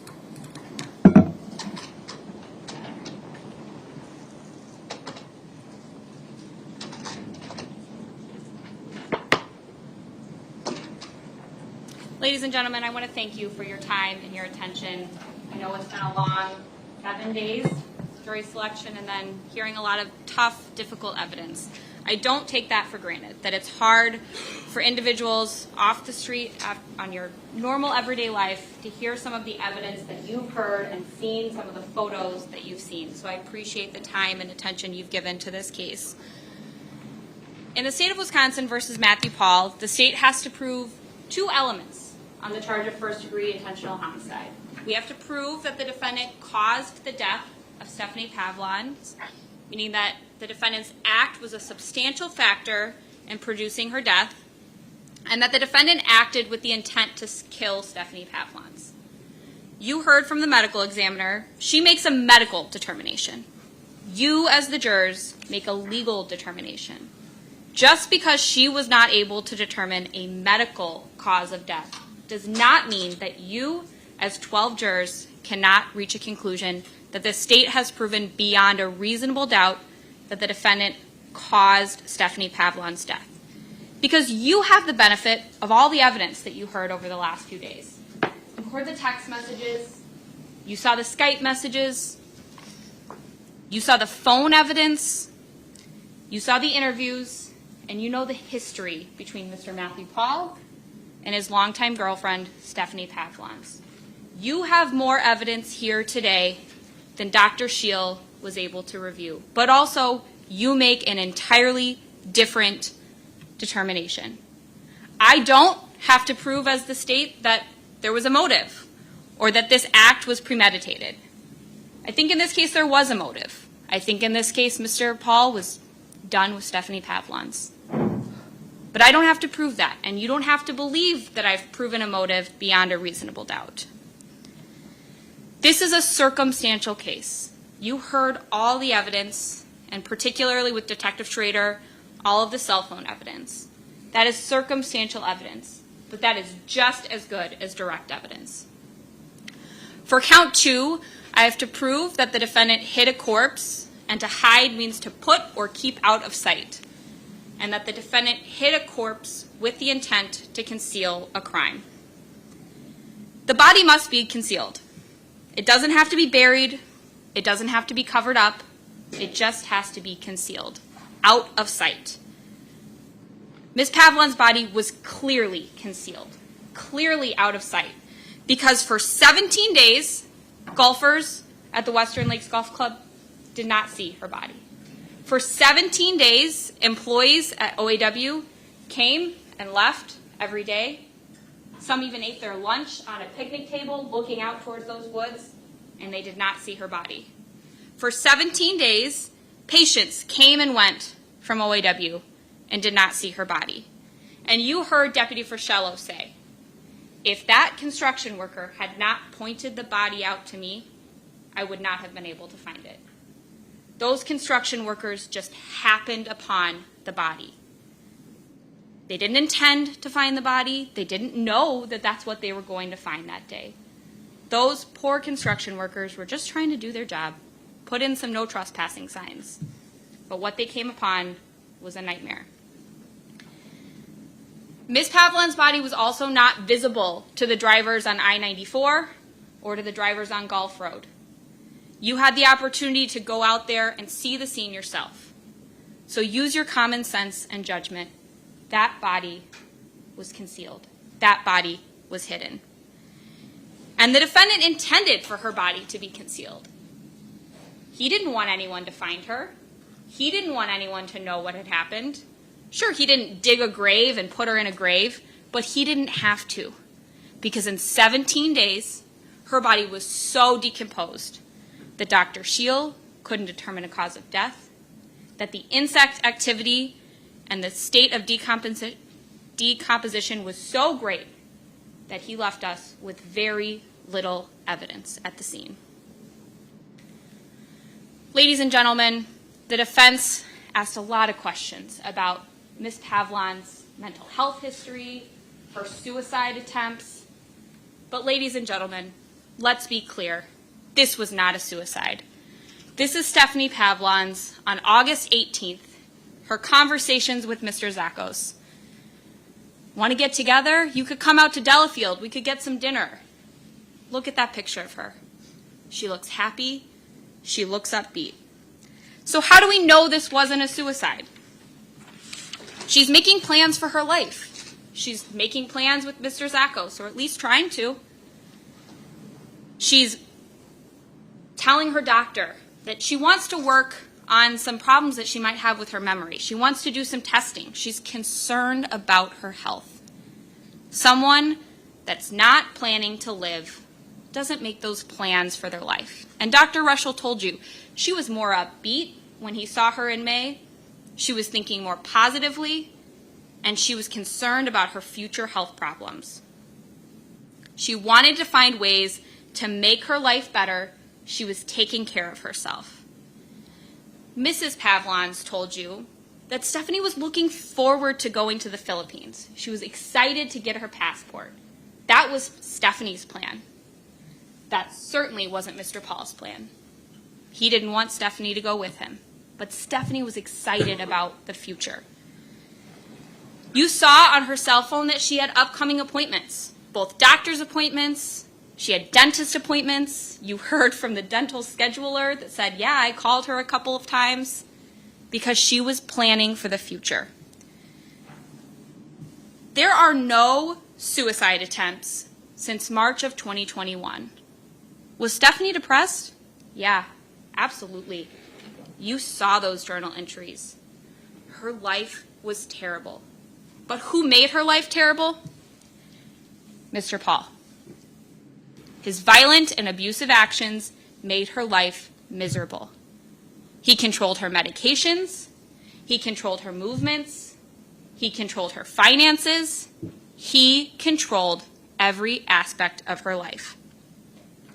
She doesn't even have the ability to take her medication when and how it's prescribed. No, Mr. Pahl tells her when she can have her medications. She has to ask him for her own medications. She has no prescriptions with her in the woods. She's found in the woods, no purse, no water bottle, no drug paraphernalia, no prescriptions, nothing. Just a vape and a scalpel outside of the wooded area. The position of her body and the location of her body tell us this was not a suicide. Ms. Pavlons didn't go out there with the intention of ending her life. And finally, that note. The note that's found in Mr. Pahl's car, Exhibit 35. Mr. Pahl, initially in his interview, says, it was just a cry for help. That's what him and his dad thought. But here in court, they characterized that as a suicide note. But ladies and gentlemen, that was no suicide note. That was a breakup note. That was an I'm done with you note. The content is not consistent with a suicide note. And where it's found, think about that. Under the floor car mat, under a piece of foam, on the floor of the passenger footwell. If Stephanie is committing suicide on August 23rd, she surely isn't leaving a message for Mr. Pahl under a piece of foam under the floor mat. We also know that this isn't a medical cause of death. You heard from Dr. Reschel. How powerful was that testimony? He told you that there was a less than 1% chance that a seizure would cause great bodily harm or even death. He said the only times he could think of a seizure causing a patient's death was if they had the unlucky occasion to be swimming while they had the seizure. Or maybe they were sleeping and they smothered themselves in their bedding. This was not a seizure. You can rule that out. This was not a suicide. So what is this? This was a homicide. Mr. Pahl is covering his tracks from August 23rd all the way until he's arrested on September 18th of 2023. He says to his girlfriend in the Philippines, "We will be ready." On August 19th, we know that there's a conversation between Mr. Pahl and one of his girlfriends in the Philippines, Ms. Sherilyn Valente, saying he's upset that Sherilyn and Stephanie have been talking. He tells her, "I'm asking you just to leave her alone." He doesn't want them communicating. And why? Because they don't know that Stephanie's living with him. They don't know that Stephanie and Mr. Pahl have a child in common, Layla. They don't know that Stephanie is not his employee, that it's his girlfriend, his longtime partner. He's hoping for a future in the Philippines with a good, honest girlfriend. What he means by that? Someone that will obey him, do exactly what he tells them, and let him control every aspect of their life. He wants to move on. He wants to be in the Philippines. and that does not include Stephanie. So on August 23rd, we see Ms. Pavlons leaving the apartment at 8:39 a.m.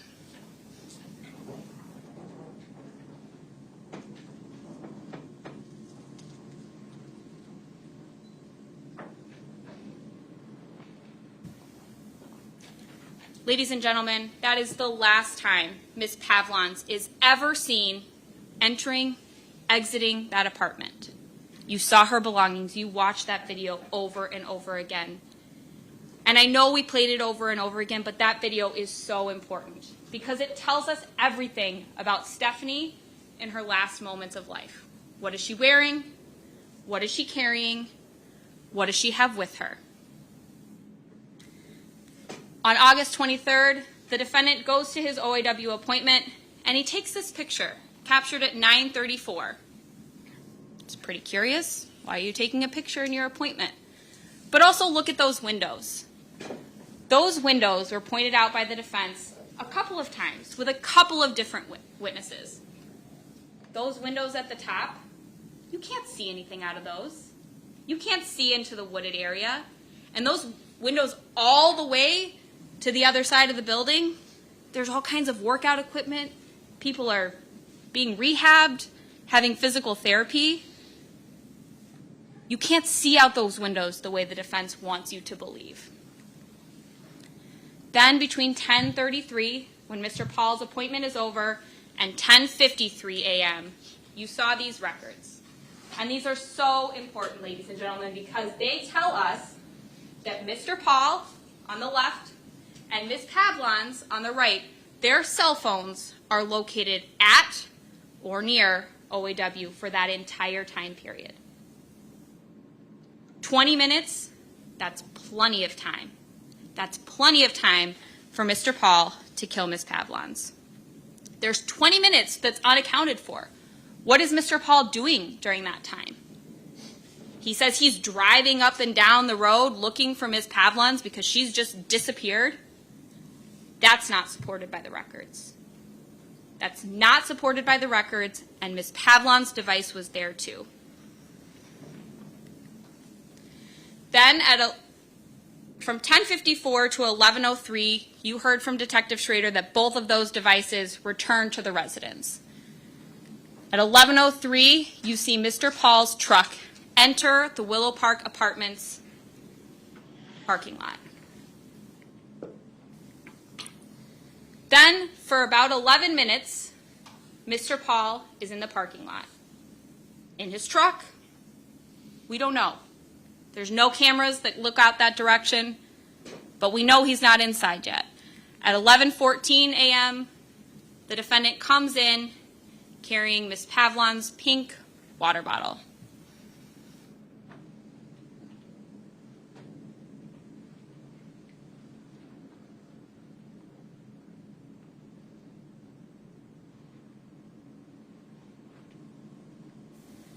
Between 11:14 and 12:19, just over an hour, the defendant is inside of his apartment. You should have noticed that on that last video, Mr. Pahl didn't prop the door open. In fact, on any day, August 23rd or after, he doesn't prop the door open for Ms. Pavlons because he knows she's not coming back. He knows where she is. She's in the woods. She's dead.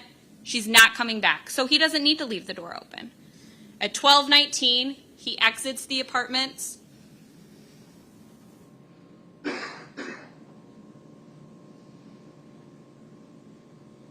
He walks outside towards the parking lot, and from 12:19 to 12:29, he's again outside in that parking lot.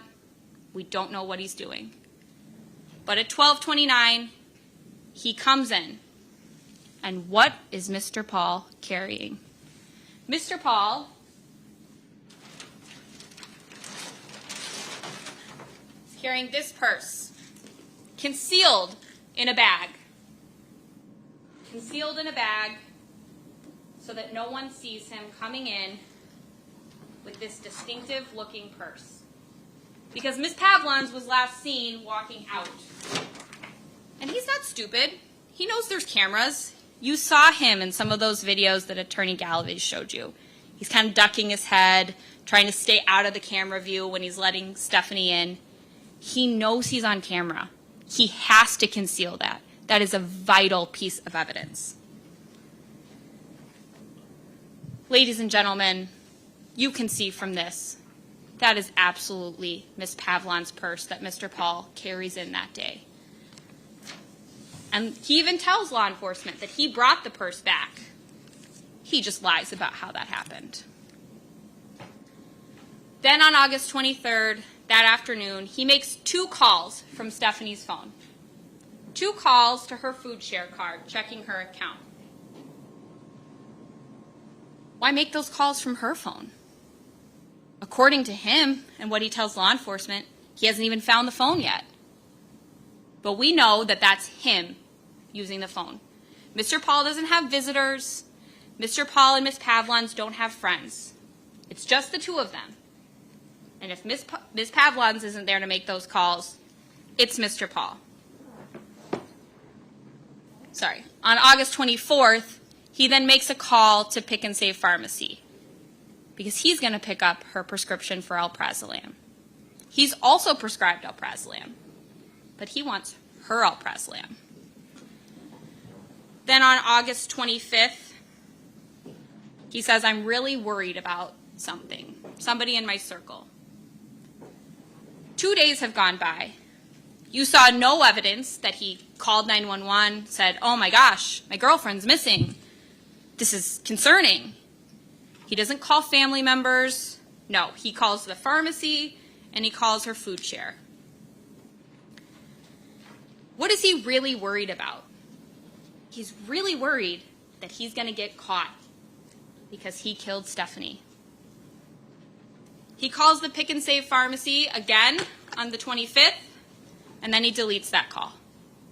You should be asking yourselves, if he wasn't doing anything wrong, if Mr. Pahl had nothing to hide, why does he delete the call to Pick and Save Pharmacy? If he was really just picking up her prescription because he was just being a good guy, then why delete the call? That day at 3:17, he picks up her prescription, which, important to note, that bottle's found at his apartment on September 17th. And guess what, ladies and gentlemen? It's empty. Stephanie Pavlons has not once been at that apartment to use her prescription. And yet, the prescription bottle is empty. He says that night to his friends in the Philippines, hoping something bad didn't happen, I'm getting even more worried. Yeah, I bet he's worried. It's been 2 days since Stephanie was last seen alive on camera. He knows she's dead. He knows that he could be in trouble. He even gets Stephanie gets a missed call from her daughter Layla on the 25th. He doesn't answer that Facebook call. He doesn't call Layla back.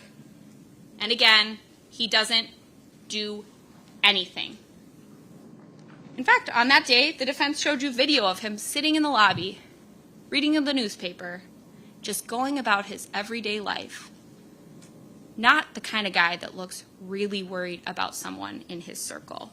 He's really worried about himself. On August 26th, there's an email with Sherlyn Valente. He says, I think something bad happened here. Don't ask me through text. Over and over, he says, don't ask me through text. Something bad happened here. Like you murdered your girlfriend? That would be something bad. He says he woke up with a bad feeling. Yeah, a bad feeling that what he's doing is going to get him caught.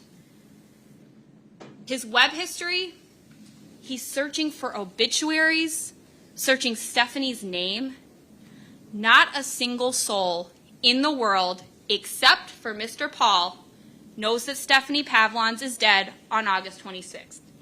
Not law enforcement, not Mr. and Mrs. Pavlons, not Layla Pavlons, Mr. Pahl. This is now 3 days after Stephanie is killed, and these messages about being worried, they just keep coming.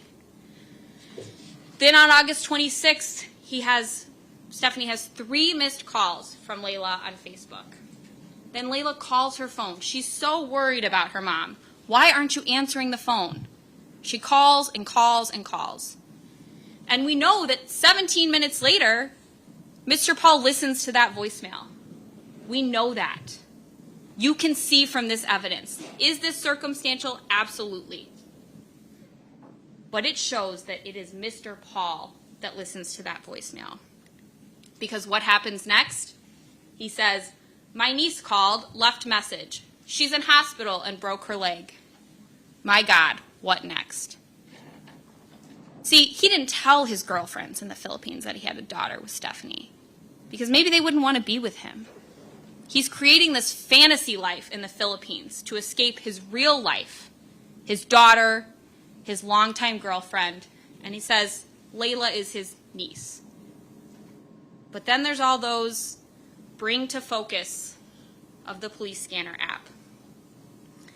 See, Mr. Pahl knows that Stephanie's isolated. He knows that she doesn't have any friends. He knows that she doesn't have anyone in her life that's going to be looking for her. Except for maybe Layla, except for maybe Mrs. Pavlons. And Mrs. Pavlons told you they'd go weeks without hearing from her. She's an adult. She's living with her boyfriend. It's not that uncommon. But she eventually comes back. She eventually comes and stays at their house. Mr. Pahl had a choice on August 25th and August 26th. If he was really worried about Stephanie, if she really just walked off the way he said she did, he could have picked up the phone and talked to Layla. He could have said, hey, I have Mom's phone here. I'm really worried. But that's not what he did. That's not what he did because he killed Stephanie.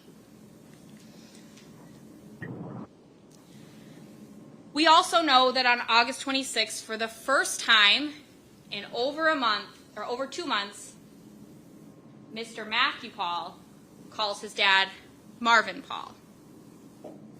This is very suspicious. They haven't talked in a long time. They don't talk regularly, clearly. And then on August 27th, August 28th, they talk. 9/8, 9/9, 9/10, 9/11, 9/12, 9/13, 9/14, 9/15, and 9/17. He's calling his dad almost every day, repeatedly. And he's talking about his conversations with his girlfriends. So on August 27th, he calls his dad. And while he's on the phone with his dad, we know his dad is searching Stephanie Pavlons. Why is Marvin searching for Stephanie Pavlons? That's mighty suspicious. On August 28th, he says, I can't explain in text. See, if Stephanie's missing, or she killed herself, why can't he explain that in text? Ladies and gentlemen, the reasonable explanation here, he can't explain in text because he doesn't want to leave a trail. He thinks he's covering his trail. He thinks he's being smart about this. He's not texting about certain things. But he didn't know that we would know Stephanie's phone went to OAW and came back. He didn't know that we'd be able to look through her entire phone, find some things that he deleted. He didn't know that we were smarter than him because he thinks he's the smartest guy in the room. Ask yourself, why? Then on August 29th, he again searches obituaries, and this time Pavlons. Detective Schrader said he was conservative in how he listed these web histories. That each time he listed a web history, that was because it was a new and unique search, telling you that Mr. Pahl was making a new search for Miss Pavlons on August 29th. Again, no one in the world on August 29th, except for Mr. Pahl, knows that Stephanie Pavlons is deceased. Then this really weird exchange happens on September 4th. He poses as Stephanie Mr. Pahl uses Stephanie's account to reach out to his girlfriend in the Philippines because they haven't been talking because he's been mad at her. He wants her back, but he's not going to be the one to reach out. So he reaches out through Stephanie's account. He sends her these messages, hey, what's happened with you and Matt? And then suddenly, Matt and Sherlyn start to talk again.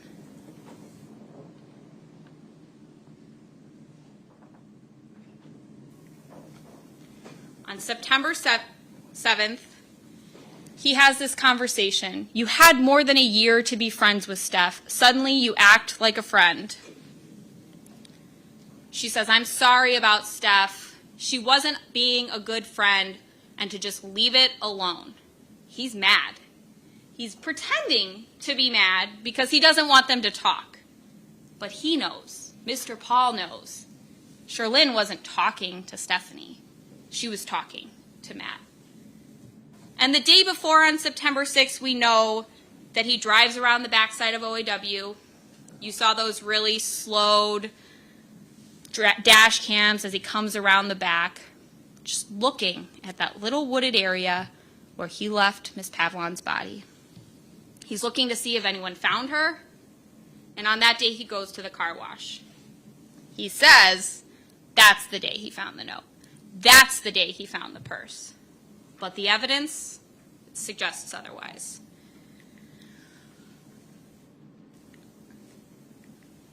Then on September 9th, he's supposed to go to OAW. He has another appointment, but when he gets there, he is not expecting to see the law enforcement presence that is there. He is so caught off guard. He is so surprised. You saw him on that dash cam. He's in the right lane of travel, and he's like, whoop, nope, not going in there. Definitely not going in there right now. Got to figure this out. Ooh, what should I do? Yeah, I should probably drive all the way down into a subdivision, turn around, get my wits about me. He's probably thinking, if I don't go to the appointment, that'll look really suspicious. I'll go there. I'll try and find out what they're doing. I'll try and get an eye on what's going on. He doesn't just make a quick U-turn either. He drives all the way down into that subdivision, all the way to the end, and then turns around. He's panicked. He knows why they're there. He's the only person in the world that knows whose body is laying in those woods. He knows why they're there, he knows what they're doing, and he knows the jig is up. If he's not careful, if he doesn't cover his tracks, if he doesn't act carefully over the next few days, he's going to be in big trouble. So while he's at his appointment, he checks the police scanner. He calls his dad. And when he drives into OAW on September 9th, these are zoomed in stills of that dash camera. Look back into the woods, ladies and gentlemen. You can't see any of those detectives that are working in the area where the body was found. You can't see anything. That body was concealed. Mr. Pahl, on September 9th, when he drives in, he can't see what they're doing back there, but he knows. This just proves how concealed that area is. It's concealed in plain sight. It's concealed in a busy area, but everybody's busy. Everybody's focusing on their own day, their appointment, their job, their drive. How many times have you thought, man, I just got to work and I don't remember getting here? Because you're focused on your own day. The people at OAW couldn't see what Matt hid. After his appointment, you heard him on the scanner as he walks out. He's outside of OAW for a little bit before he gets in his car, and then he goes right to his dad's house, where he and his dad talk things over. He doesn't approach the cops. He doesn't say, oh my gosh, I'm so glad you guys are here. I've been so worried about my girlfriend. She walked away from my car here 17 days ago. I had no idea. I have no idea where she is. No. He drove away. He didn't talk to police. He talked to his dad. While he's at his dad's house, look at these web searches. Stephanie Pavlons, missing woman found dead. Does anyone know that Stephanie Pavlons has been found dead on September 9th? Well, Mr. Pahl knows. Maybe Marvin, based on these searches. The police definitely don't know that day. Waukesha police scanner, news happening today in Waukesha. Again, missing woman found dead. Body found by construction worker, dead. These searches, they tell you that Mr. Pahl knew what happened to Stephanie. They tell you that he was the one responsible for what happened to Stephanie. Then on September 9th, you heard testimony that the only other time he used the elevator was when his dad came over to spend the night. They took the elevator up to his apartment on the 3rd floor, and his dad spends the night. Then on September 10th, in the morning, Mr. Pahl reads this article, "Dead body found by construction crew in Delafield." And you heard over and over again the testimony that no one knew that this was a woman. On September 10th, we don't even know who the body is. We don't know who the identity of that person is. And then at 8:26 p.m., Mr. Marvin Pahl is searching Stephanie Pavlons. On September 11th, he says he's wondering why all this bad shit now is grieving time. What are you grieving? You're grieving Stephanie because you killed her. Who's dead? No one knows that Stephanie's dead. Nobody but Mr. Pahl. He certainly doesn't seem like he's been grieving. He's been chatting daily with both of his girlfriends in the Philippines. He's going about his life. No huge change in pattern for Mr. Pahl. He's just going about his life, taking walks, taking her phone with him when he goes to appointments, random places out in the city of Waukesha. Who knows why he's doing that? But we know Stephanie Pavlons isn't making that phone move. The only reasonable explanation is that Mr. Pahl was taking the phone. Then Mrs. Pavlons calls Stephanie, her mom. Her mom calls her. And Mr. Pahl, her partner of 20 years, doesn't answer the phone and say, "Hey, Georgianne, I know things are really strained between us, but I'm worried. I haven't heard from her. I haven't seen her. I don't know what's going on with her. Have you seen her? Have you heard from her?"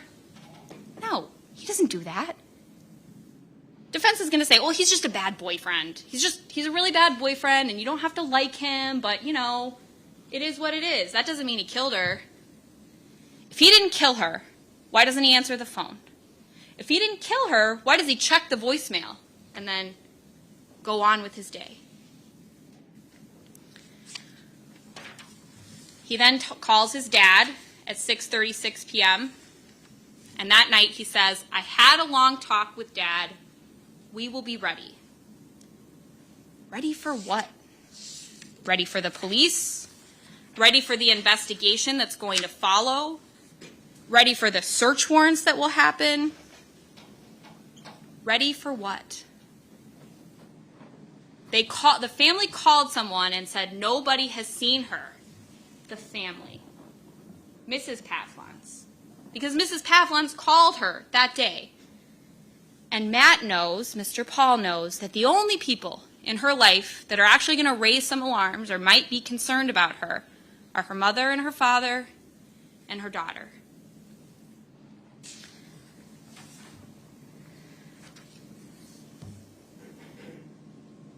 Then on September 12th, again, web searches for obituaries and funeral services.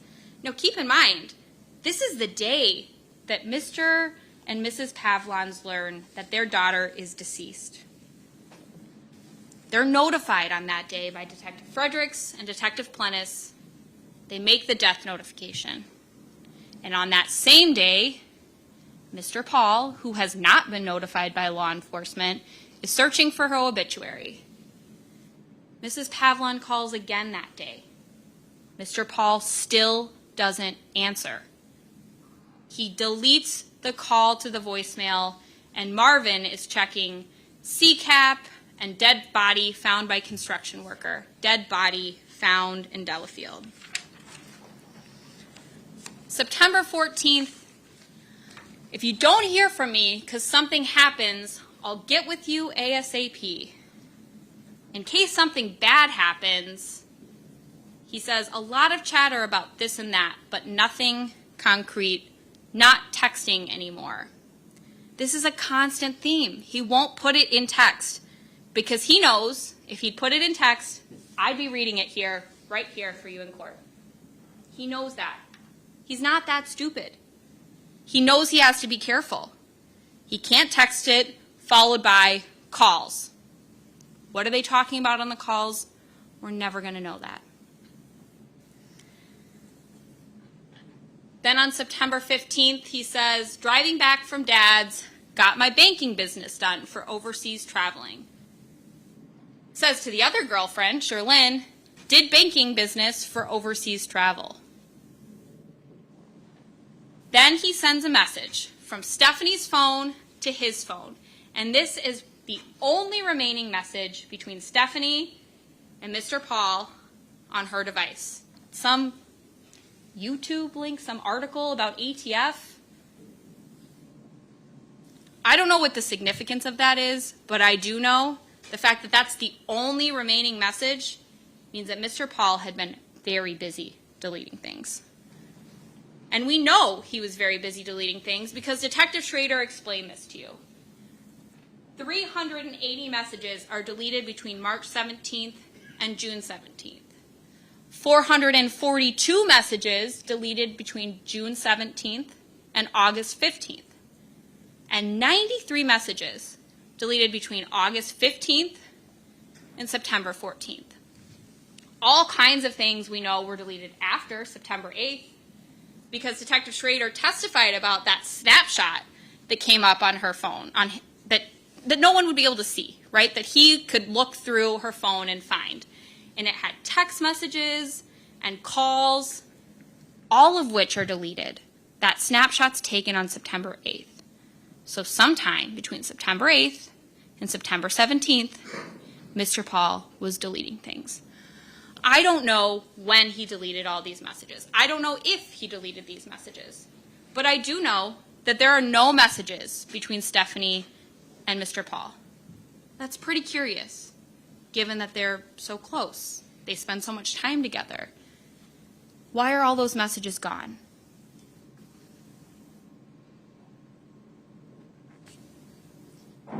If Miss Pavlons is just missing, if she's just walked off, if she's committed suicide, why is he deleting things? Why is he deleting voicemails? He's covering his tracks. He will be ready. And 66 times he brings to focus the police scanner app on 9/9. Now, ladies and gentlemen, I've talked about all the cell phone evidence now that points to Mr. Pahl being guilty of this, of the state proving beyond a reasonable doubt, circumstantial evidence, that Mr. Pahl was the person that caused the death of Stephanie Pavlons. I want to talk to you about that interview. I know that was a lot of days ago, and a lot has happened since then. But let's talk through some of those inconsistencies that he had in his interview. When he's asked about the phone, he gives a few different versions. First, he says, well, I found it when I found the purse, which is on September 6th when he's at the car wash. But then he says, no, she didn't have her phone that day. She left it at the apartment. Because I said, oh, I'll text you when I'm done with my appointment, and she said, oh, I left it at the apartment. See, but he didn't know that we could track her phone. He didn't know when he made that lie to the police that we had tracked her phone to OAW and back. So he got caught in a lie. And what does he do? Oh, well, I thought, maybe her mom picked her up. Well, how could you call her mom? Well, I couldn't call her because, she didn't have her phone because I had her phone. Right. He's trying to cover his tracks. He doesn't know what we know. So during the interview, he's constantly asking law enforcement, well, what do you know? Well, what did you see out there? What was going on in the woods? What were you guys doing yesterday? He's trying to gather information from them so he can weave his story together. And he weaves some truth in with the lies because he thinks that'll make it more believable. When he's asked about the purse, he says, well, I found it at the car wash. Before he knows he's caught in the lie, he says, yeah, it was the black purse. Yeah, that black purse, sure. Yeah, I brought that in. He's asked, well, how did you bring it in? He's like, well, it would look strange if I just, carried it on my shoulder. But he never answers the question directly. And then, when confronted, he says, oh, that's not the purse. That doesn't prove anything. That doesn't prove anything. Well, Mr. Pahl, it proves a lot of things. It proves that you knew Stephanie wasn't coming back. It proves you had the purse on August 23rd. Why did you have her purse on August 23rd? Then he says, oh, no. It was a different purse that I found on September 6th. It was a gray purse. Okay. The damage was already done. We'd already caught him in a lie. When he's asked about the note, he claims to have also found that at the car wash. And at one point he even says, oh, well, if I had found the note and the purse together, then I would have been really worried. I probably would have done something. About that. Well, he didn't. He didn't do anything about that. He didn't find the purse and the note together at the car wash. You saw that video. He wasn't like, oh my God, a note from Stephanie. I didn't know she left this. No. He takes the mats out. He hangs them up, comes back. He doesn't vacuum the car. He doesn't spray down the mats. He just takes them out and puts them back in. See, because here's where Mr. Pahl's deliberate. He knew there was video. He knew we were watching. He's trying to cover his tracks every day. Bit by bit, he's trying to create a narrative. He doesn't say it's a suicide note that day when he's interviewed. He doesn't say, yeah, I thought Stephanie tried to kill herself based on this note. That's not what he says. And he also doesn't tell law enforcement that it's going to be found under a piece of foam under his car mat. That was weird. He cannot remember the last time that he saw Stephanie. It's more than 20 minutes, maybe even more than 40 minutes into the interview before he finally nails down, well, I think we went mattress shopping the day before. Okay, well, what happened the next day? Mr. Pahl? Yeah, I think I went to OAW. Yeah, I think she went with me, but I don't know. Did you stop anywhere? Yeah, I don't know. Oh, yeah, no, actually, when I came out of my appointment, she was just gone. Ladies and gentlemen, that makes absolutely no sense. He doesn't have a story that fits the evidence. He tried to cover his tracks. He tried to do things that he thought would be distracting to us, but we found the evidence. The cell phones changed the game. Throughout that interview, he's trying to control the narrative, say that this was suicide, bring up every time they try to ask, well, when was the last time you saw her? Oh, well, she's really suicidal. Yeah, she's a basket case. She's got problems. Let me tell you about all her problems. He doesn't sound like someone that's worried about the well-being of his girlfriend.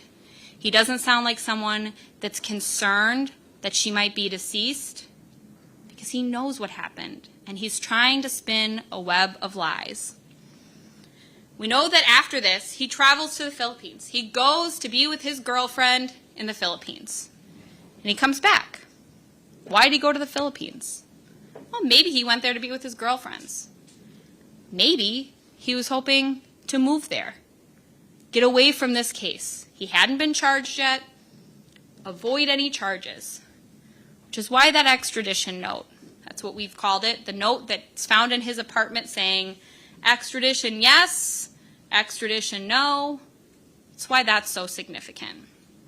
He's looking for countries where he can't be brought back here to face the justice that Stephanie Pavlons deserves. He's not the smartest criminal. He's not the stupidest criminal. I don't have to prove to you that he's extra smart or that he made dumb decisions. Some of the things that he did don't make sense. You might be thinking, well, if he did this, why wouldn't he just dump his phone in the river? Well, I don't know. But he did it. And we have that evidence. And the phone evidence is powerful. The phone evidence is circumstantial, but bit by bit, as Detective Schrader went through that timeline, the state built its case. And Ms. Opper in her opening asked you to be patient. And I know you all were patient with the state as we built our case. Because this isn't a case where we had an eyewitness. This isn't a case where we had the homicide on video. We had to do hard work to prove this case. Each piece of evidence builds on one another. No single piece of evidence is determinative in this case. But each piece shows you the kind of person that Mr. Matthew Pahl was, shows you the relationship that Stephanie Pavlons had with Mr. Pahl, and ultimately that Stephanie Pavlons met her demise on August 23rd because of the actions of the defendant. This is a circumstantial case, ladies and gentlemen. I ask that you carefully consider each of the pieces of evidence that were presented to you, that you look at all of the evidence in a whole, not close up, one by one, because it's each piece put together that shows beyond a reasonable doubt that Mr. Pahl is not only guilty of first-degree intentional homicide, but that he also intentionally concealed Stephanie's body. And because he did that, because she was concealed, she was eaten by insects, her body decomposed so greatly to the point that there was no DNA evidence, there's no cause of death, but that doesn't change the other evidence we have. So ladies and gentlemen, I'm asking that you find the defendant guilty of both counts 1 and 2. Thank you. Huge applause, right? That was brilliant. Mr. Wolff. That was very well done. And I mean, what a freaking monster to hear the voice note from his own daughter that she broke her leg. He even talks about it to his girlfriend in the Philippines, but doesn't call his own daughter to check on her leg. Meanwhile, he's got his little broken foot. He's out here on his foot, and that's all he cares about. But you don't call your daughter? Even just that just tells you the kind of person that he is, even though, you know, I'm just trying to describe what a monster is. Oh my word, that was so good. Okay, here we go with the defense's closing arguments. Mr. Wolff. If I could just make sure that our side works.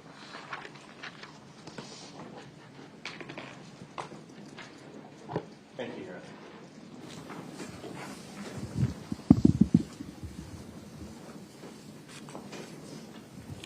Good afternoon. You, the jury, are now charged with trying to assemble the recipe for the charged offenses on August 23rd of 2022. You have certain major ingredients. We know that Matthew Pahl and Stephanie Pavlons had been in some type of relationship for well over 23 years. Again, they had an adult daughter, Layla, together. We know Stephanie and Matthew never married. They had an on-again, off-again relationship. Stephanie spent periods of time with Matthew, and she spent extended periods of time at her parents' home in Delafield.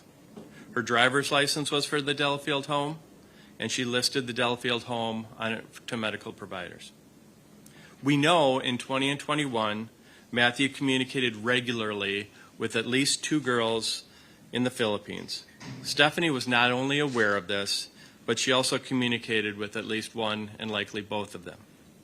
We know Matthew and Stephanie had medical issues, and both were taking prescription medication.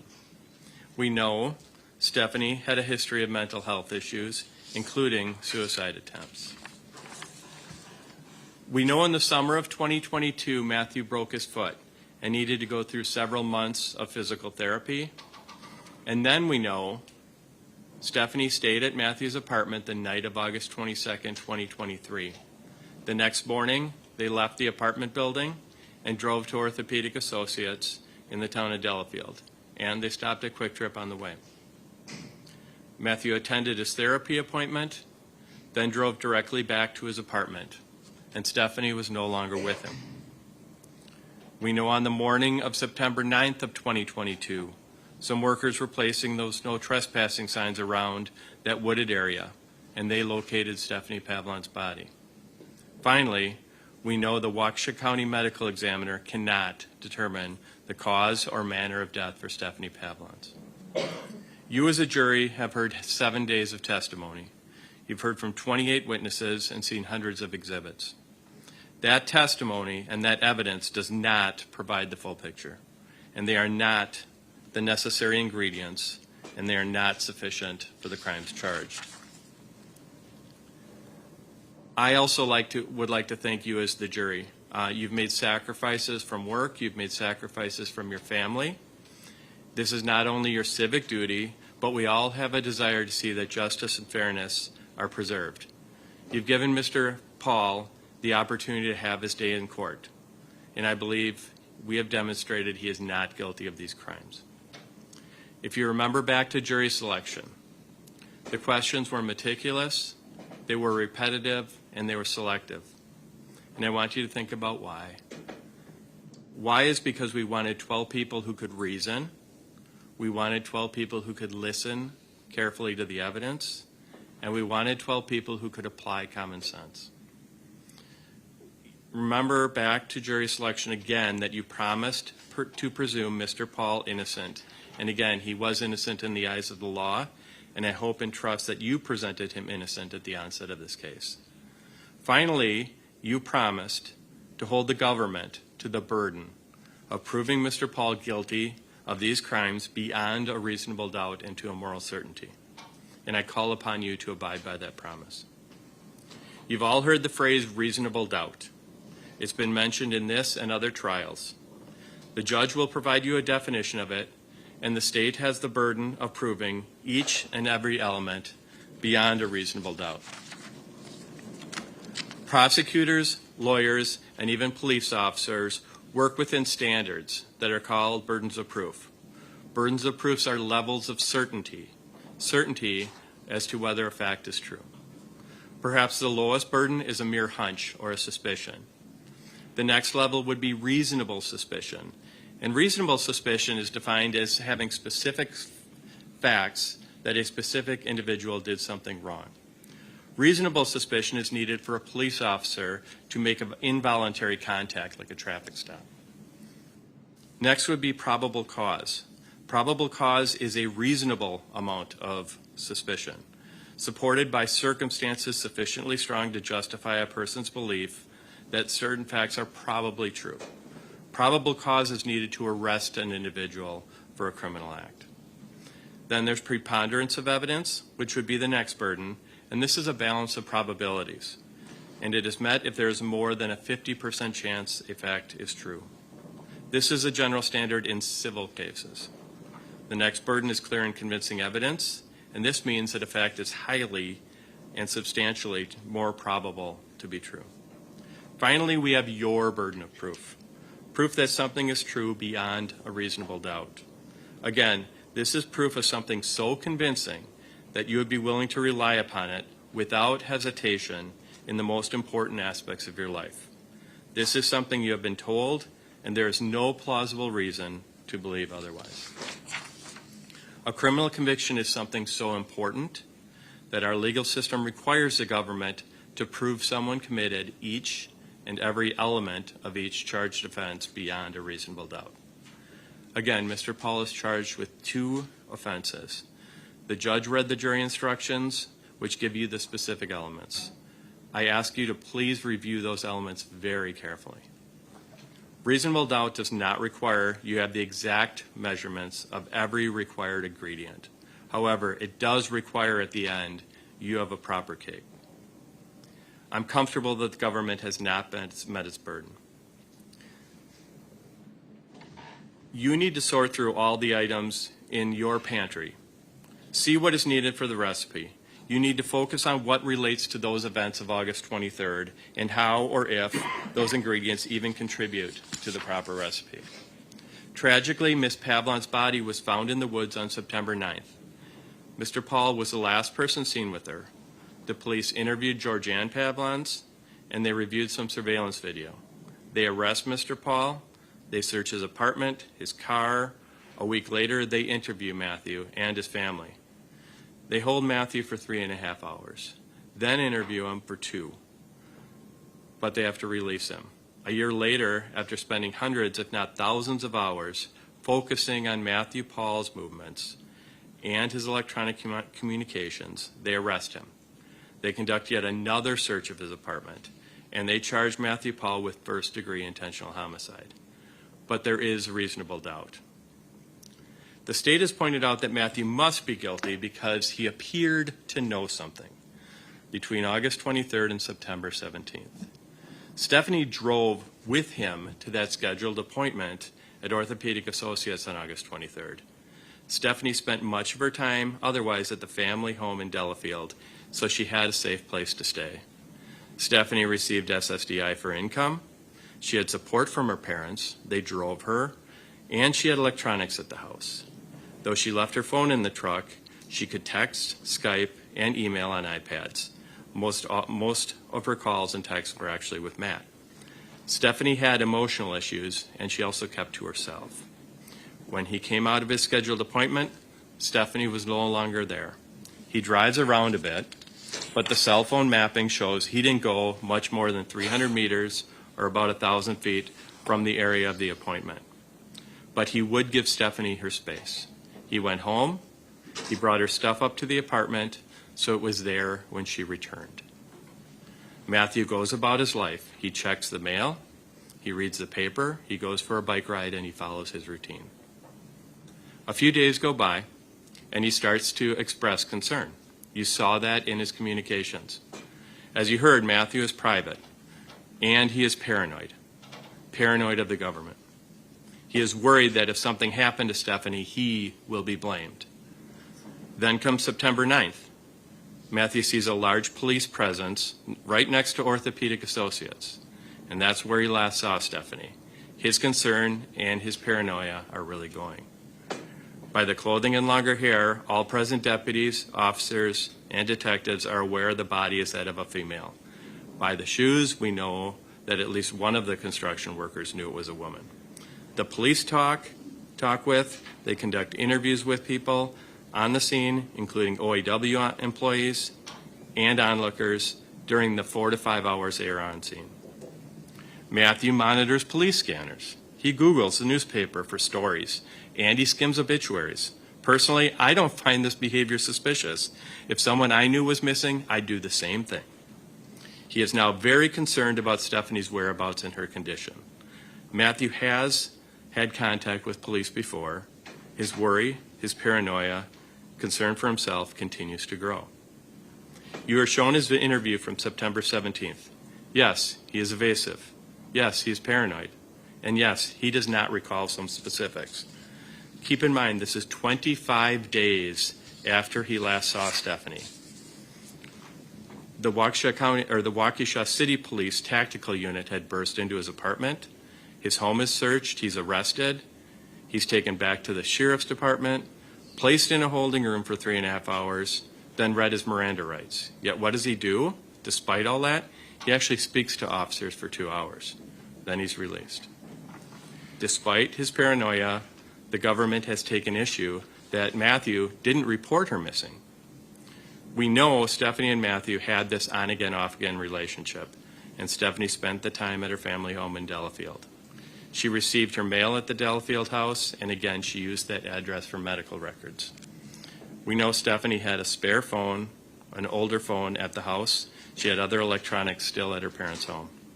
Georgianne Pavlons also said that after the move from West Avenue to Delafield Street, Stephanie kept most of her stuff at that house. Finally, we were told Stephanie was very private. It was not unusual for Stephanie to have periods of no contact. No one, no friends, not Layla, not Georgianne Pavlons, despite an unanswered text August 25th, and not Richard Pavlons. No one reported her missing. The government made issue of the fact that Matthew accessed and occasionally used some electronics and even social media for Stephanie. Matthew and Stephanie spent time together. They worked together. Matthew recently bought one of Stephanie's cell phones for her, and he paid the phone costs and the data costs for both of them. The state even showed us a Skype exchange between one of the girls from the Philippines and Stephanie's account shortly after August 23rd. Ms. DeCierto sent 20-plus messages to Stephanie's account. Matthew responded once, maybe twice, pretending to be Stephanie. He was fishing, trying to see what Ms. DeCierto thought of Matthew. Then we saw Matthew quickly revealed it was him by mentioning spanking. He ended his trickery quickly. The government took issue with the fact that some calls were deleted from Stephanie's phone and maybe some texts. They make a big deal that Matthew was using Stephanie's phone, sending Facebook messages and Skype messages. But you saw Matthew's interview. He didn't tell the police, hey, her phone's been used. She's sending messages. She must be alive and well. There was no trickery like that. I honestly don't know why he did what he did, but it certainly doesn't prove that Matthew killed Stephanie Pavlons. What about the alprazolam prescription that Matthew picked up for Stephanie on August 25th? We know that particular bottle was found empty 3 weeks later. It was mentioned by the state on September 17th. We also know that at that time, both Matthew and Stephanie were prescribed that medication. We know Matthew monitored Stephanie's prescriptions. We heard testimony that medication was often carried in their pockets. We know police thoroughly checked Matthew's apartment and his truck. We never heard if any alprazolam in the prescription bottle or otherwise was found anywhere else during those searches. Then there's the black purse. Again, Stephanie and Matthew were frequently in and out of the building, up and down the stairs, carrying shopping bags, water bottles, and stuff to and from the truck. At some point, Matthew brought the purse back into the apartment and placed it with Stephanie's other tan bag in the bedroom closet for her when she returned. Like the pill bottle, Stephanie's phone, like her iPad, like her pink water bottle, he didn't throw the purse in the garbage, he didn't hide it, he didn't destroy it. There's no evidence Matthew wiped out his email accounts or his Skype accounts, and he didn't delete the memory from his dashboard camera. Again, it does not appear Matthew threw anything out despite his interactions with the police. During the search warrant a year later, in September 2023, detectives located in a box that list and designations of countries which wouldn't cooperate with extradition.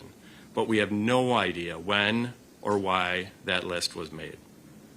It clearly was no secret that Matthew Pahl communicated very regularly with those two women in the Philippines, Ms. Valente and Ms. DeCierto.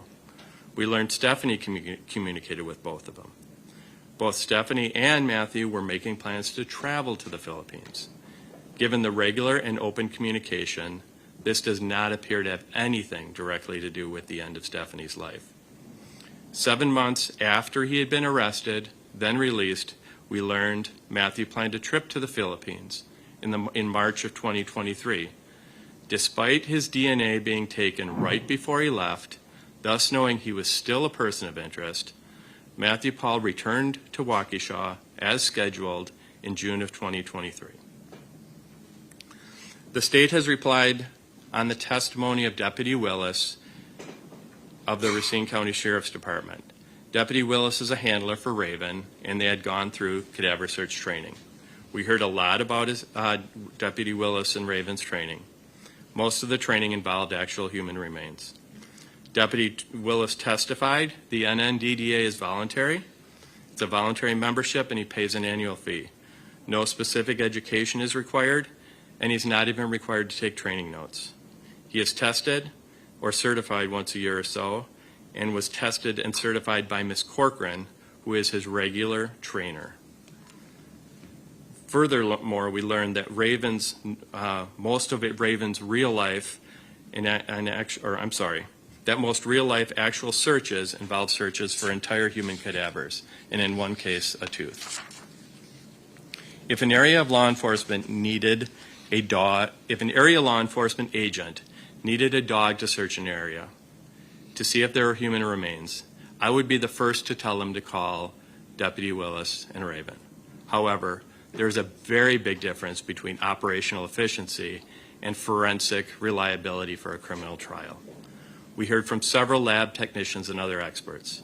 We heard about the importance of blind testing, even double-blind testing. From certain experts, we heard words like statistical confirmation and certainty. We also heard in one certification test for the NNDDA that Deputy Willis and Raven had an 80% for proficiency. And that was a test that included human remains. And that was acceptable for his certification under the NNDDA policies. Again, I'm not saying Raven isn't a valuable tool, but detection by Raven does not come close to the reliability and validity required under most all forensic standards. Let's talk about the search that occurred and the circumstances under which that search occurred on September 19th, 2022. We heard from Detective LaFleur. She was working in the ID Bureau and took initial custody of Mr. Pahl's Tacoma pickup truck. She directed the truck be placed in the pole barn for 2 days prior, and that was on September 17th. She said the pole barn or garage was pretty full. Though she was in charge of the inventory for that pole barn, she could not say where or what specific vehicles were in the garage on the date of the search. She was aware that there were at least 2 vehicles that were involved in fatal accidents. We learned there were many more, and she appeared to be unaware of those. We learned about the position of Mr. Pahl's truck during the search. It was parked alone at one end of the garage. Moreover, it was immediately at the starting point and thus the end point of the search. We also learned from Deputy Willis that human cadaver odor can transfer to containers and other items, even if they do not come in contact. So Mr. Pahl's truck spends 2 days in that pole barn, in the vicinity of numerous vehicles that had substantial, confirmed, dead human cadaver contact. At Deputy Willis's direction, Detective LaFleur even burped each door of Mr. Pahl's pickup truck, moving the air from within, but also around the pickup truck. She was not directed to burp any other vehicle, and even Deputy Willis stated this was a less than an ideal environment for a cadaver dog search. Then the search begins. Raven starts the search adjacent to Mr. Pahl's pickup truck with no change in behavior. We know Raven did not indicate on most of the vehicles that were actually involved in human fatality accidents, including numerous vehicles, motorcycles, and motorcycles. And Raven did not even exhibit a change of behavior in most all cases, nor did she provide an alert. Then we learned that when Raven was nearly back to the starting point, done with the search area, she turned around. Then Deputy Willis started walking away. Raven looked up at him, then walked back to the rear of the pickup, and Raven sat down and appeared to provide a formal alert.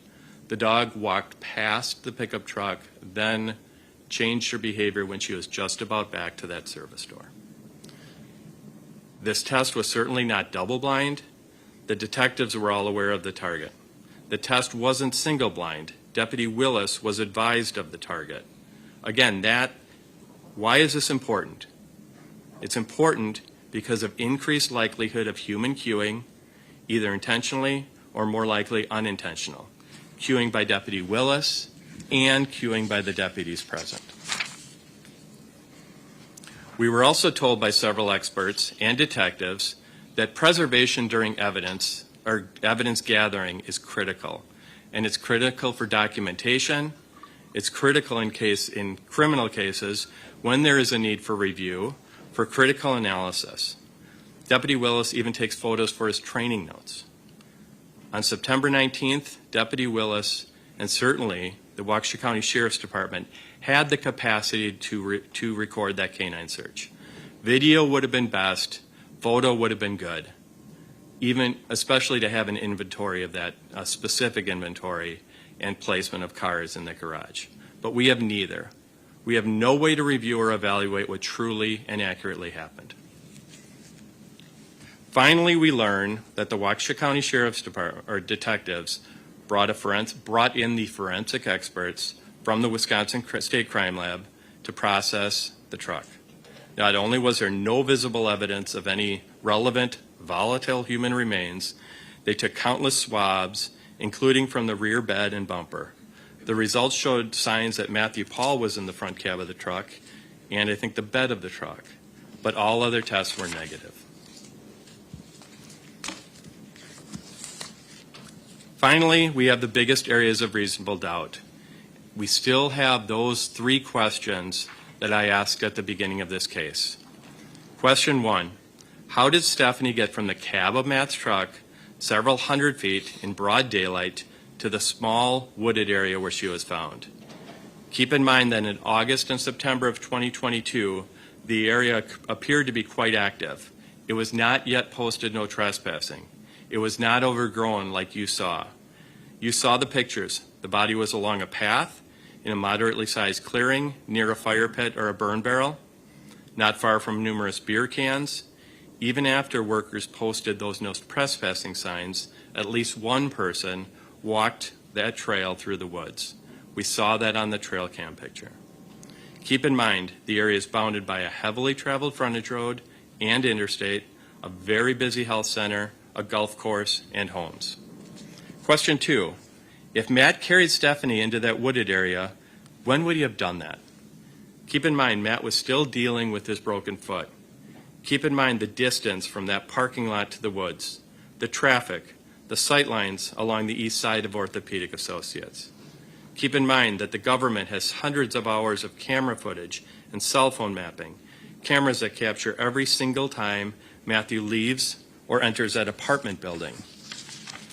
That door 4 camera that captures every single time Matthew's truck leaves and enters the apartment. Those comings and goings correlate to cell phone mapping. Other than a few scheduled daytime appointments, there is no evidence that Matthew ever went back to the area of Orthopedic Associates.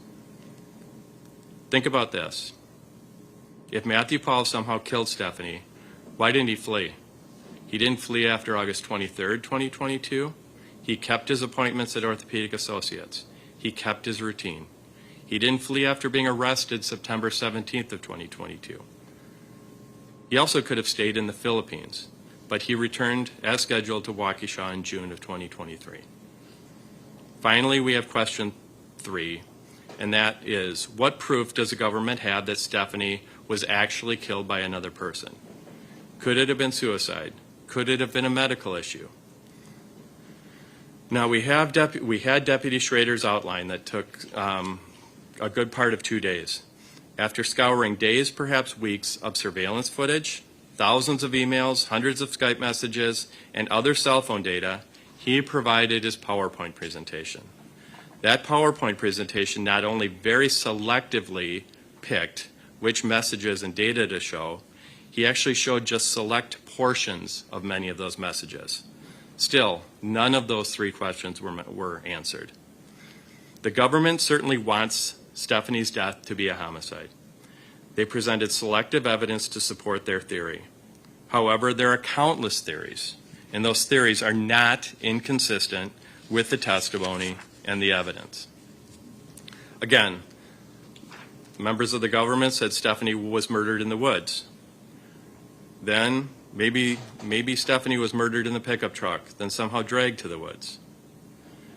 Keep in mind, family members said Stephanie liked to go for walks outside, especially if she wanted to smoke. Maybe Stephanie walked into the woods to vape and something happened. Keep in mind, Stephanie accidentally urinated in Matthew's truck during an appointment 2 weeks earlier. And we know Stephanie did not use the restroom at Quick Trip. Maybe Stephanie walked into the woods to use the restroom and something happened. Maybe Stephanie accidentally overdosed on her prescribed medication. Stephanie's own mother, Georgianne Pavlons, testified Stephanie talked about suicide. We learned Stephanie recently overdosed on her prescription medication. We also heard Stephanie had visible cuts on her wrists. We have Stephanie's journals, and we have the note that was found in Matthew's truck. Perhaps it was an intentional overdose. While admittedly not likely Stephanie could have used that scalpel, but there's not necessarily evidence of that. All I'm doing is trying to express the number of things that could have happened that aren't inconsistent with the evidence. We also know, finally, that officers found that empty container of Stephanie's seizure medication at the family home in Delafield. And we heard Dr. Rochelle talk about the correlation between stressors and epileptic seizures. Perhaps Stephanie had a seizure or another medical event. We have our Waukesha County medical examiner, Dr. Shields' testimony. She examined the scene. She examined the clothing. She examined Stephanie. Excuse me.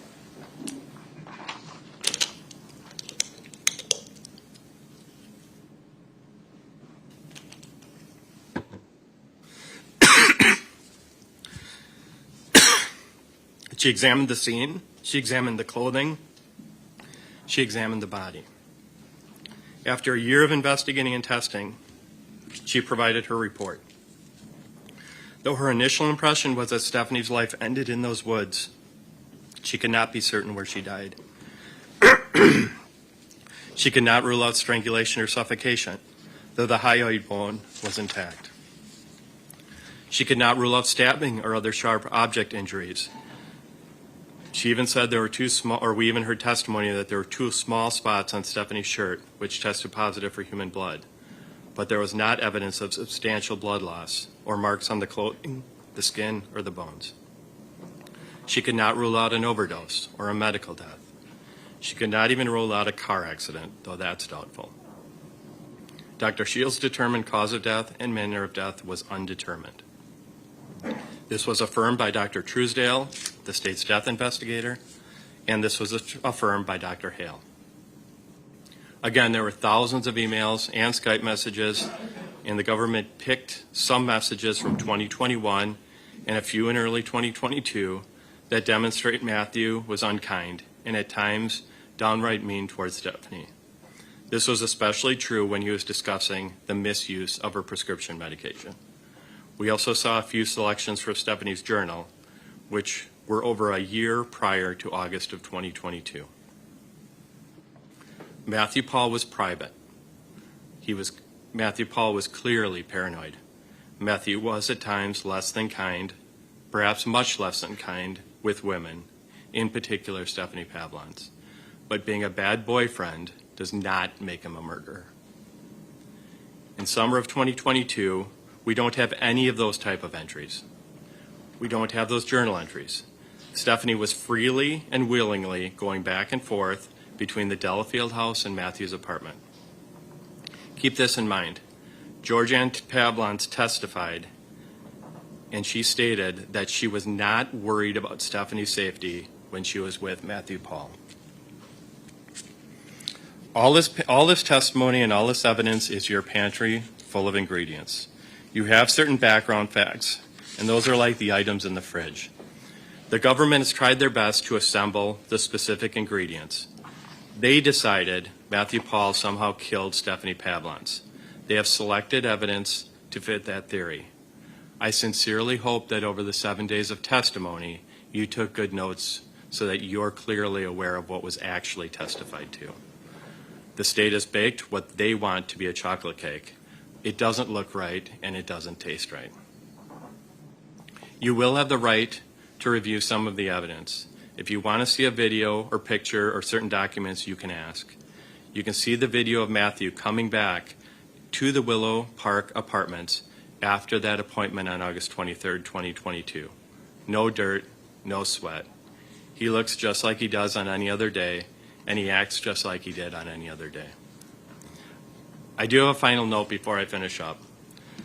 I assume at times during the trial and presentation of evidence, you observe Matthew Pahl talking to either Attorney Galaviz or I. I can tell you, he knows the evidence in this case probably better than me. I did not always like when he interrupted me, but he was passionate, and he pointed out when evidence was inconsistent with the evidence. Think about it. If a trial defendant just sat quietly, people may make other assumptions. Matthew is fighting for his freedom.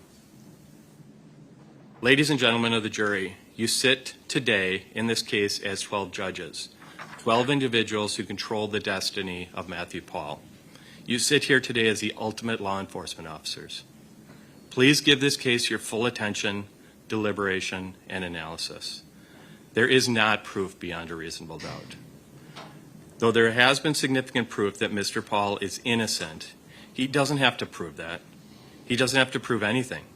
However, given the evidence and testimony, the state certainly has not satisfied their burden of proof with respect to the crimes charged. I'm confident you will render verdicts that will be consistent with good common sense and logic and find Matthew Pahl not guilty. Thank you. I cannot believe that he still went with a cake analogy throughout his closing arguments. Holy crap. Like you're talking about pantries, fridges, chocolate cake that doesn't taste right. Really? At a murder trial? Sir, I don't know, clearly the defense here doesn't read any of our comments. There's no feedback being taken here, but please stop with the cake analogy. It's so embarrassing. Stop it. Okay, so let's see if there's a rebuttal from the state. We can flip it back to the safe table, please. Sorry.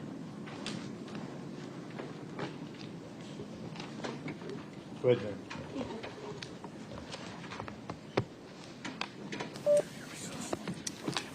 Ladies and gentlemen, this is a classic story of escalating domestic violence. We know that there was a history of domestic violence incidents between Mr. Pahl and Ms. Stephanie Pavlons. And we know that largely from her journals, because Ms. Stephanie Pavlon kept those journals in 2020 and 2021. Unfortunately, we did not find a journal from 2022. So I don't know what was happening in Stephanie's life in 2022, but we do know that on July 6th of 2020, she writes, "I feel trapped." July 9th of 2020, sick of being called every name in the book, no purpose but to be abused, he's Dr. Jekyll and Mr. Hyde. On August 2nd of 2020, I'm afraid of Matt, but have nowhere to go. September 2nd of 2020, scared to death of him, have no one. October 7th, 2020, she has a blown eardrum, a black eye, and you heard testimony that she went and saw an ENT. October 29th, I'm going to end up 6 feet under. Those are just selections of different journal entries that Ms. Pavlons made. We know that Mr. Pahl was abusive, controlling, and violent. And we know that Mrs. Pavlons said she knew this was an unhealthy relationship. She doesn't know these details. She doesn't know the 100% of what detectives testified we learned. She didn't see text messages. She didn't see Ms. Pavlons' journal entries. She had no idea the violence was this bad. But as we know in domestic violence cases, domestic violence goes unreported. Victims of domestic violence don't tell their closest friends and family. It's humiliating.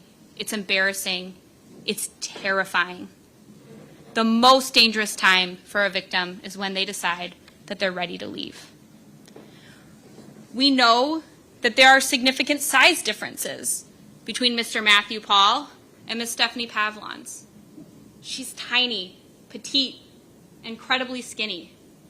Mr. Pahl works out, he exercises regularly, he's healthy and fit and muscular. He's taller than her, he weighs more than her. Stephanie is Mr. Pahl's punching bag. Whenever he has a bad day, he makes sure she's going to have a bad day too. Because he's not going to suffer alone. He wants her to hurt worse than he hurts. She's at a size disadvantage. She's scared to death of him. She can't fight back. He's bigger than her. He's stronger than her. He always gets his way. We don't know what fights are happening closer to August of 2022. There's no text messages between them. Wonder why.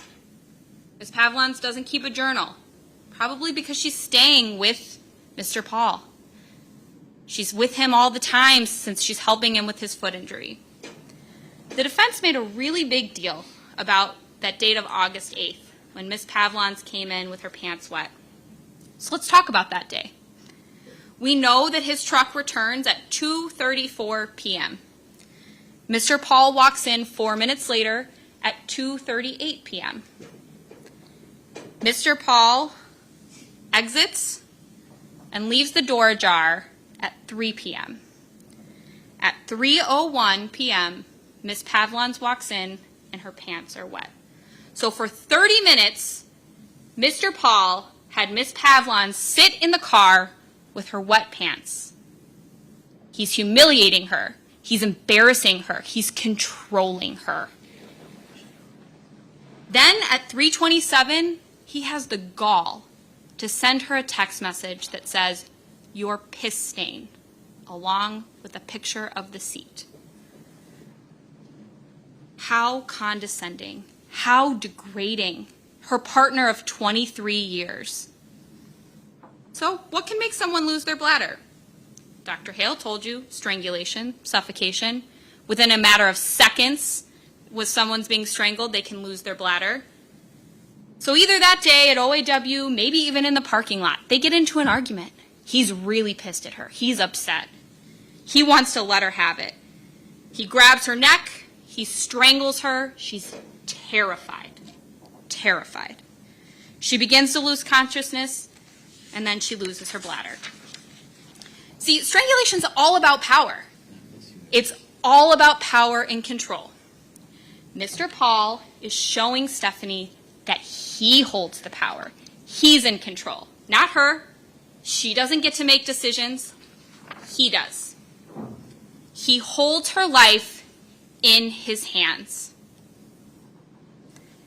Then, in another act of power and control, he makes her sit in the car. After he's done this to her, after she loses her bladder, he changes his shirt. He takes his time getting back down there to let her in because she's stuck. She can't get into the apartment without him. She knows that. He knows that. He knows that she is at his beck and call. She is completely reliant on Mr. Pahl. Between August 19th and August 23rd, we know that Stephanie and Sherlyn had been communicating. We saw from those messages with Sherlyn that made Mr. Pahl really angry. So angry that he stops communicating with Sherlyn altogether. He stops communicating with her via Skype, says, "I'm not getting into texting battles with you," and he only communicates via email. Again, just a little glimpse of his power and control over the women in his life. He's worried that Stephanie's going to ruin everything for him. Because like I said before, these girls in the Philippines, they don't know his whole life. He's told them selective details. They certainly don't know that he's living with a woman in his apartment. Yeah, Stephanie knows about these women. That's an element of the control. Mr. Pahl is rubbing that in her face. He's allowed to talk to these women. She's not. He's allowed to have girlfriends. She's not allowed to talk to anyone. This becomes a constant source of arguments, in addition to all the other little things that Mr. Pahl makes a big deal about. The other arguments that he starts, maybe about a missing pill or not having Ms. Pavlons do exactly what he wants when he wants. On August 23rd of 2022, Mr. Pahl and Ms. Pavlons leave the apartment. They go to Quick Trip. These arguments continue. It's just constant with Mr. Pahl. He's constantly badgering at her in her ear. He goes into his appointment, and while he's in there, Stephanie is just stewing. She's like, "I am sick of this. I'm done. I'm done with the violence. I'm done with the abuse. I don't want this anymore. I'm done with the controlling, manipulative behavior." She's ready to make a big change in her life. She's ready. It's not suicide. She's ready to dump the man that has abused her verbally, emotionally, and physically. By the end of that hour appointment, she's made up her mind. She's done. She's walking away. She doesn't want to be with him anymore. So she writes that note that's found in the car. And ladies and gentlemen, this note, this isn't a suicide note. She says, "I hate you. I hate being with you. All you care about is yourself. I'm not allowed to speak my mind around you, drive, spend money, or even feel good. Karma came back to you because your foot injury, not me. go be with your virgin, because I'm done, and keep the fucking money. That's not a suicide note. That's a breakup note. That's an I'm done with you, goodbye, get out of here, I never want to see you again. So she writes this note, she leaves it on the driver's seat, and she's running out of time. She's got to get out of there. His appointment's almost over. He's going to be done with his appointment. She has to find a way out. So she gets out of the car, and she starts to walk away. She's like, I gotta be away from him. She knows she can't go into OAW, wait for her mom. That will definitely end in disaster. He sees her there, and she's not in the car. You can guarantee he's yanking her out of there, taking her back into the car. She can't wait for her mom. She can't walk away. She can't walk down Gulf Road. He'll definitely come after her. He'll find her. He'll make her life even more miserable. So what does she do? She can't just sit there any longer. So she decides to walk towards that wooded area. She's probably thinking, hey, maybe I can go into the woods for some cover. Maybe I can walk over to a subdivision, call my mom. Maybe I can get to the golf course, call my mom. I just got to get out of sight. He can't see me leaving. But Mr. Pahl comes out of the appointment. She's run out of time. He sees her. He sees that she's not in the truck. He sees the note. It doesn't take very long to read this note. He reads it, and oh boy, he's mad. He's furious. He gets in his truck, he drives, and he sees Stephanie. He drives up to that little curve in the driveway. He sees her walking towards that wooded area, and he goes after her. He gets out of the truck. He comes after her. He grabs her by the back of the shirt. That shirt's too big. He's pulling the shirt up at her neck. And there's a struggle just outside the area of the woods. Maybe Ms. Pavlons is vaping. During that struggle, she drops her vape. Mr. Pahl continues to grab at her shirt. He's not letting her go. And then what happens? Mr. Pahl grabs her purse. And ladies and gentlemen, this is the murder weapon. He wraps this around her neck. He strangles her for just a minute or two. That's all it takes. She goes unconscious, and she's dead. He uses the strap of her own purse to kill her. See, Mr. Pahl, he couldn't let Miss Pavlons have the control. He couldn't let her walk away. He couldn't let her leave him. He's the man. She does what he wants, not the other way around. He couldn't let her walk away. Only he gets to decide when this relationship is done. And in the ultimate act of control, he takes her life from her. He drags her body just inside the wooded area. The purse strap has caused a ligature mark, a little bit of an abrasion, a scrape to her neck, a laceration. That's consistent with the evidence, that there's some blood on the neck of her shirt, that there's a lot of insect activity at her neck, down to her collarbone, all the way to the top of her head. It's also consistent with the evidence. Look at the way her body is positioned. Look at the way her arm is stuck in her shirt. As he's grabbing her by the shirt, she's struggling. She's trying to get away. Her arms are up by her ears. She's trying to get her arm out of her shirt. She's fighting for her life. And Mr. Pahl takes her life from her. He doesn't know how quickly her body's going to be found. He notices that there's an injury. He panics. He drops the scalpel right outside the woods, right where that struggle started, thinking, oh, maybe I can say this was a suicide. He leaves Stephanie to decompose and be eaten by insects, effectively hiding any evidence that we have, effectively making it very difficult for the medical examiner to provide a cause of death here. His actions and his actions alone are the reason that there's no DNA, no evidence of injury, and that's because of her advanced stage of decomposition. So what does he do next? He grabs the purse, he grabs the water bottle, he goes right to his truck, opens the bed of his truck, puts the purse and the water bottle in the bed of his truck. Drives off, goes home.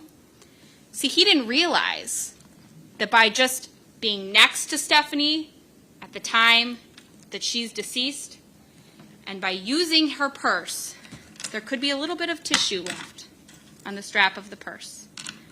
That tissue decomposes. That tissue causes that odor that Canine Raven is trained to hit on. He returns to the apartment with her phone. He goes inside and he brings his the water bottle in. The purse remains in the vehicle. From 10:33 to 10:53 a.m., that's plenty of time for Mr. Pahl to have killed Stephanie Pavlons. It takes just a minute or two to kill someone by strangulation. Not very long. Not very long at all. It's plenty of time to kill her, and when he gets back to the apartment, he goes about his life as if nothing has ever happened. When he comes inside the first time, he just brings in the water bottle. And he thinks, oh, I don't need to conceal this. I know I've carried this before. But he knows if he carries that person, that's going to look suspicious. So an hour and a half later, he comes back down. He brings the purse inside at 12:29.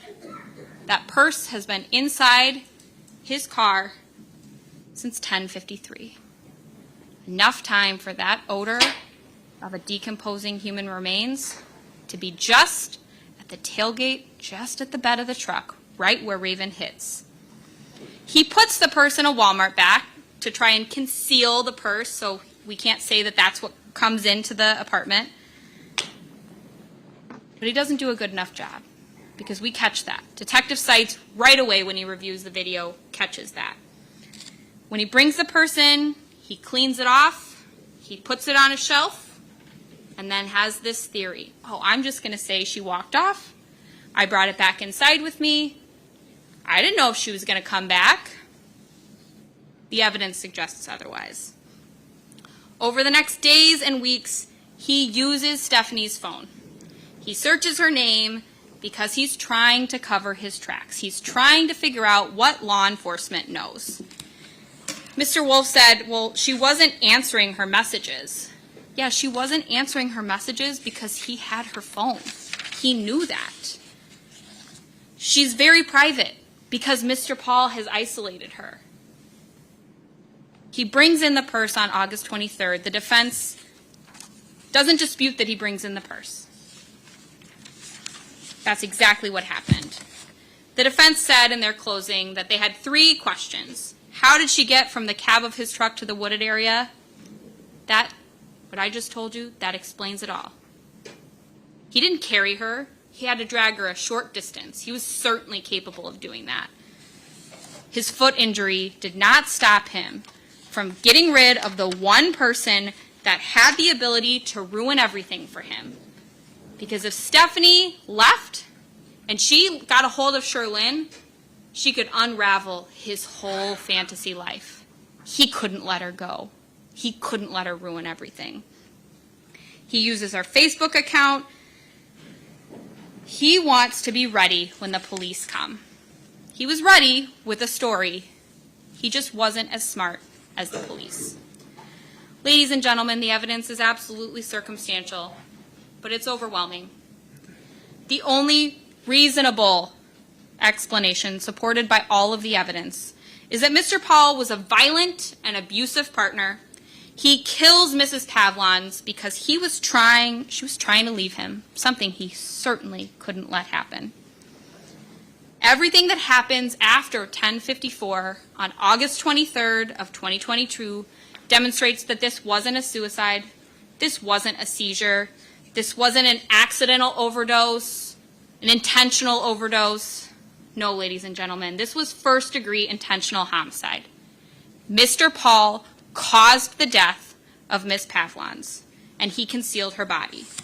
I ask that you find the defendant guilty of both counts. All right, thank you. That was different. I've never... Okay, firstly, closing arguments are not evidence, so they're allowed to do it like that. Feels a little risky, I agree with all of you, but Jennifer Hendricks said, no, this closing is impactful and no one can say it didn't happen like this. I mean, that's a good argument to make as well.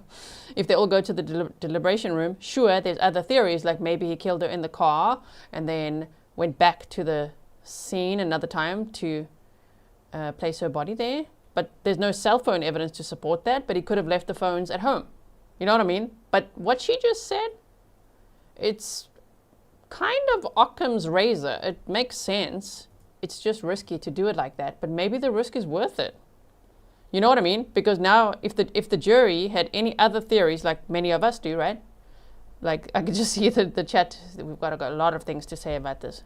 Okay, well if one were to argue that and try to disprove any of that based on the circumstantial evidence they have, that was quite a logical scenario actually. And I really like how she highlighted the domestic violence and the statistics and that how disgusting Matthew Pahl was to Stephanie and how the violence escalated and how he degraded her and everything, right? So I think that was interesting, a little bit risky. Some risks are worth taking. I do hope it will be the case. So let's see what happens next.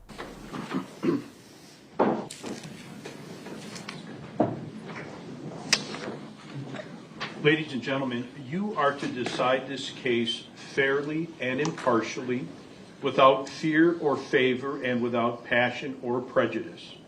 You are to decide only whether the defendant is guilty or not guilty of the offenses charged.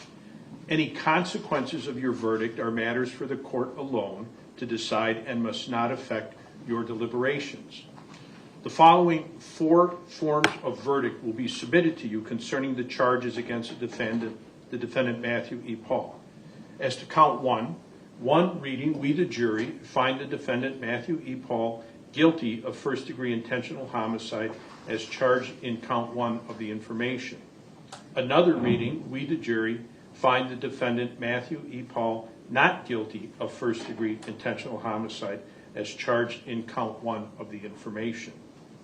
As to count 2, another reading, we the jury find the defendant Matthew E. Pahl guilty of hiding a corpse as charged in count 2 of the information.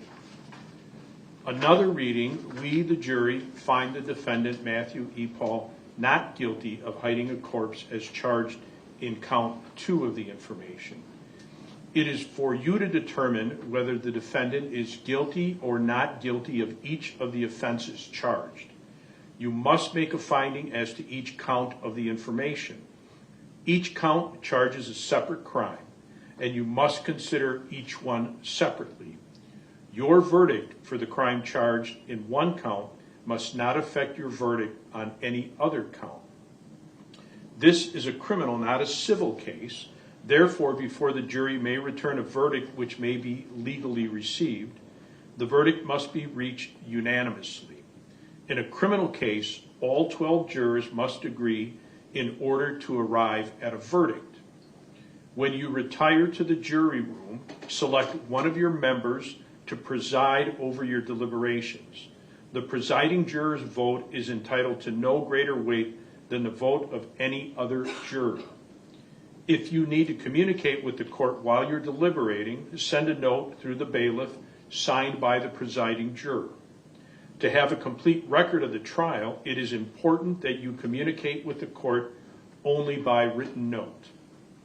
If you have questions, the court will talk with the attorneys before answering, so it may take some time. You should continue your deliberations while you're waiting for the answer. The court will answer any questions in writing or orally here in open court. When you've agreed upon your verdict, have it signed and dated by the person you've selected to preside. After you reach a verdict, the presiding juror will notify the bailiff that a verdict has been reached. Everyone will return to the courtroom. The verdict will be read into the record in open court, and the court may ask each of you if you agree with the verdict. Ladies and gentlemen, at this juncture, we are going to swear in our bailiff, and then after that, I'll advise you of the two alternate jurors who will be excused, and I'll ask you to follow Mike's directions. Alternate, even though you are alternates, please don't discuss with anyone. We'll tell you that if you're welcome to stay, whoever you are, to wait to see if there's a verdict, or you can let the bailiff know and we'll either call you or let you know the results, or you can be here by phone when the verdict comes back. So if you could swear in the bailiff, please. Do you swear that you will keep the jurors sworn on this trial in a quiet and convenient place? You will suffer no communication with them except upon order of the court. That you will not report to any person the state or result of their deliberation until they have agreed upon a verdict, return to the court, and report it. So help you God. I do. All right, sir, here's the jury instructions and verdict forms. And alternates are, I'm going to ask when I read your name to raise your hand. Diane Badalski. Stop it. I'm redacting that. Oh, my word. Moment when you're all of a sudden separated from everyone you spent a number of days with. I assure you we thank you and respect the time you've spent. It's not wasted because it's important to have the alternates, and I appreciate that.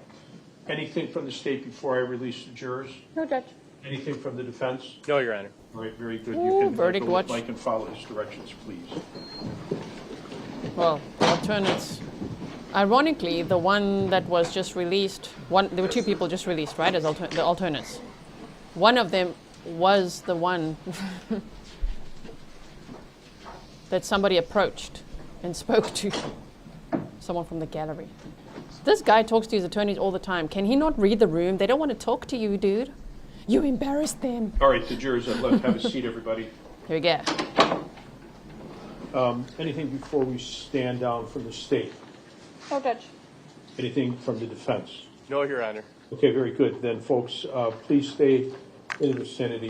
This has been a long trial, and I expect there may very well be some questions from the jurors, at least about what evidence they may see. So please remain in the area and report to our clerk with your cell phone numbers, okay? All right, let's stand down. Thank you. Stand down. Okay, so here's what we're going to do. Are you ready? What we're going to do now is teleport to our Verdict Watch stream. If the jury has any questions, then, I'm monitoring the feed the whole time. So are the mods, so are all of you, I'm sure, right? And so I won't be live on the Verdict Watch stream until there's a verdict. When there's a verdict, I go live. Before then, if there's any questions that the jury have, I will type it in the chat over there. So stay in the chat over there, talk to everyone. If you've watched trials with me before, you know how it works. And then I will say, okay, the jury had a question and this is what it was, right? That's how we're going to keep track of that. When we meet for the live verdict, I will tell you what the jury's questions were. So that's how we're going to do it. We're going to now teleport to the Verdict Watch stream. I really hope to see you very soon again. I would hope within 2 hours. 2 hours, although, I don't know. I feel like the state's rebuttal was interesting, but it could really argue away jurors. Let's see how you can debunk a lot of that, right? They are in Central Time. Jen Conley said what time? Wisconsin time, right now, the time is 3:27 p.m. So they left it around 3:25 p.m. Let me write that down, 3:25 p.m. I would hope they're back by 6 p.m. I'll keep you posted over there. Are you ready to go there? All right, so and I'm going to do timestamps for this stream in the meantime. Here we go, guys. I'm going to put the link in the chat, and if you have autoplay turned on, you will automatically be redirected there. See you over there.